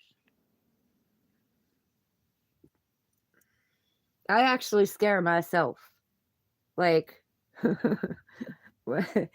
when that first came out of me, I actually scared myself because I was afraid that my fingernails was going to rip their skin and make them bleed.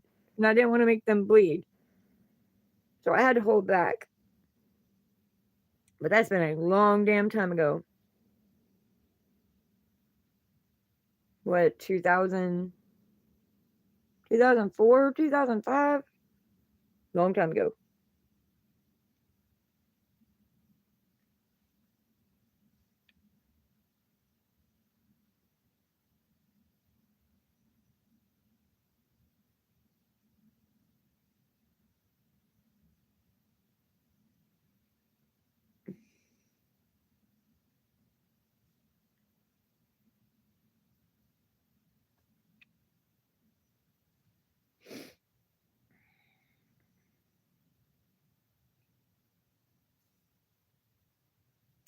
I know I shared them on here. It's been a while though. Where's the puppies?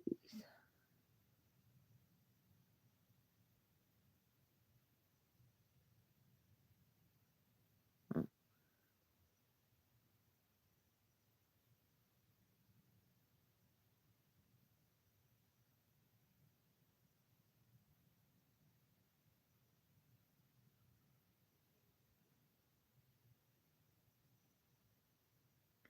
Oh, yeah.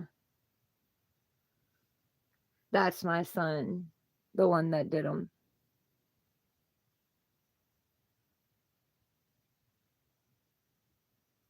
He's a Leo lion.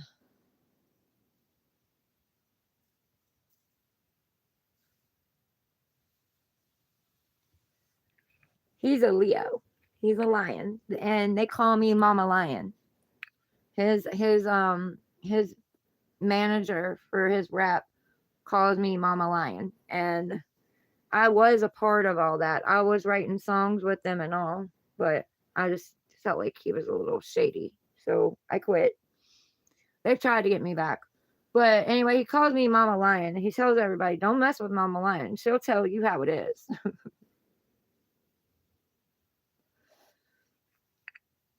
But yeah, that's my son. He's the one that created them. If I can find him.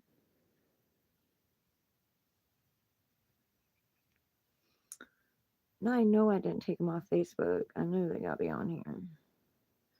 My brother's wedding. I took all of those pictures. I took tons of pictures of my brother's wedding. And then they used my pictures, and I'm not a professional. They used my pictures to put up on their profiles.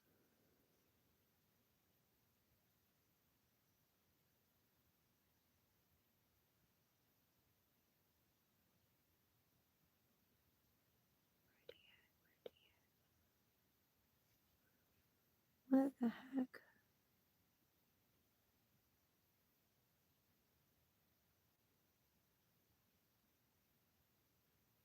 That's the gender reveal.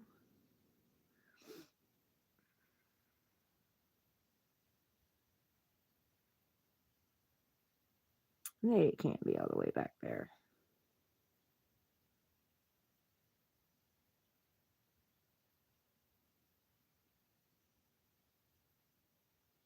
That's my brother's funeral.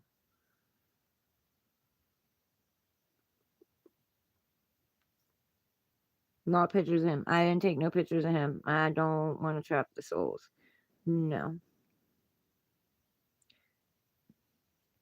I know I didn't put him on profile pictures. Nope. Hmm.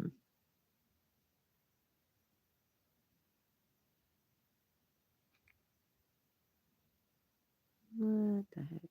I know I shared him on here. Alright. Maybe it's on another account.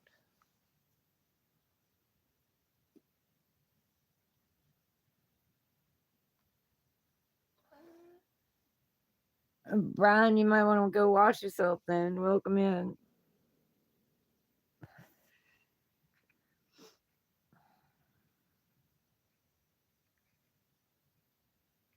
It might be on my old one. Yeah, because there's Brie. This is the one he did. No, he didn't do this. Who did this? No, that was an AI one of my daughter.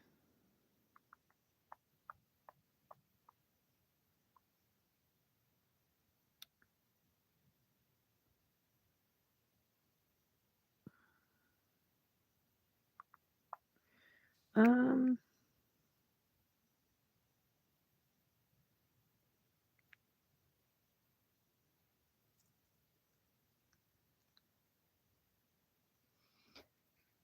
bear with me, guys. I'll find it.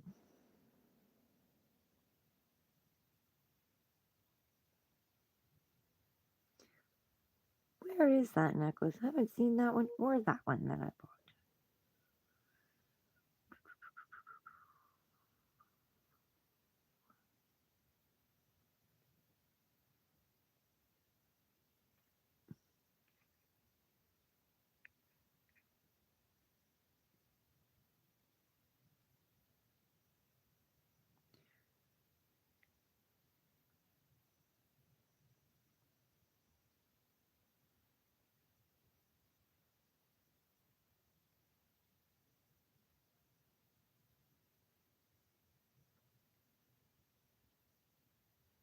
There it is.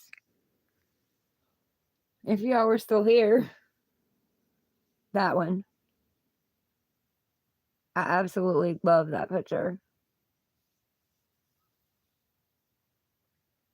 That's my favorite one that he did.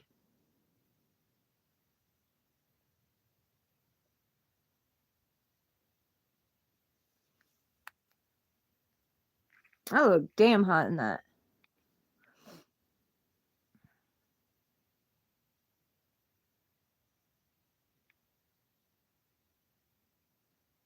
It's on my other account, that's why.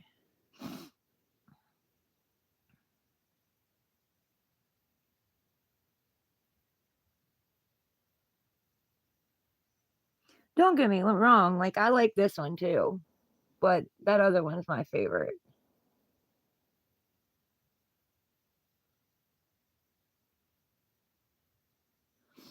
Yeah. Yeah, it is. And he did this one.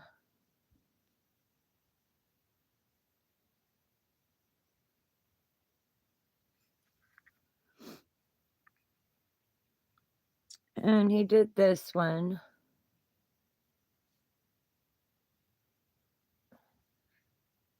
Oh, you can't see the eyes though. They're supposed to be like not shining. The eyes of the tiger is actually orange, like this color. But this light doesn't do it justice. And then I don't know why, but for some reason this one's his favorite.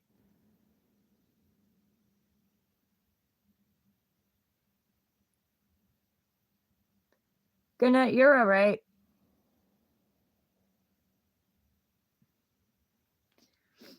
Did you see the first one? This one, that's my favorite. Good night. That's my favorite one.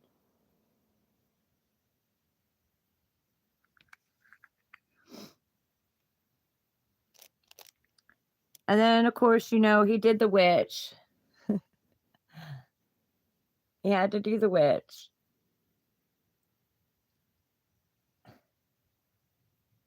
You can't really see my face. It looks misshapen on here.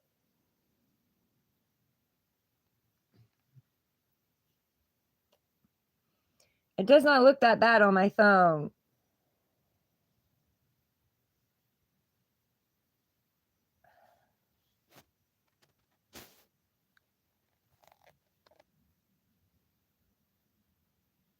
Yeah, I'm not gonna be able to get it clear. But I got shadows and stuff on my eyes, but you can still see my eyes in this photo. And then he did this one. And the tiger's eyes are blue in this one. They're blue and glowing. And then he did this one. This is my original picture, but he added the tiger.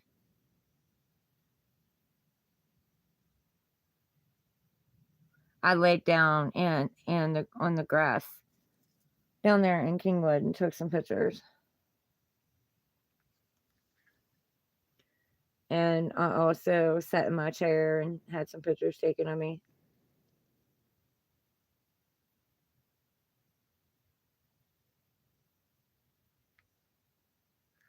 That's all of them that he did.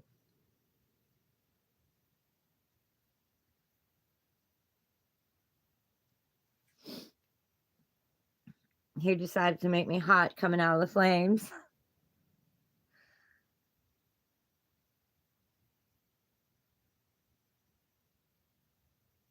It looks like a tarot card. That would be an awesome freaking tarot card to make. You know what I mean? Like this be the back, like this part of them. That be the back. And then I do my sayings. I had some that I was creating, but at that point in time, my heart was so locked down. I couldn't come up with the love side of it, and I had all the dark and dreary. Matter of fact, one of the guys that was taking advantage of me, like, I let him read a couple of them, and he was like, "Oh, that's so bad and dreary," but that's exactly the things that he was doing to me at that time. So, I couldn't come up with the light side because at that time, I wasn't tapped into my heart at all, like, I was completely shut down. So, I have them in storage somewhere, but I never finished it. I started creating my own.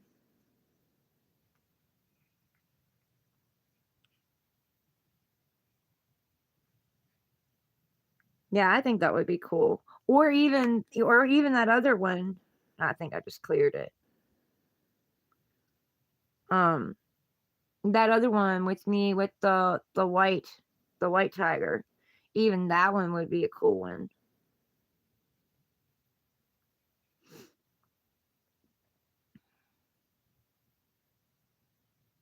That one I have on my YouTube. I thought I put this other one on there, but well, I did, but it's not on there as big as the other one. I don't know why. It's just how the thumbnail showed up, I guess.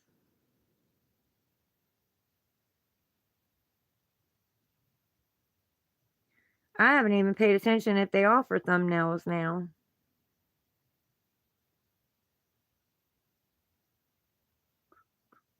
This one.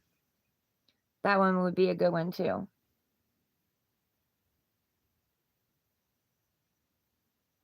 He's even got a tiger in the moon.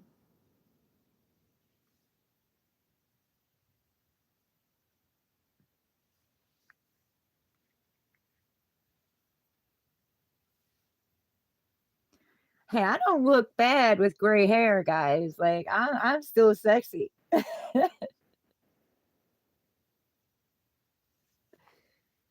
That's not so bad.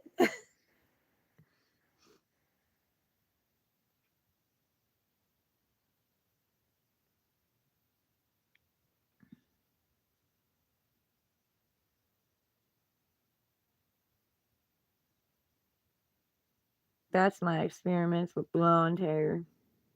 I wish I had the one where I dyed my hair pink, but I can't find it. Okay, here you go. I was 22.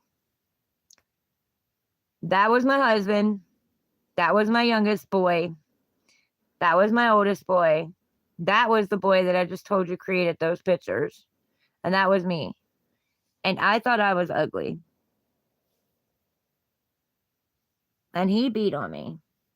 He abused me. But I thought I was ugly.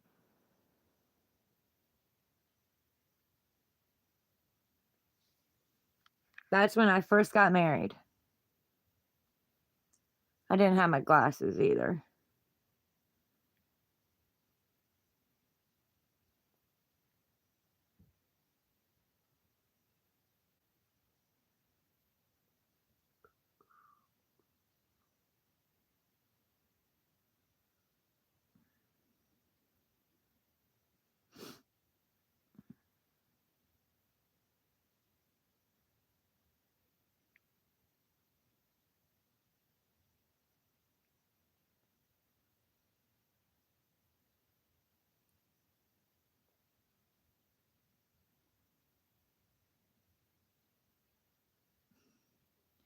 Why do you keep popping up, dude?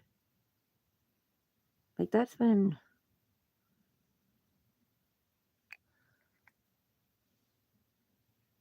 This was me in 2012.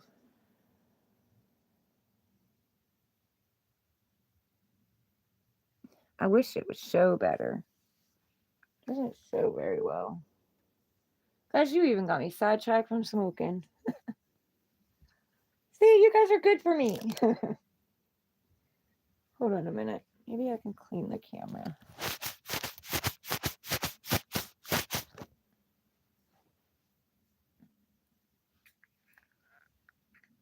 This was after I had my gallbladder out in 2012.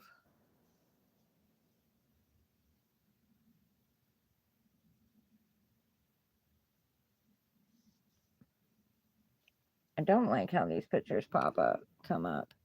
You can't see them like you can see them on the phone. There you go. That's better.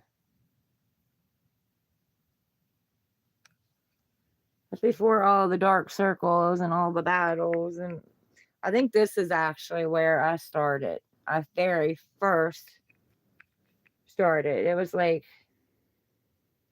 2 years after mom passed away. She became my guide. This is the place I was at when she first appeared to me and brought this peace over me. And there are no words, and I mean absolutely no words on this planet that can describe how breathtakingly beautiful that she was. There are no words. No words can define it. But that was back in 2013. So that was what, or 2012. So that was what, 13 years ago?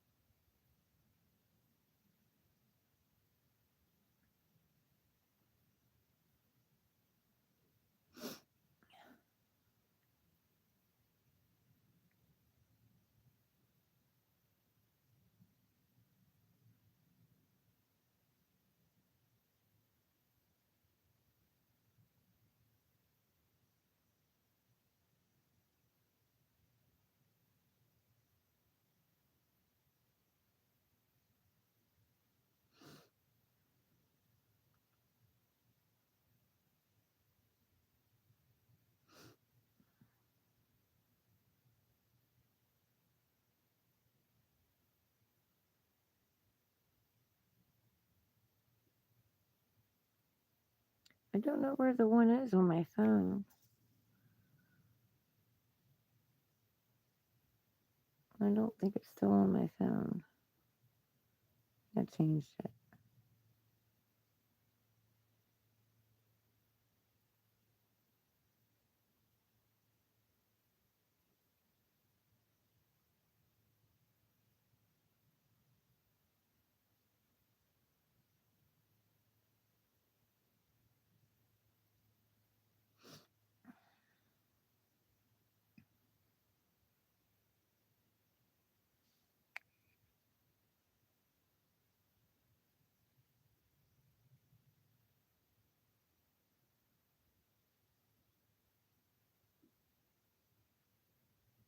Yeah, it is. There it is.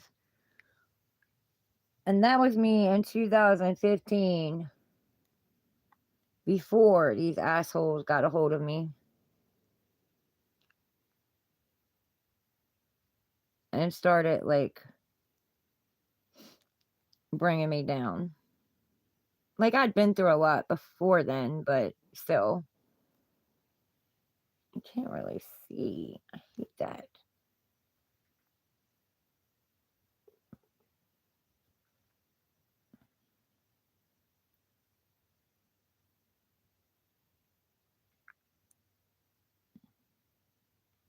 So much shadow.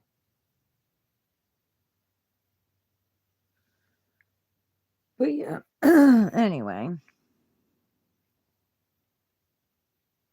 that's how much I've gone through. It's been crazy.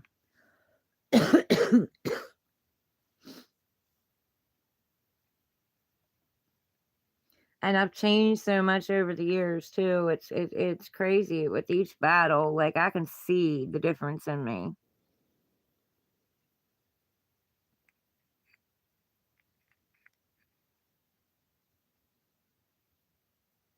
Are y'all still there? I'm just talking to myself. Where's that one?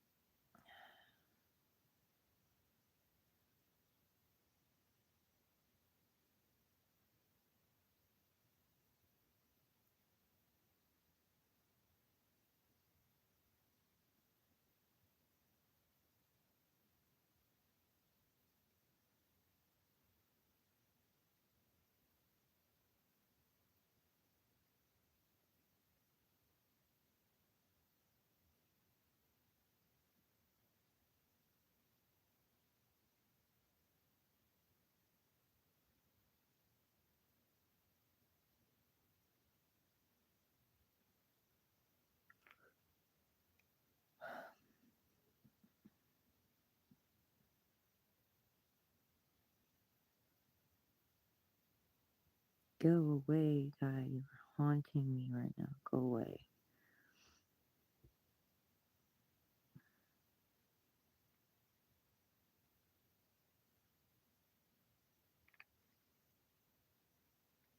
I was told I looked really old in that one. Of course, I'd been through hell and back, so yeah. There's a better picture. I don't know where it's at. When they told me that I looked old.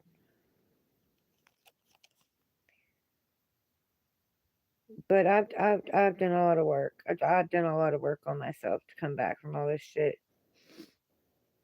And the more I heal, the younger I look. I've noticed that.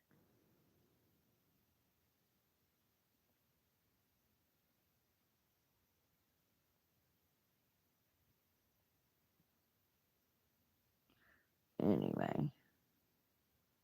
Getting lost in pictures, guys. Memories. Reminiscing.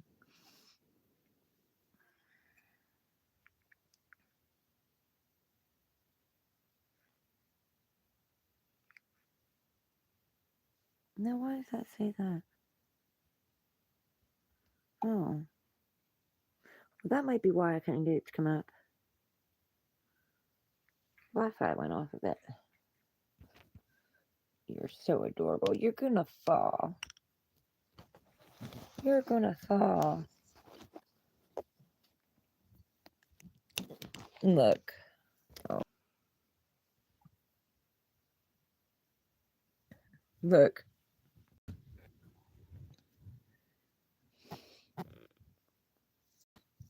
He's just all stretched out.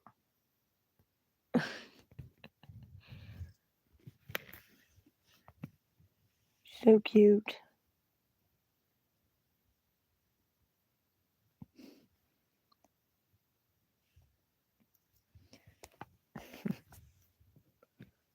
So cute. I'm such a pretty boy. Yes, I'm such a pretty boy. Mommy's baby. You're gonna fall. You look like you're gonna fall.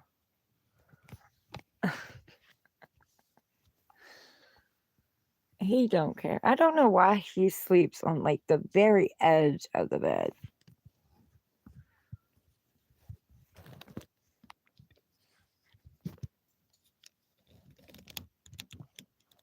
You're fine. I'm not. I'm just moving the phone. He's so freaking adorable. You're so freaking adorable.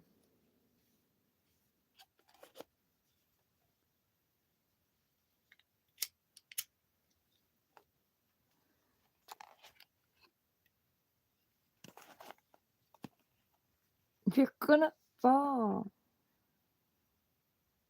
It's stretching.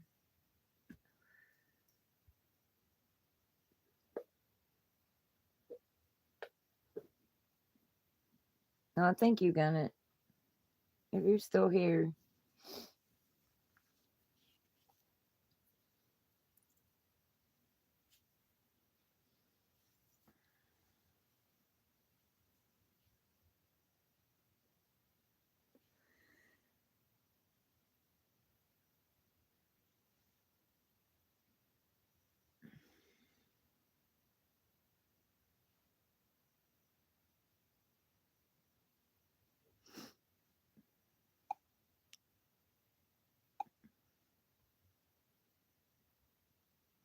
Back up.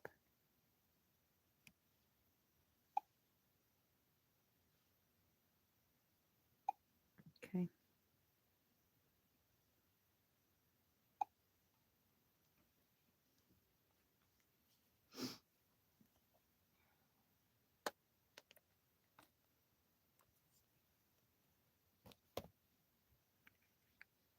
You're taking my space there, buddy. Grandma me up in one corner.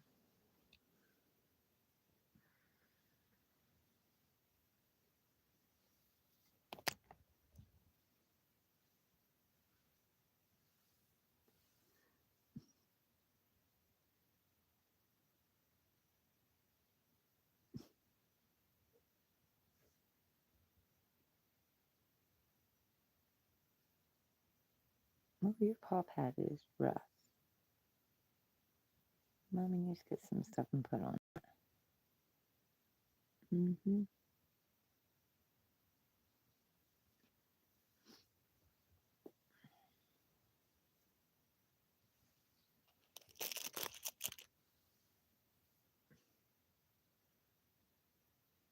He's so spoiled. I've got him so spoiled. But he's the only thing I got. It's just me and him.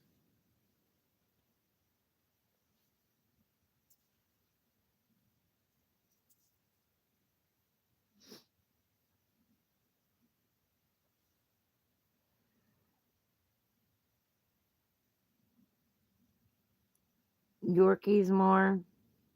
You can if you want to. Welcome in. Actually, I was talking to other people, but something happened. I was showing them pictures.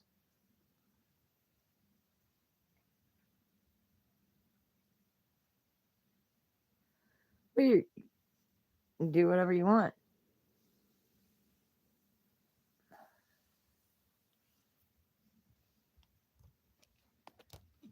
I was actually chatting with my peeps on here.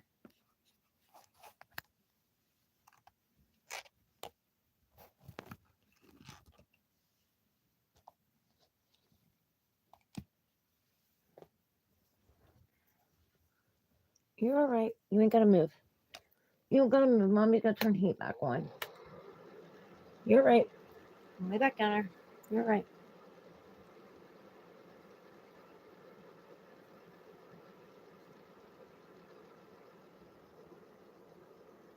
You was having a hard time hearing anything?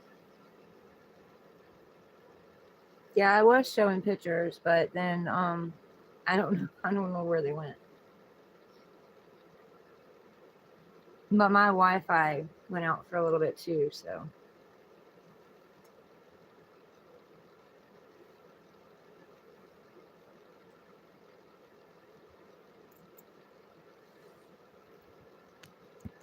I apologize for disturbing you a little bit, but mommy was getting cold. You can come back and lay back down when you're done. Actually, I'm doing tarot cards.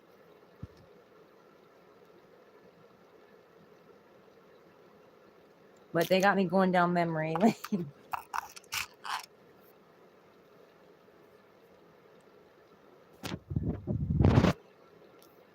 Did my volume go down? No.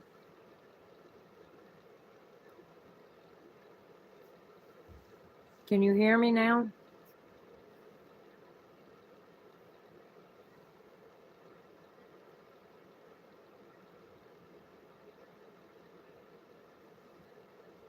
Okay. Yeah, I was showing them pictures that my son made of me. He took my pictures and made them with tigers and stuff in them.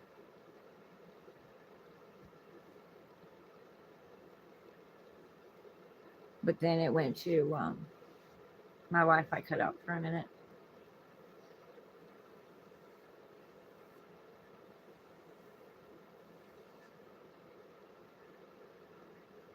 We've been chatting all night, and I've been reading cards for people and having serious conversations with people.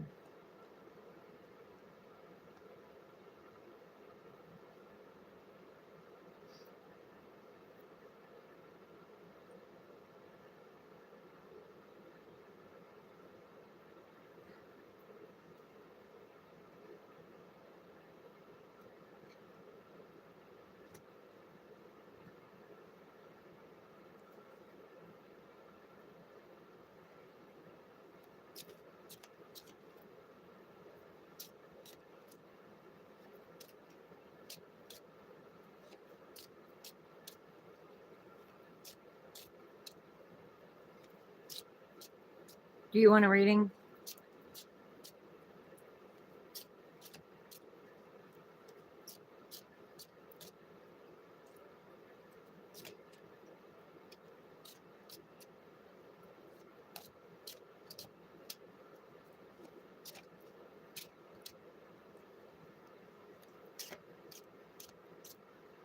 Your little dogs are pestering.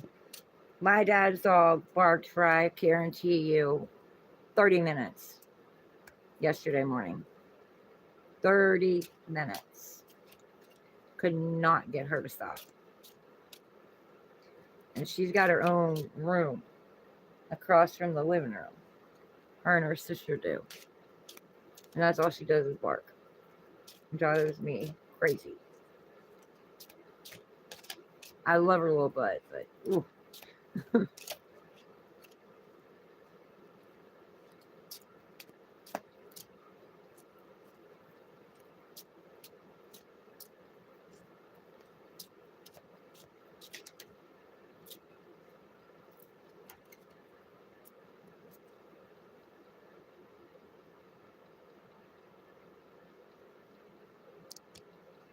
Oh, put my stuff back over here since you left.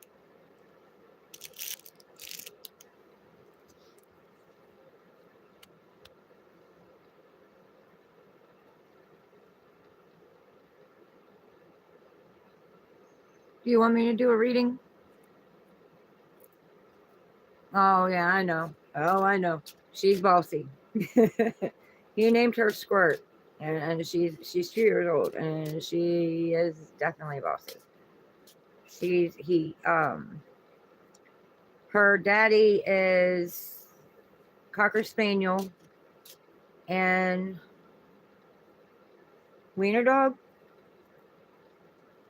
Her mom is a Chihuahua and Pug. And she's the cutest little thing, but man, does she got a mouth.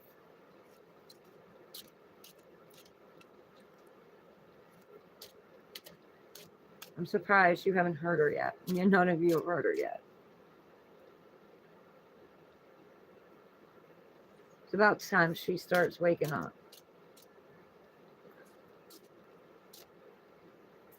But her sister is quiet as can be. But she nips. But she's quiet as can be.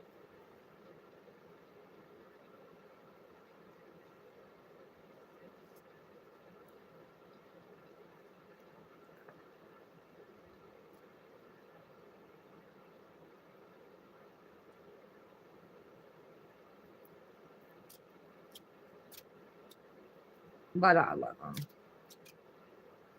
I just don't like all the barking. But I love them.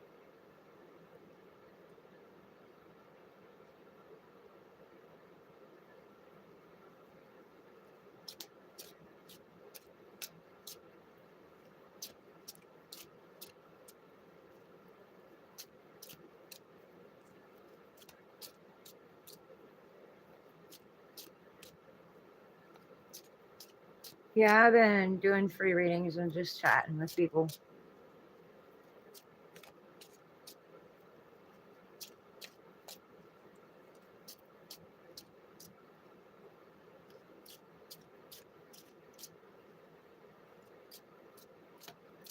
$20 if you want a personal reading, yeah, but I can do a free one if you want it. I can do a quick past, present, future if you want it.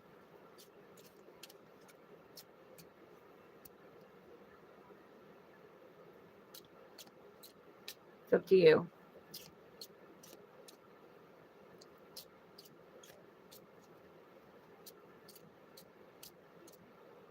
You want a past, present, future?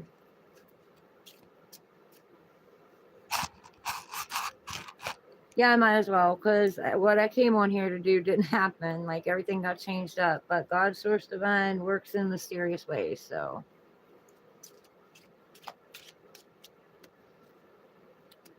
We make plans and he laughs. Okay, all right.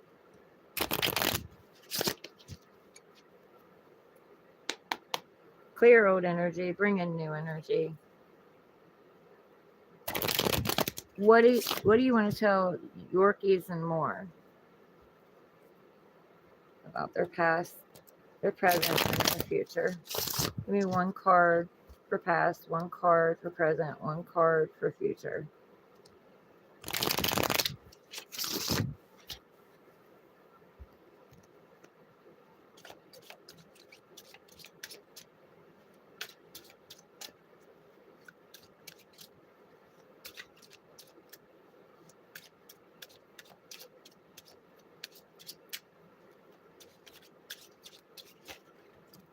have to fall or flip.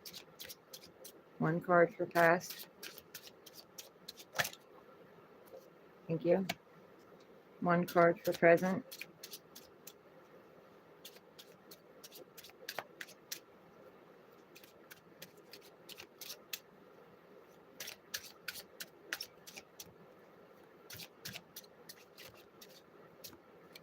Thank you. And one card for future.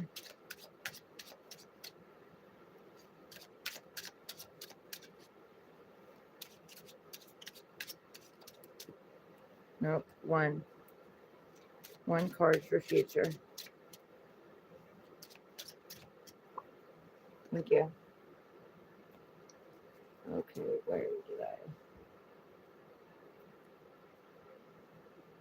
Is this supposed to be in the reverse? No. Okay. So in your past,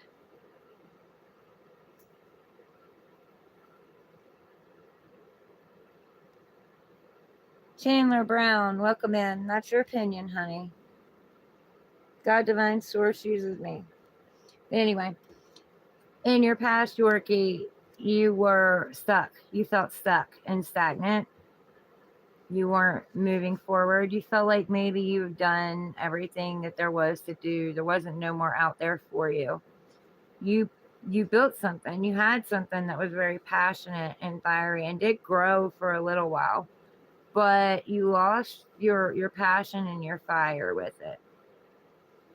So you need to go out on a journey and get your fire and your passion and your creativity and your spark back. It has potential to grow if you just go on the journey.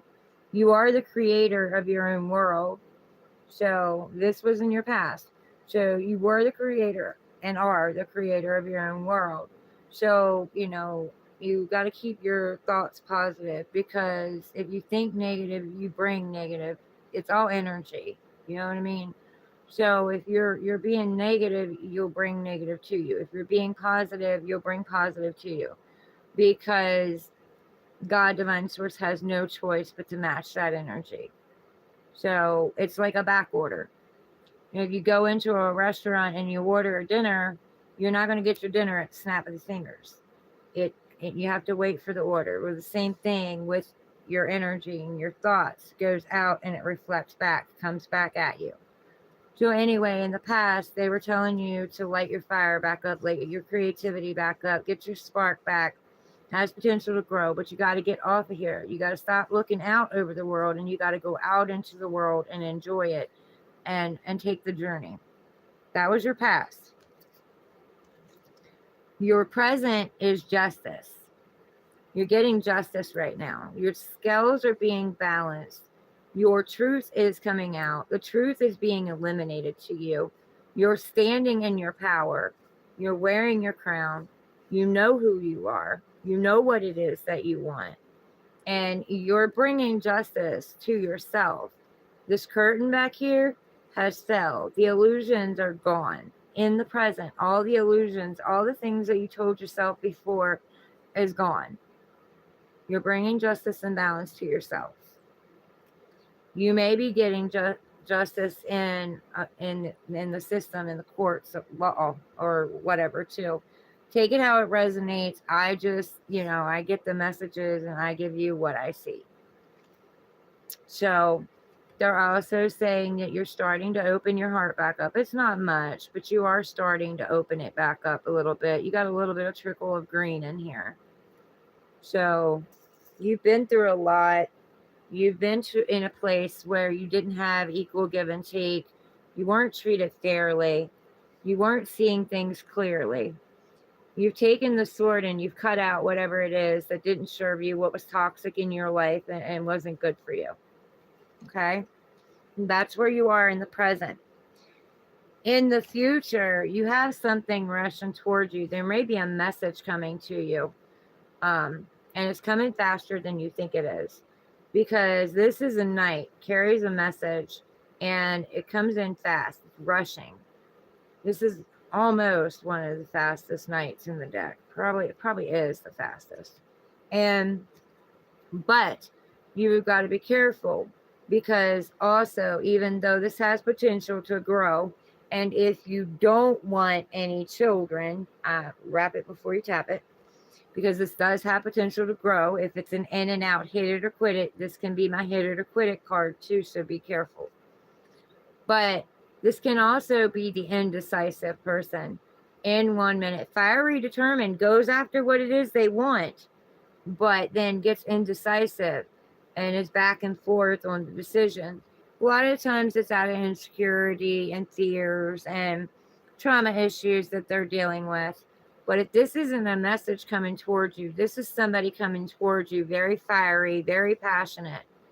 And like I said, you need to be careful because there is growth on it. But they could be in 1 minute and out the next, indecisive, back and forth, second guessing themselves, second guessing everything.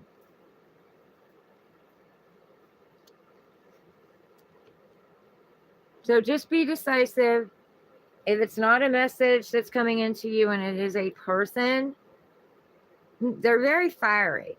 They're very charismatic, very creative, very adventurous, but they may not stick around. They may get scared.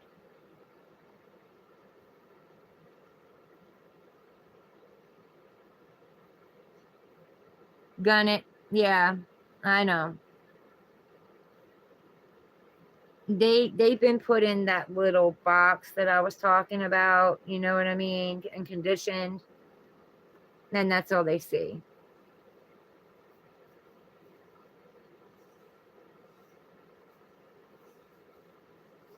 That's good. Gun it. That's good. I don't know what that's like, but that's good. I know what it's like for them to fake it, but I also got to take responsibility for my own actions, because my fears and stuff have gotten in the way too. Theirs has, and so has mine. And I can see that.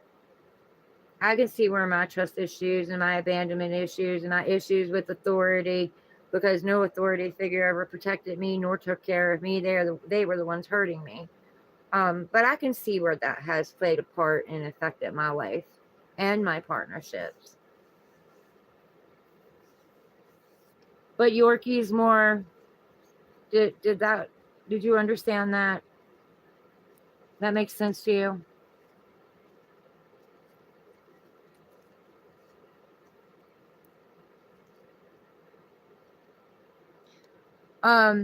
Also gonna, if they really read their Bible and they really actually follow what it is that they're putting on there, it says in there, judge not lest ye be judged. So, right? And a lot of those church going people, not saying anything bad about them, but a lot of them they judge people a lot. So who's going to hell? It ain't me. I'm going to heaven. And when I kneel down in front of God, I'm gonna be saying, I did what you told me to do, no matter what anybody else said. Right, love yourself first. Yep. What? Are we throwing a fit? Are we throwing a fit? Huh? Are we throwing a fit? I love you. I love you. Yes, I love you. My boy. Are you my boy? Yes. Did you come to steal the show? Yeah. As long as you don't steal it like you did the other day. Who you stunk? Yeah. You come to say hi to everybody? Make yourself known? Yeah. He's like, hello, everybody. She's ignoring me. Yorkie, okay, I'm glad. You're welcome. I'll be glad to see you come back.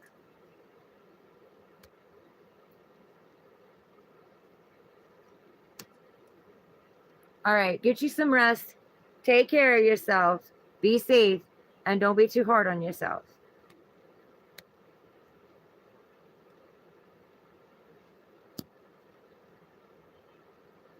He's throwing a fit.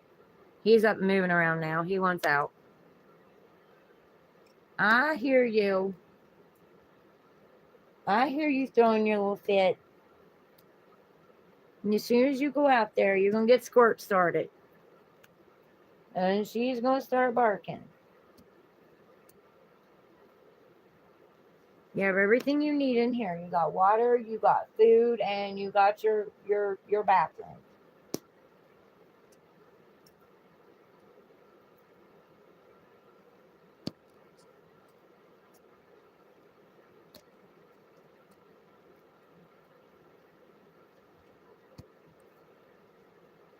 You're fine.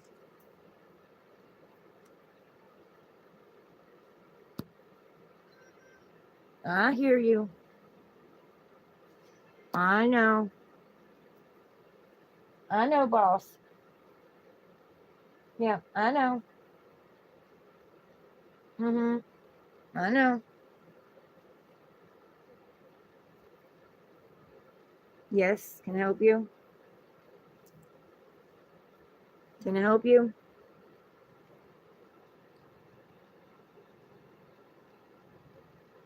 You saying hi? Huh? Are you saying hi?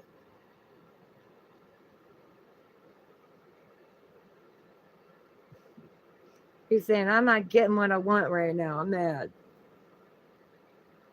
I know what you're saying. I know. I know. I know. As soon as you go out there, you're going to get Squirt started. I don't feel like listening to her bark for a half hour this morning.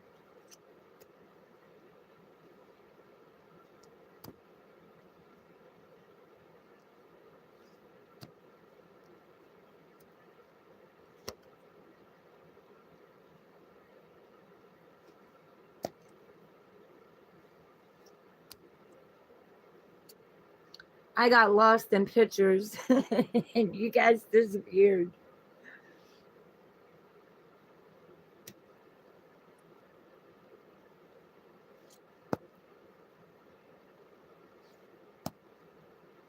I was going down memory lane.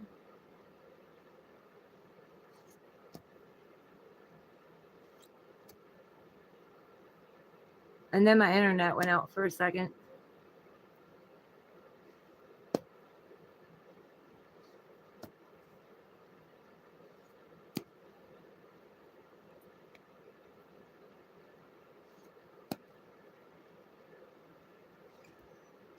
I hear you. I hear you. I know.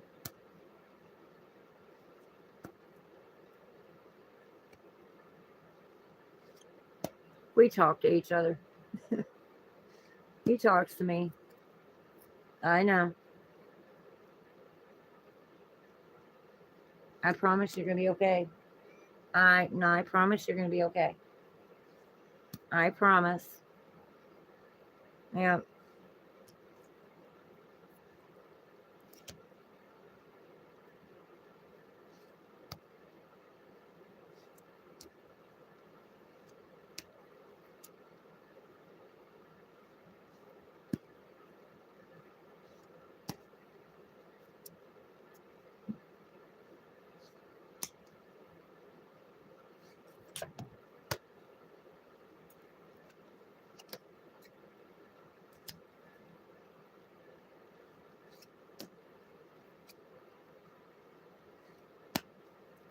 Y'all come in, hit the like button.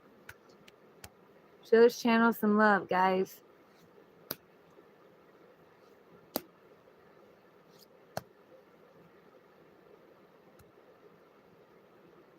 We spread love, truth, and peace on this channel.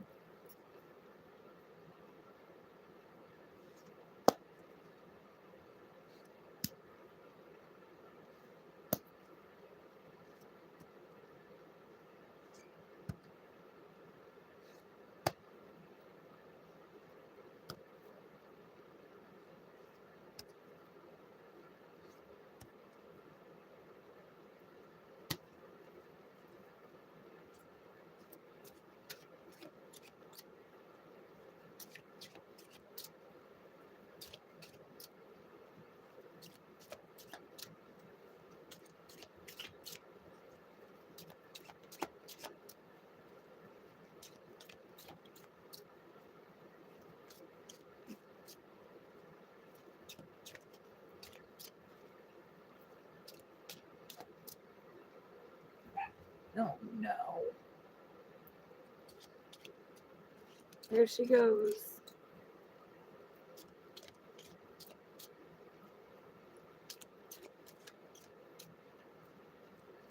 She's awake.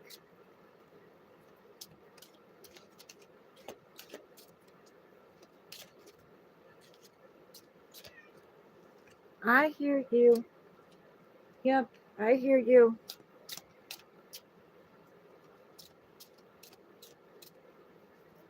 Squirt hears you too.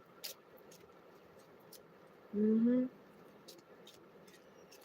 Don't backmouth me. I know. I know. I know. I know. I'm not listening. Oh, I don't really know about that.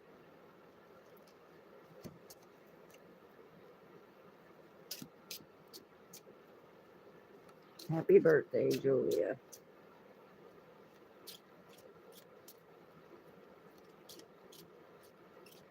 YouTuber. Would I like a taste of some chocolate? I'm good. Thank you. Yes, can I help you? You go lay here and throw a fit and pout and go back to sleep? Here, let me move my stuff out of your way.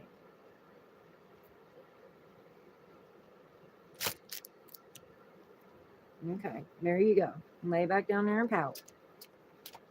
I love you. Is that still in your way? Now, let me move it. We don't want you uncomfortable.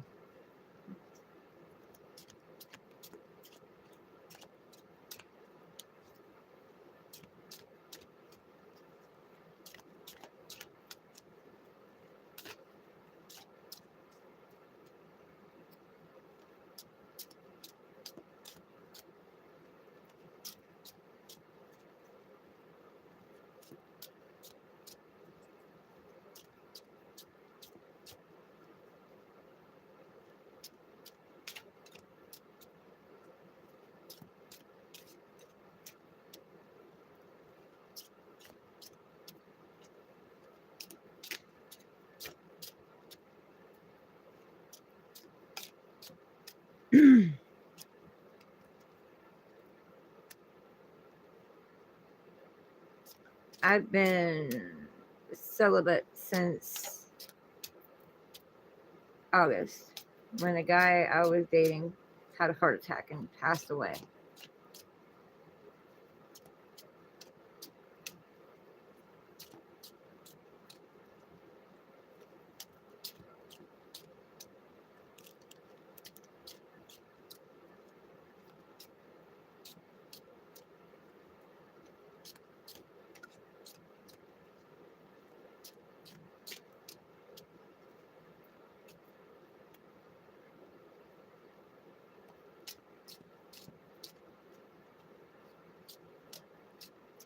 Matter of fact, yesterday made 3 months.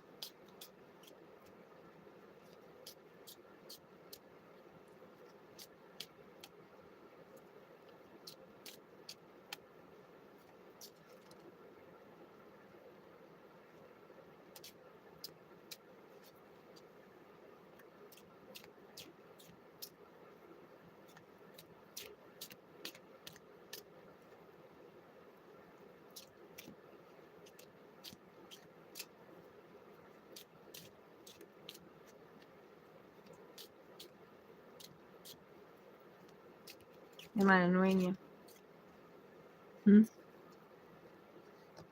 Or are you just mesmerized? You mesmerized? I know, you're mad. I know. I still love you though. Yeah. Can't always get your way.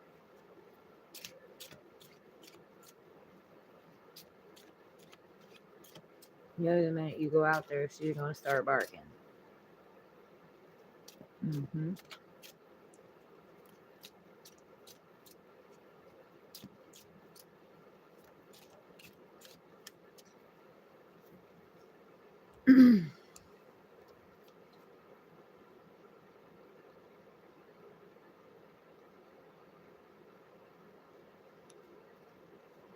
Happy birthday, Daddy.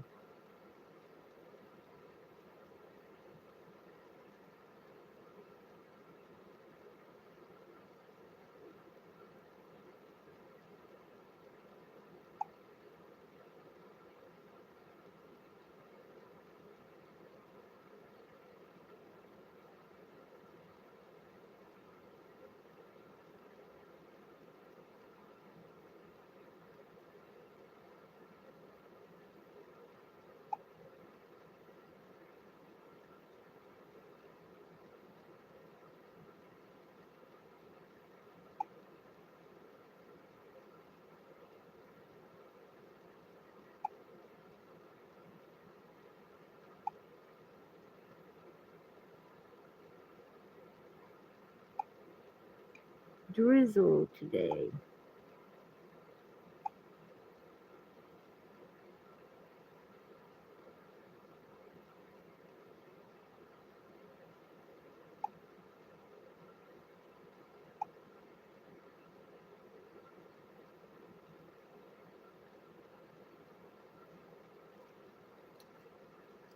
You're probably not going to want to go outside today. You won't get wet. What's your mind anyway?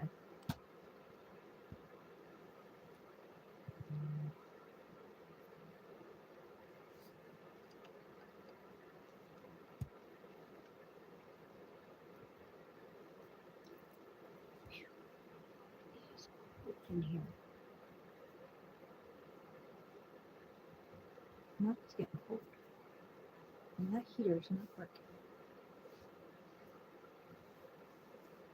I'll bet you the wood stove's out. Ain't it?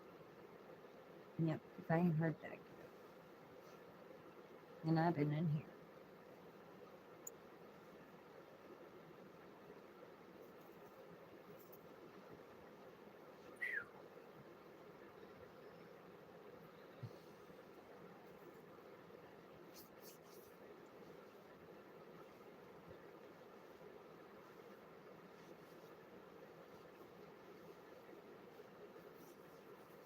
What does Sue have to say, Gunnet? I just realized it's my dad's birthday today. My dad in heaven.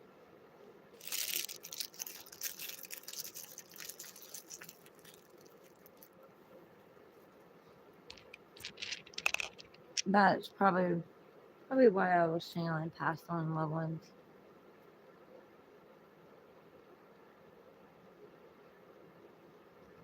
I'm trying to erase them out of your way. You have more space. No, you're not getting my necklace. Forget it. It's mine.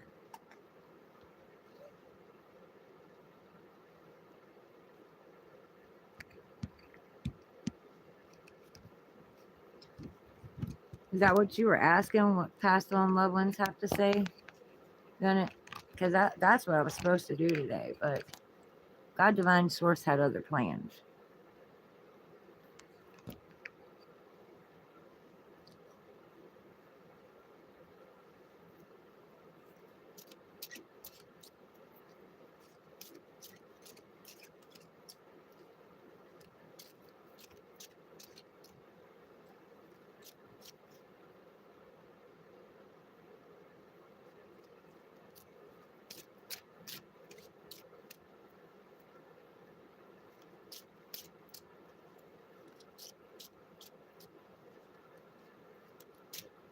You comfortable now?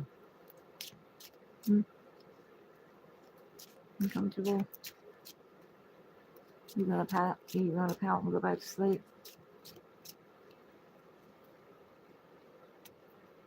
Gunna, is that what you were asking?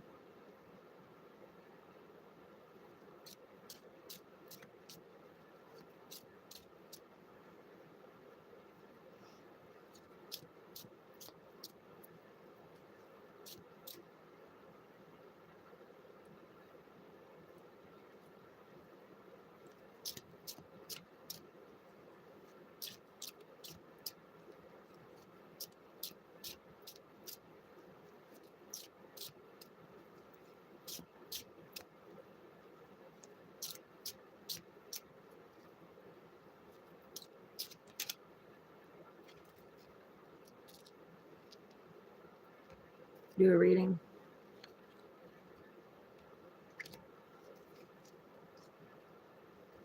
Something just slipped. New journey. All right.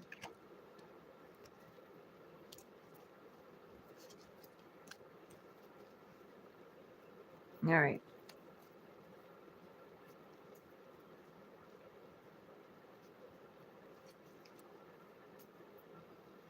I'll do one for you.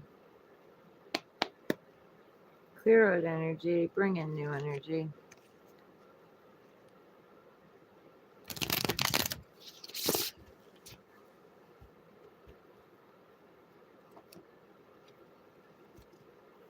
What is Gunnet's passed on loved ones have to say?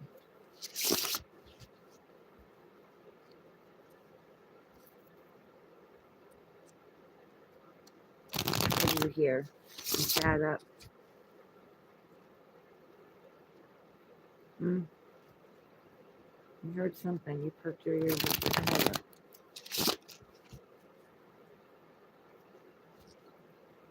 Clear out energy, bring in energy. What does Gunnet's passed on loved ones have to say? Excuse me? Let me not get in your way. Yeah, must be it. You must hear him.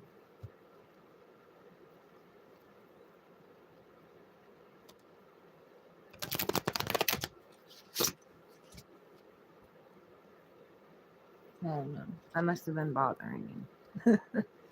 Okay.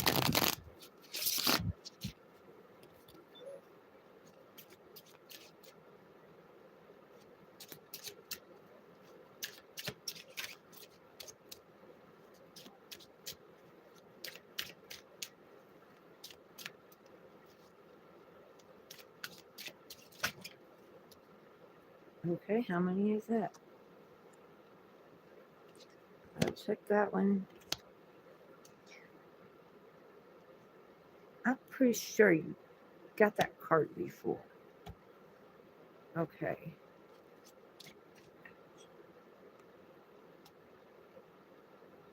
Pretty sure it was you. What? Where did my moving everything for you? Where did my pendulum go? You know, I'd rather have it. I can use something else, but I'd rather.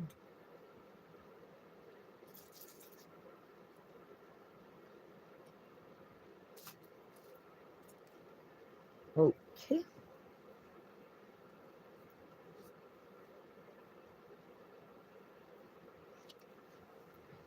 I don't know where it went. I'll have to use something else.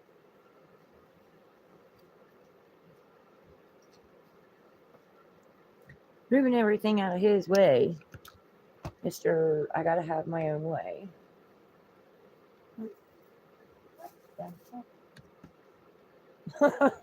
Okay. The tower went in the trash. That's a good place for it in the trash.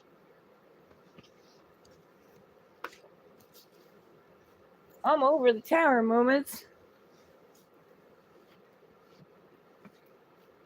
No, you're fine. I don't know what happened to my moving everything out of little brat's way here. I'll have to find it later. I'll just use my necklace. I already had that one cleared.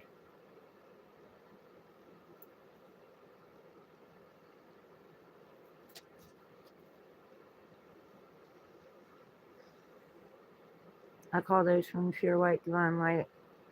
Only those from pure white divine light are welcome. Anytime I pick this necklace up from now until the end of this reading, this whole YouTube channel reading, let it be from those I've called from pure white divine light only. Only those I've called from pure white divine light are welcome. I command and cast out any and all negative, depressive, ill, malicious, evil energies, entities, and intentions. Thank you. Amen. Namaste. So let it be, so it is, and so it shall be. Thank you. Still, please. Is this supposed to be in the reverse? No. Okay.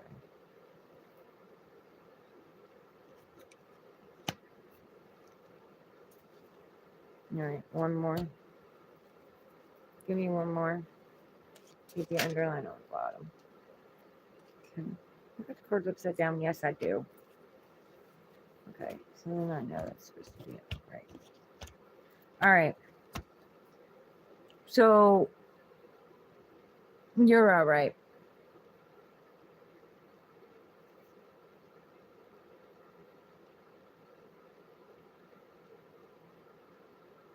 Done it. I get it.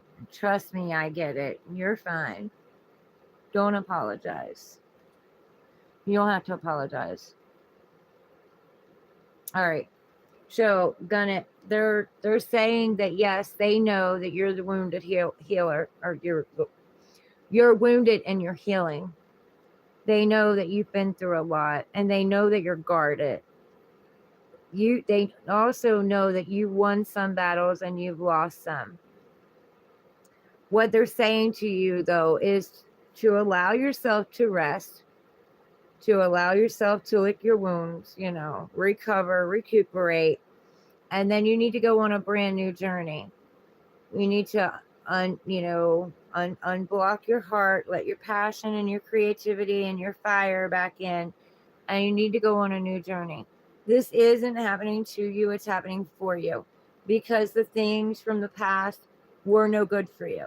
At one point in time, you guys came in and you were on the same vibration when you came in, but one or the other of you didn't want to do the work and grow and evolve. And since you're here, I'm saying it would be the other.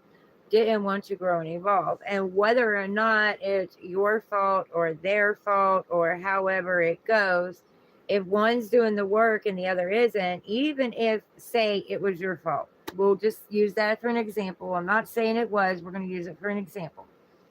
So say it was your fault, okay? You caused it.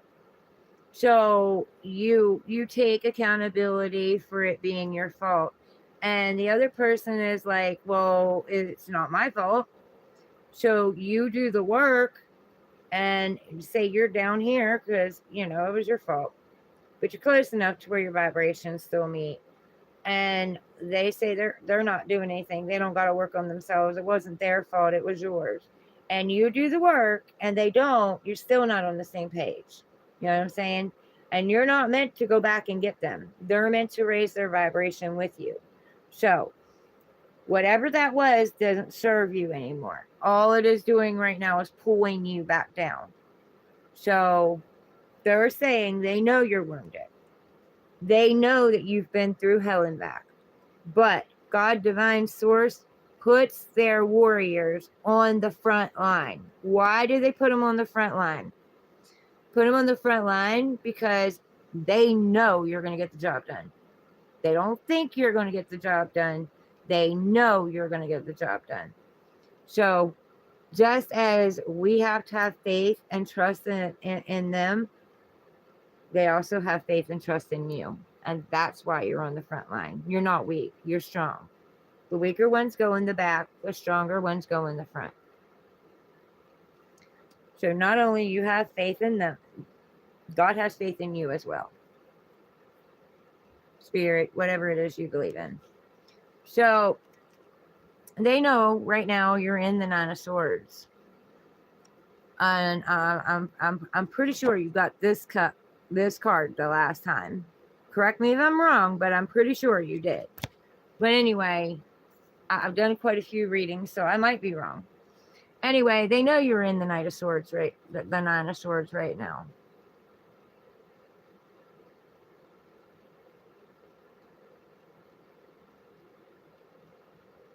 Okay.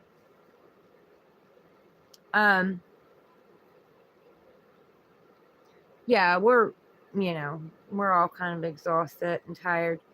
But this is saying you are having nightmares. There may be gossip going on around you. You may be anxious and overwhelmed. You know what I mean? There's something you don't want to see.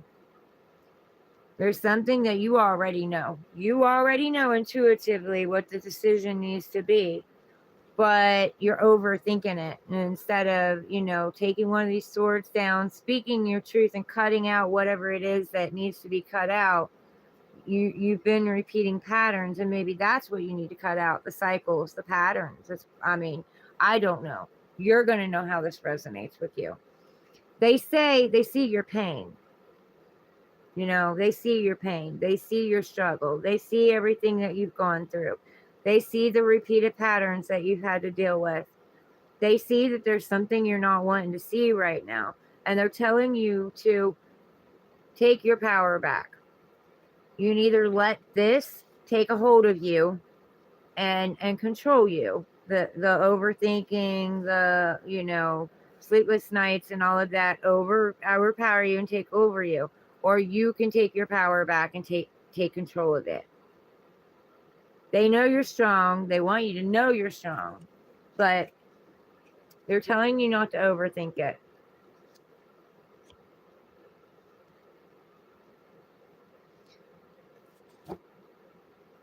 Okay, so again, they are reiterating this card. The Queen, which can be male or female, having the lid on their cup. Now, one of the reasons you would have the lid on your cup is because you've been hurt over and over and over and over again. And you're kind of a little afraid to step back out there. You're kind of a little afraid to put your heart back out there again. It's been beaten up so much and destroyed so much. You're afraid of putting it back out there. But they're telling you to open back up and be vulnerable. Make sure you always speak your truth and you always stand up for what it is that you believe in, and always stand and sit in your power. But open your cup back up. Don't keep it closed, because when you keep your cup closed, you block your blessings. And there are blessings that once come forward to you, but they're not going to be able to reach you if you got if you're still guarded, you got your heart blocked, and you got your cup, and you're not receiving nor giving offers. You know what I'm saying? You're blocking your blessings. And they're wanting to bless you with something. There was a lot you went through, yes. But now you know the red flags. Now you know what you need to look for. And if they pop up in anything that you're doing, they pop up, you know how to address them now. So instead of second guessing yourself or ignoring them or telling yourself, well, I'm just, overthinking it, then they're saying to trust yourself, trust your gut, trust your instincts, tap into your emotions.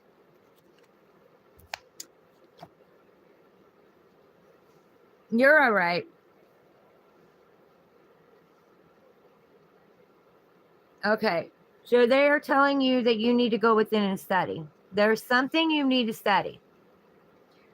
You're stuck in this negative mindset. This is the darkness. This is everything that's happened to you. You're stuck in it. They're telling you to go within and reflect.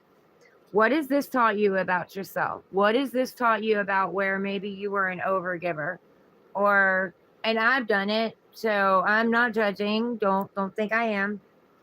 Where is this telling you that maybe you just took people's words at heart for heart? You know what I mean? Like, people are just like me, kind of, wanting people to be just kind of just like you and treat things and respect things the way that you would, but everybody's not like that. That's the sad truth that we're coming to, that we didn't want to see. Not everybody's like that. They cast illusions. But there's that wand that I told you. They said to take that wand and go on that journey. Okay? They're telling you that's something you got to study. Now, you also got to study inside you, which makes sense. Scorpio goes deep. You're going to go deep in the ocean. You're going to be studying yourself.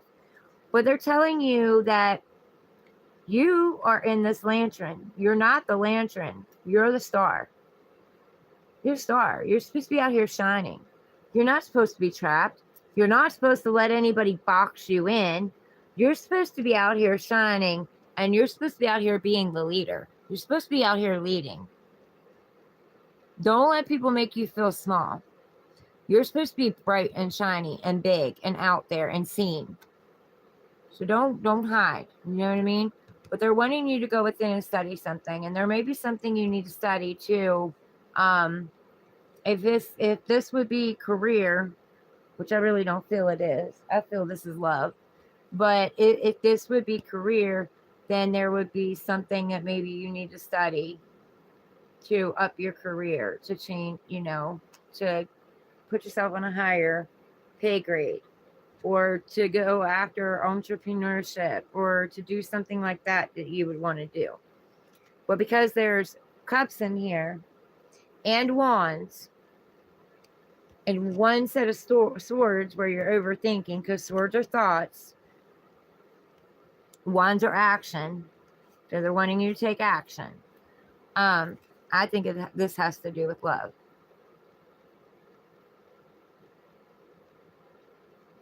Okay. And they're telling you to stop thinking about the past. Think about the past to learn your worth, but stop thinking about the past. Stop being stuck in the past, because you have an offer right in front of you you're not seeing. Okay?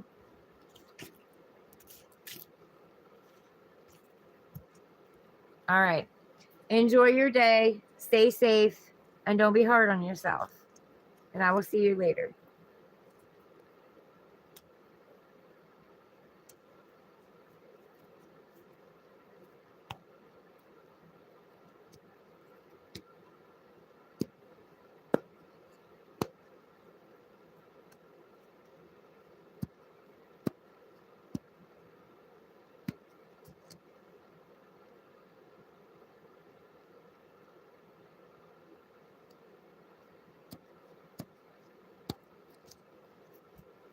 Anybody else on here want a reading before I go?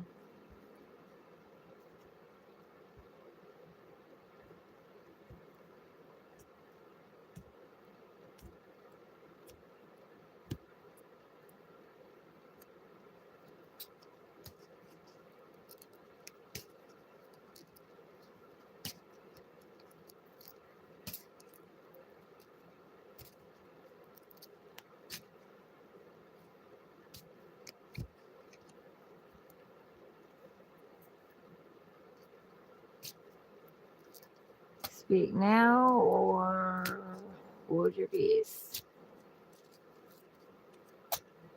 I've been on here 5.5 hours. It doesn't even feel like it. I love my peeps. I love getting out here.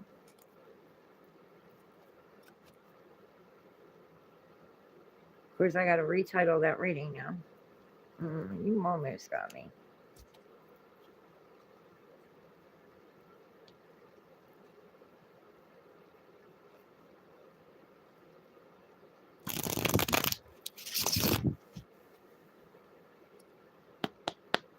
Clear out energy, bring in new energy.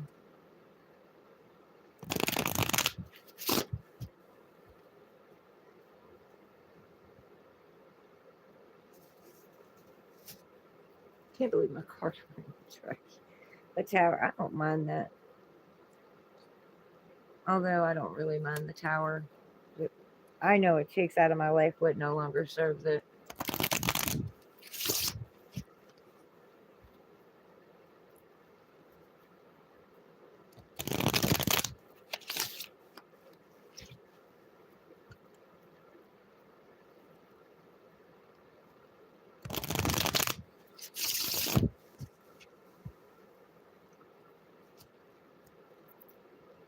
Anyone else on here want a reading? Yes or no? It's free if you want it.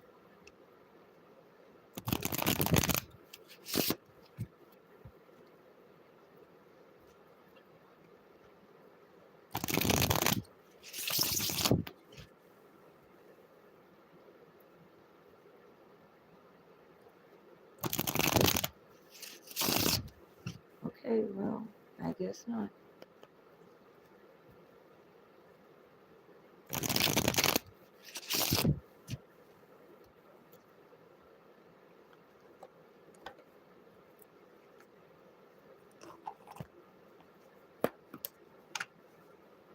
All right, guys.